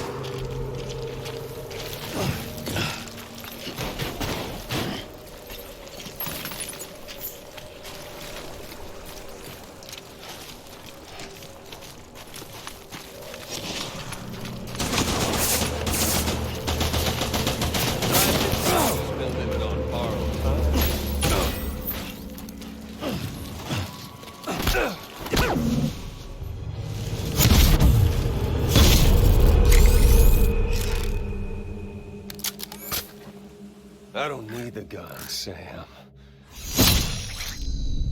I can beat you. I can beat you.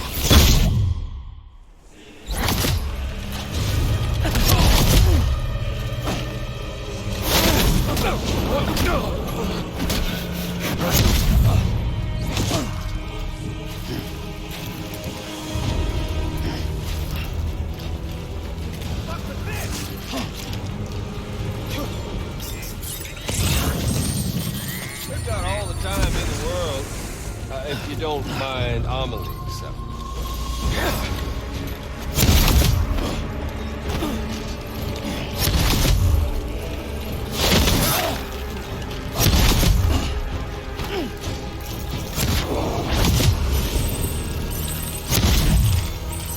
Sam?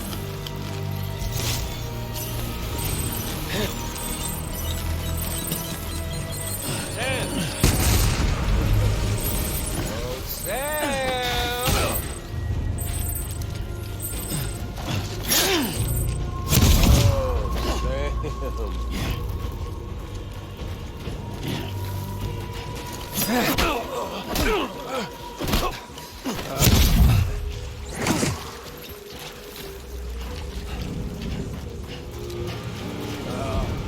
Samuel Porter Bridges.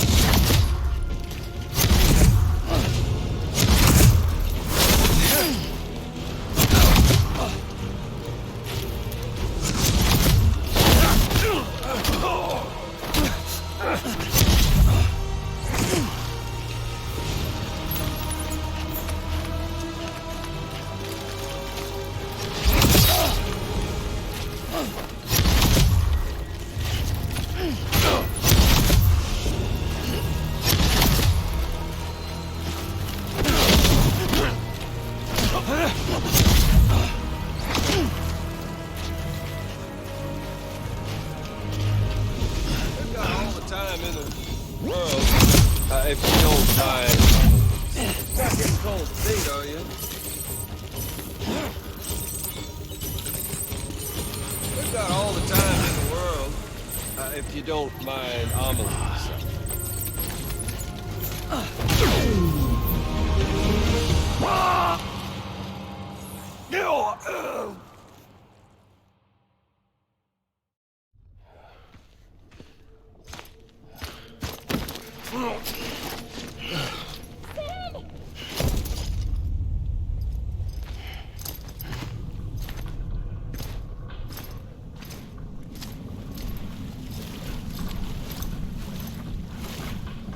You just don't get it, do you?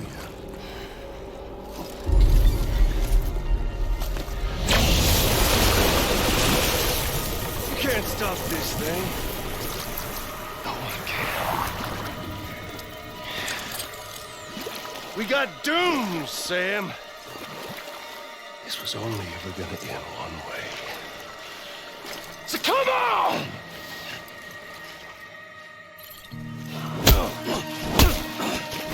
Cry, beg.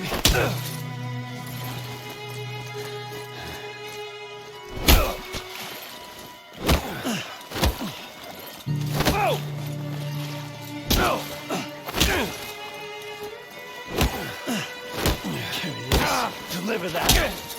Have it one of these.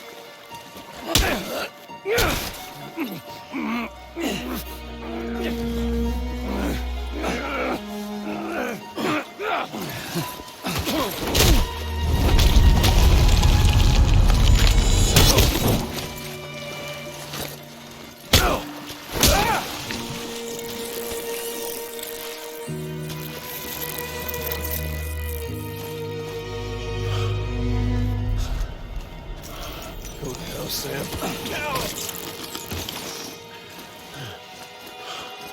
God damn!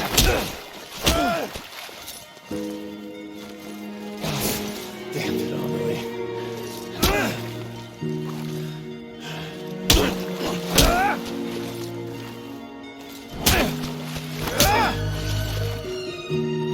You got me.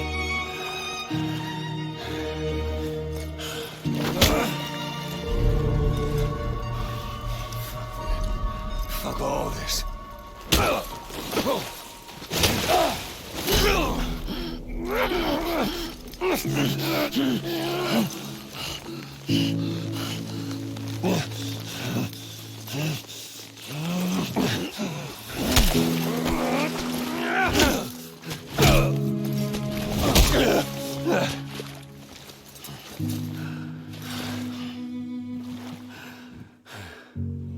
Amelie.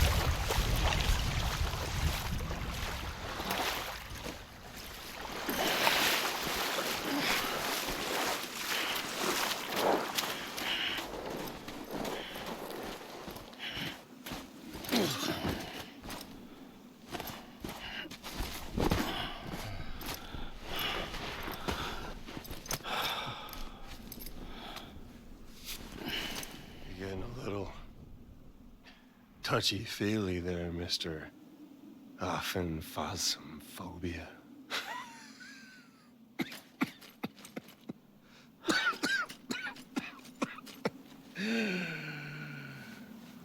Well, congratulations. You won the game.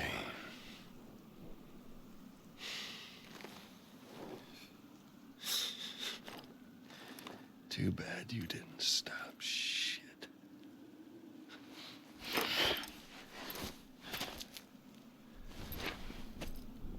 Well, get on with it.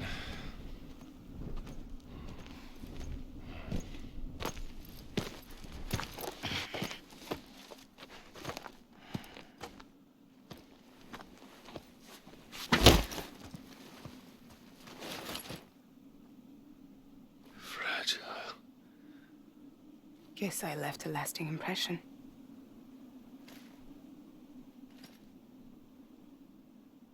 I'm fragile. But I'm not that fragile.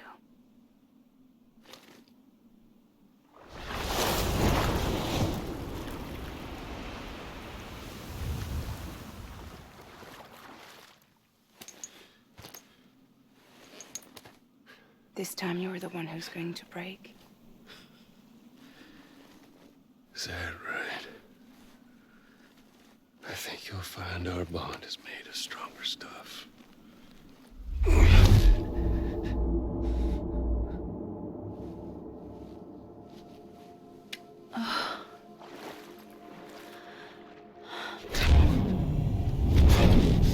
Jimmy Pillar, damn it!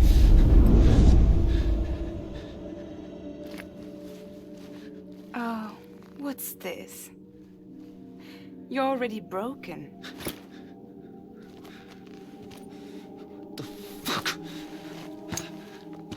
I'm Higgs.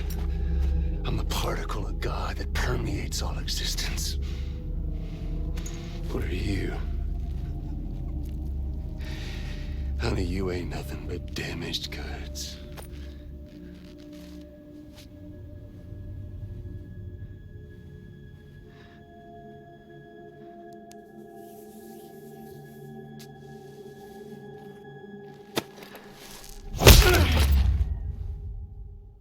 You are damaged goods.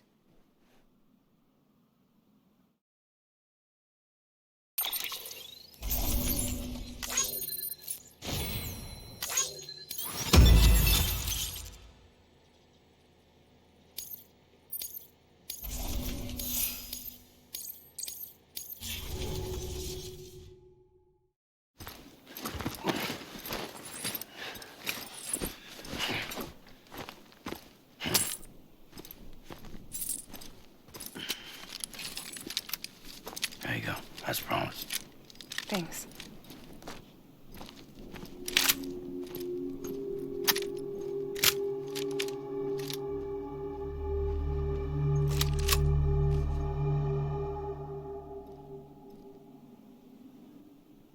What took you so long?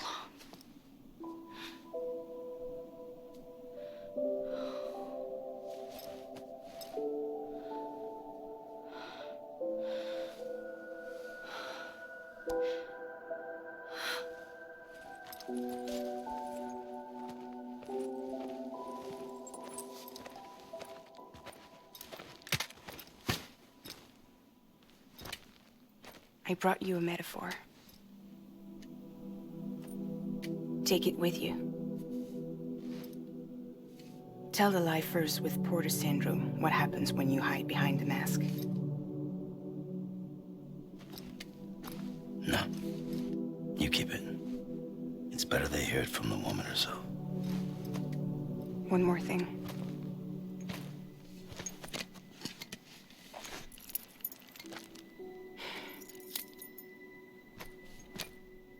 Your little one managed to bring it here by picturing it as equipment. You mind? Babysitting sucks.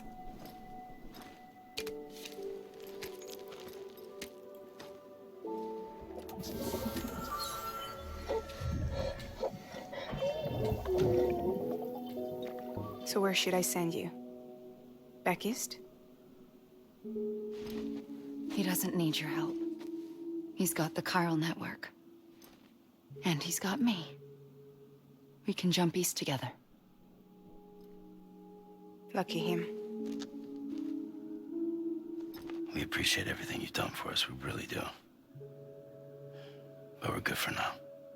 Besides, I'm sure they need you back at Fragile Express. Yeah.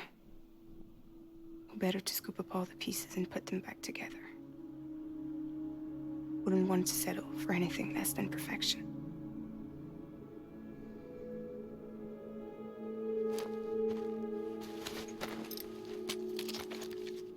Fragile. We're square, nothing owed, nothing left to say. So long, Sam.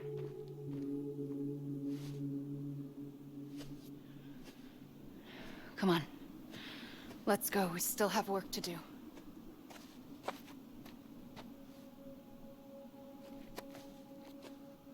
Do you still believe in me? Even without Higgs, I am a walking time bomb. I can end it all just like that. But what I want, what I have always wanted, was to be a part of it. For us all to be one. What? Tell me the truth. Was this all for you or all for Bridget? This is for our country. For our future, that is the truth.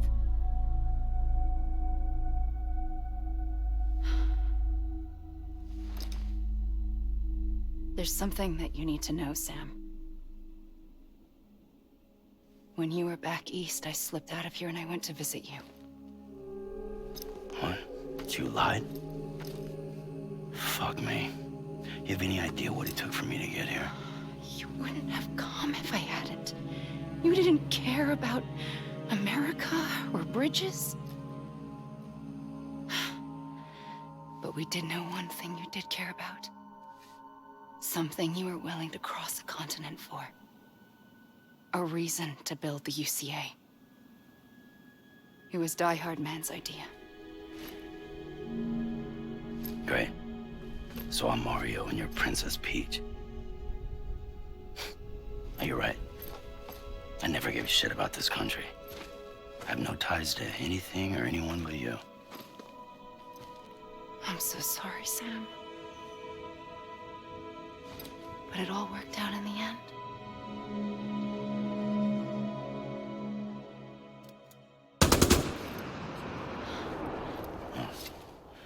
I guess that's taken care of. I know you have questions, but can you save them? For after? Sure. Let's go home. How do we do it? Do we jump like Fragile? No. The beach goes the whole way. We run. Together. Run? Yeah. Like Mario and Princess Peach.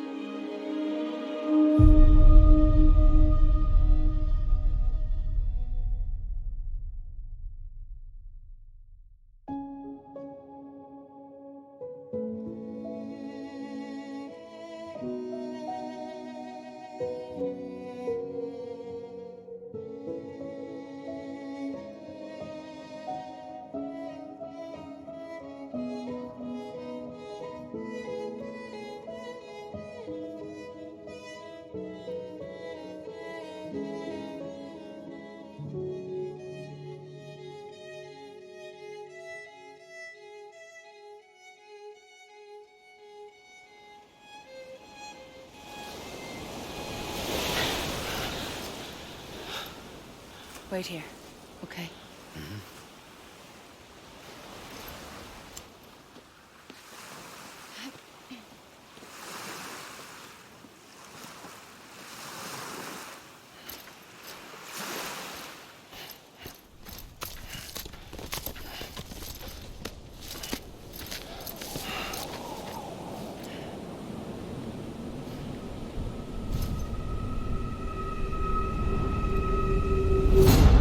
President Bridget Strand.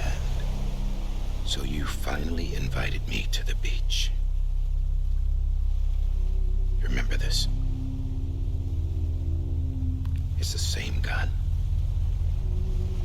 And now I'm using it to make things right. You were supposed to make the world whole, not fuck it all up.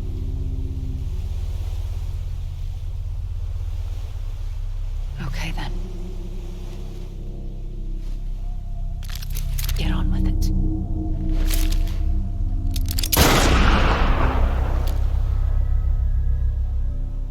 There is no atonement. Not for us.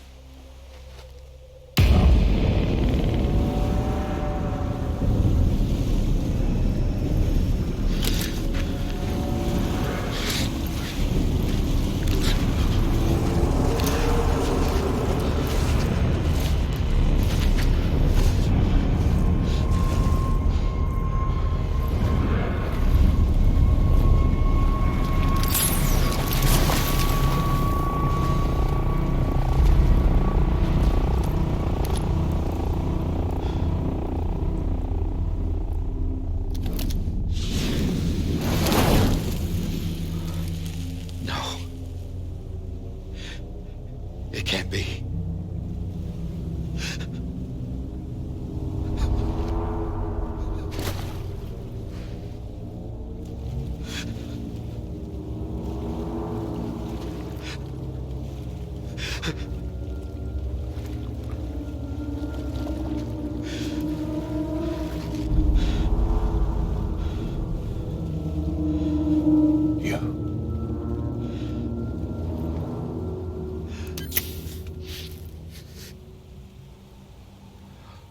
Is that really you?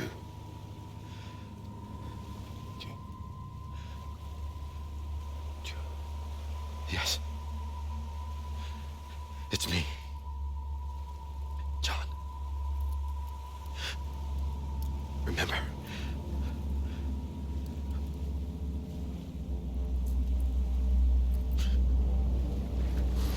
I'm sorry. I'm so sorry.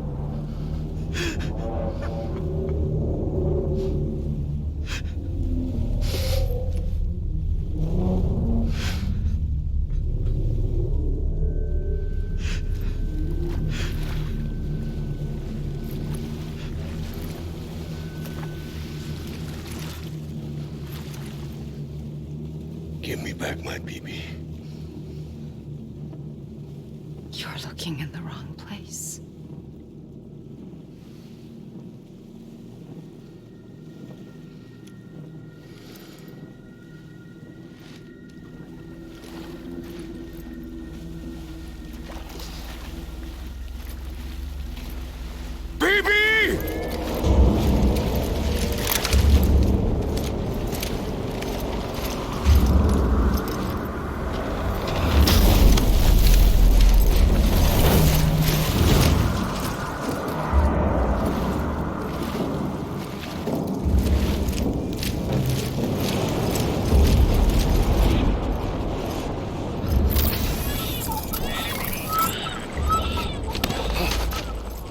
Emily?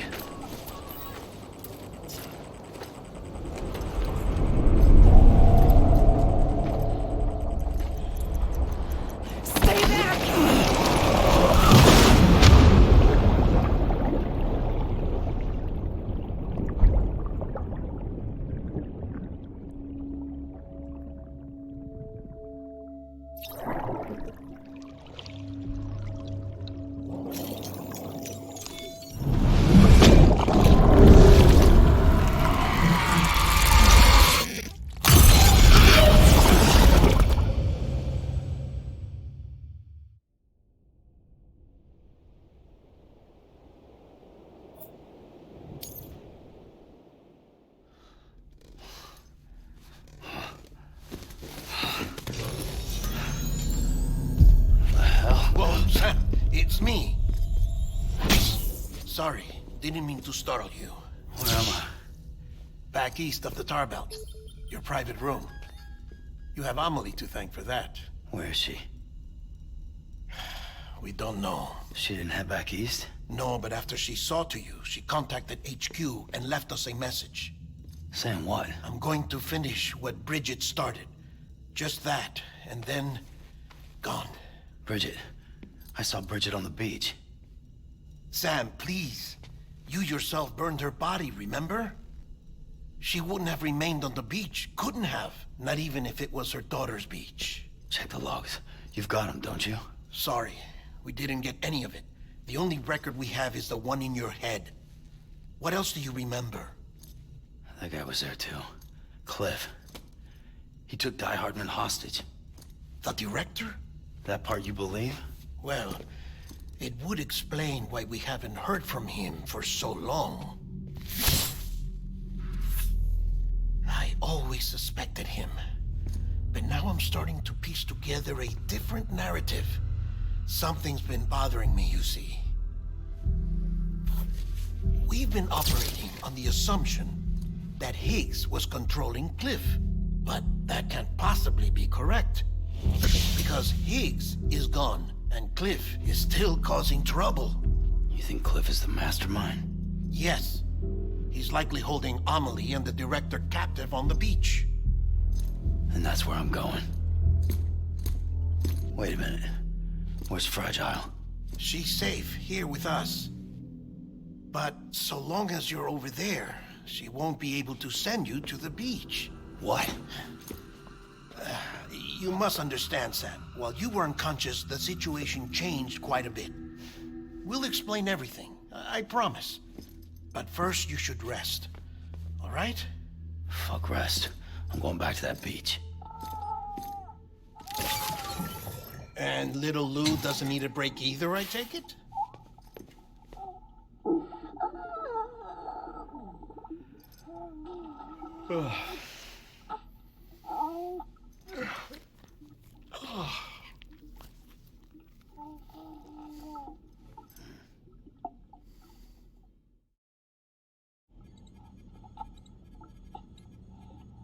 Sam, you helped us extend the chiral network from coast to coast. And you dealt with Higgs, the UCA's enemy #1. We couldn't have come this far without you. But there is still one final step. We have to swear in a new president and establish a functioning government. Only then will America be whole again. Why don't you save that shit for someone who cares? I've done my part. Fuck America. We've got bigger problems now. I hear you, Sam. Government is the least of our concerns at this point. Cliff has Amelie, which means there may not be anything left to govern come tomorrow. If tomorrow comes at all. Then why aren't we out there doing something about it? I don't care what she is, only that we get her back. Right you are. Rescuing Amelie and averting the 6th extinction are one and the same. But neither will be possible unless you first come back east. We are in no position to give you orders, of course. But believe me when I say, it is the only way.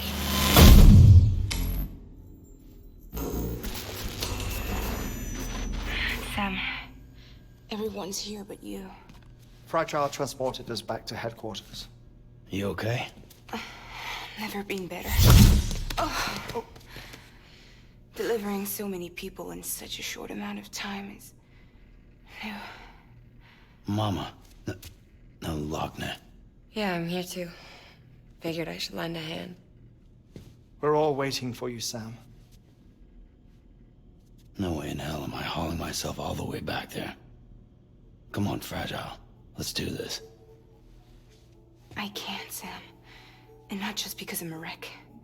It isn't safe to use the beaches to move people anymore. Chiral spikes have become far more frequent. Possibly as a result of expanding the network nationwide. Too many beaches sharing the same space, wires get crossed, and so forth. You can see the toll it's taking on the network itself. With things the way they are, it's too dangerous to risk jumping through a beach. Even if I reach a beach, There's no telling where I'll come out on the other side. And I could get stuck in there. That's why I can't go to you either. But if I could get to the entrance of the beach, I should be able to get you there. The beaches are still there after all. I can personally attest to that. So yeah, you will need to hold yourself all the way back here. But once you have, I promise I'll take you to Amelie. Straight to her beach. The two of you share a very special connection. Your dreamcatcher, her quipu. They are no mere trinkets. They are singular, irreplaceable totems, embodiments of your shared memories. Two sides of a coin. The price of entry to her beach. Dreamcatchers are a product of Native American tradition, that of the Ojibwe people, to be precise. They were said to ward off nightmares, to alter one's dreams. If Dooms is indeed Amelie's gift to us, her shared dream of our future, perhaps your totem is an invitation to change it. A test, challenging you to find hope amid their hopelessness. While we await your return, I'll search the beach for Amelie and the director. I doubt my ties to them are strong enough, but better that than sitting around doing nothing. I'll see if I can't find something in the records on the three of them. Maybe they're more connected than we know. We're waiting for you. The way home should be easier, right? Hurry back east. You already know the way. And when you get here... Oh. Oh. Finders keepers. Now, get out of there, and make sure you head east, towards Lake Knot City. There's no cargo to deliver this time. Or rather, you're the cargo. That's the mission.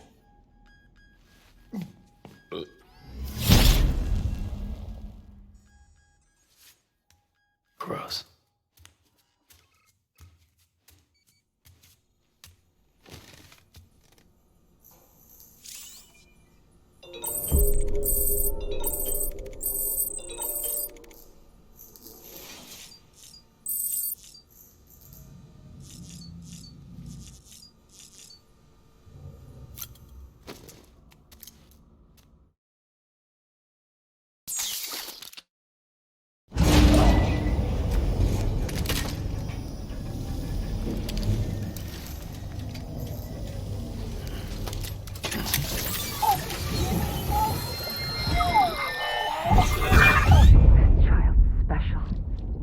One of a kind.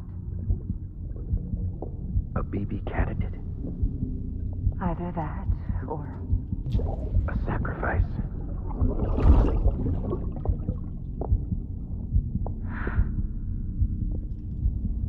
A foundation. A bridge.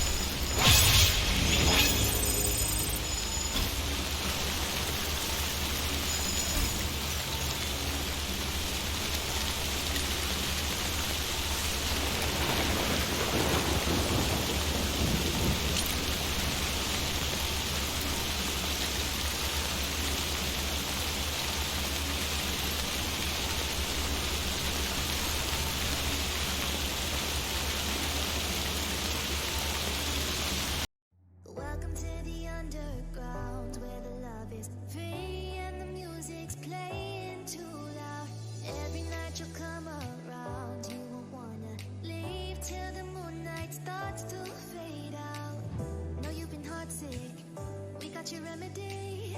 Come choose your poison, feels like serenity. Pour you that tonic, long as you want it, cause you've been longing for a taste of your legacy. Baby, it's heavenly. Welcome to the underground.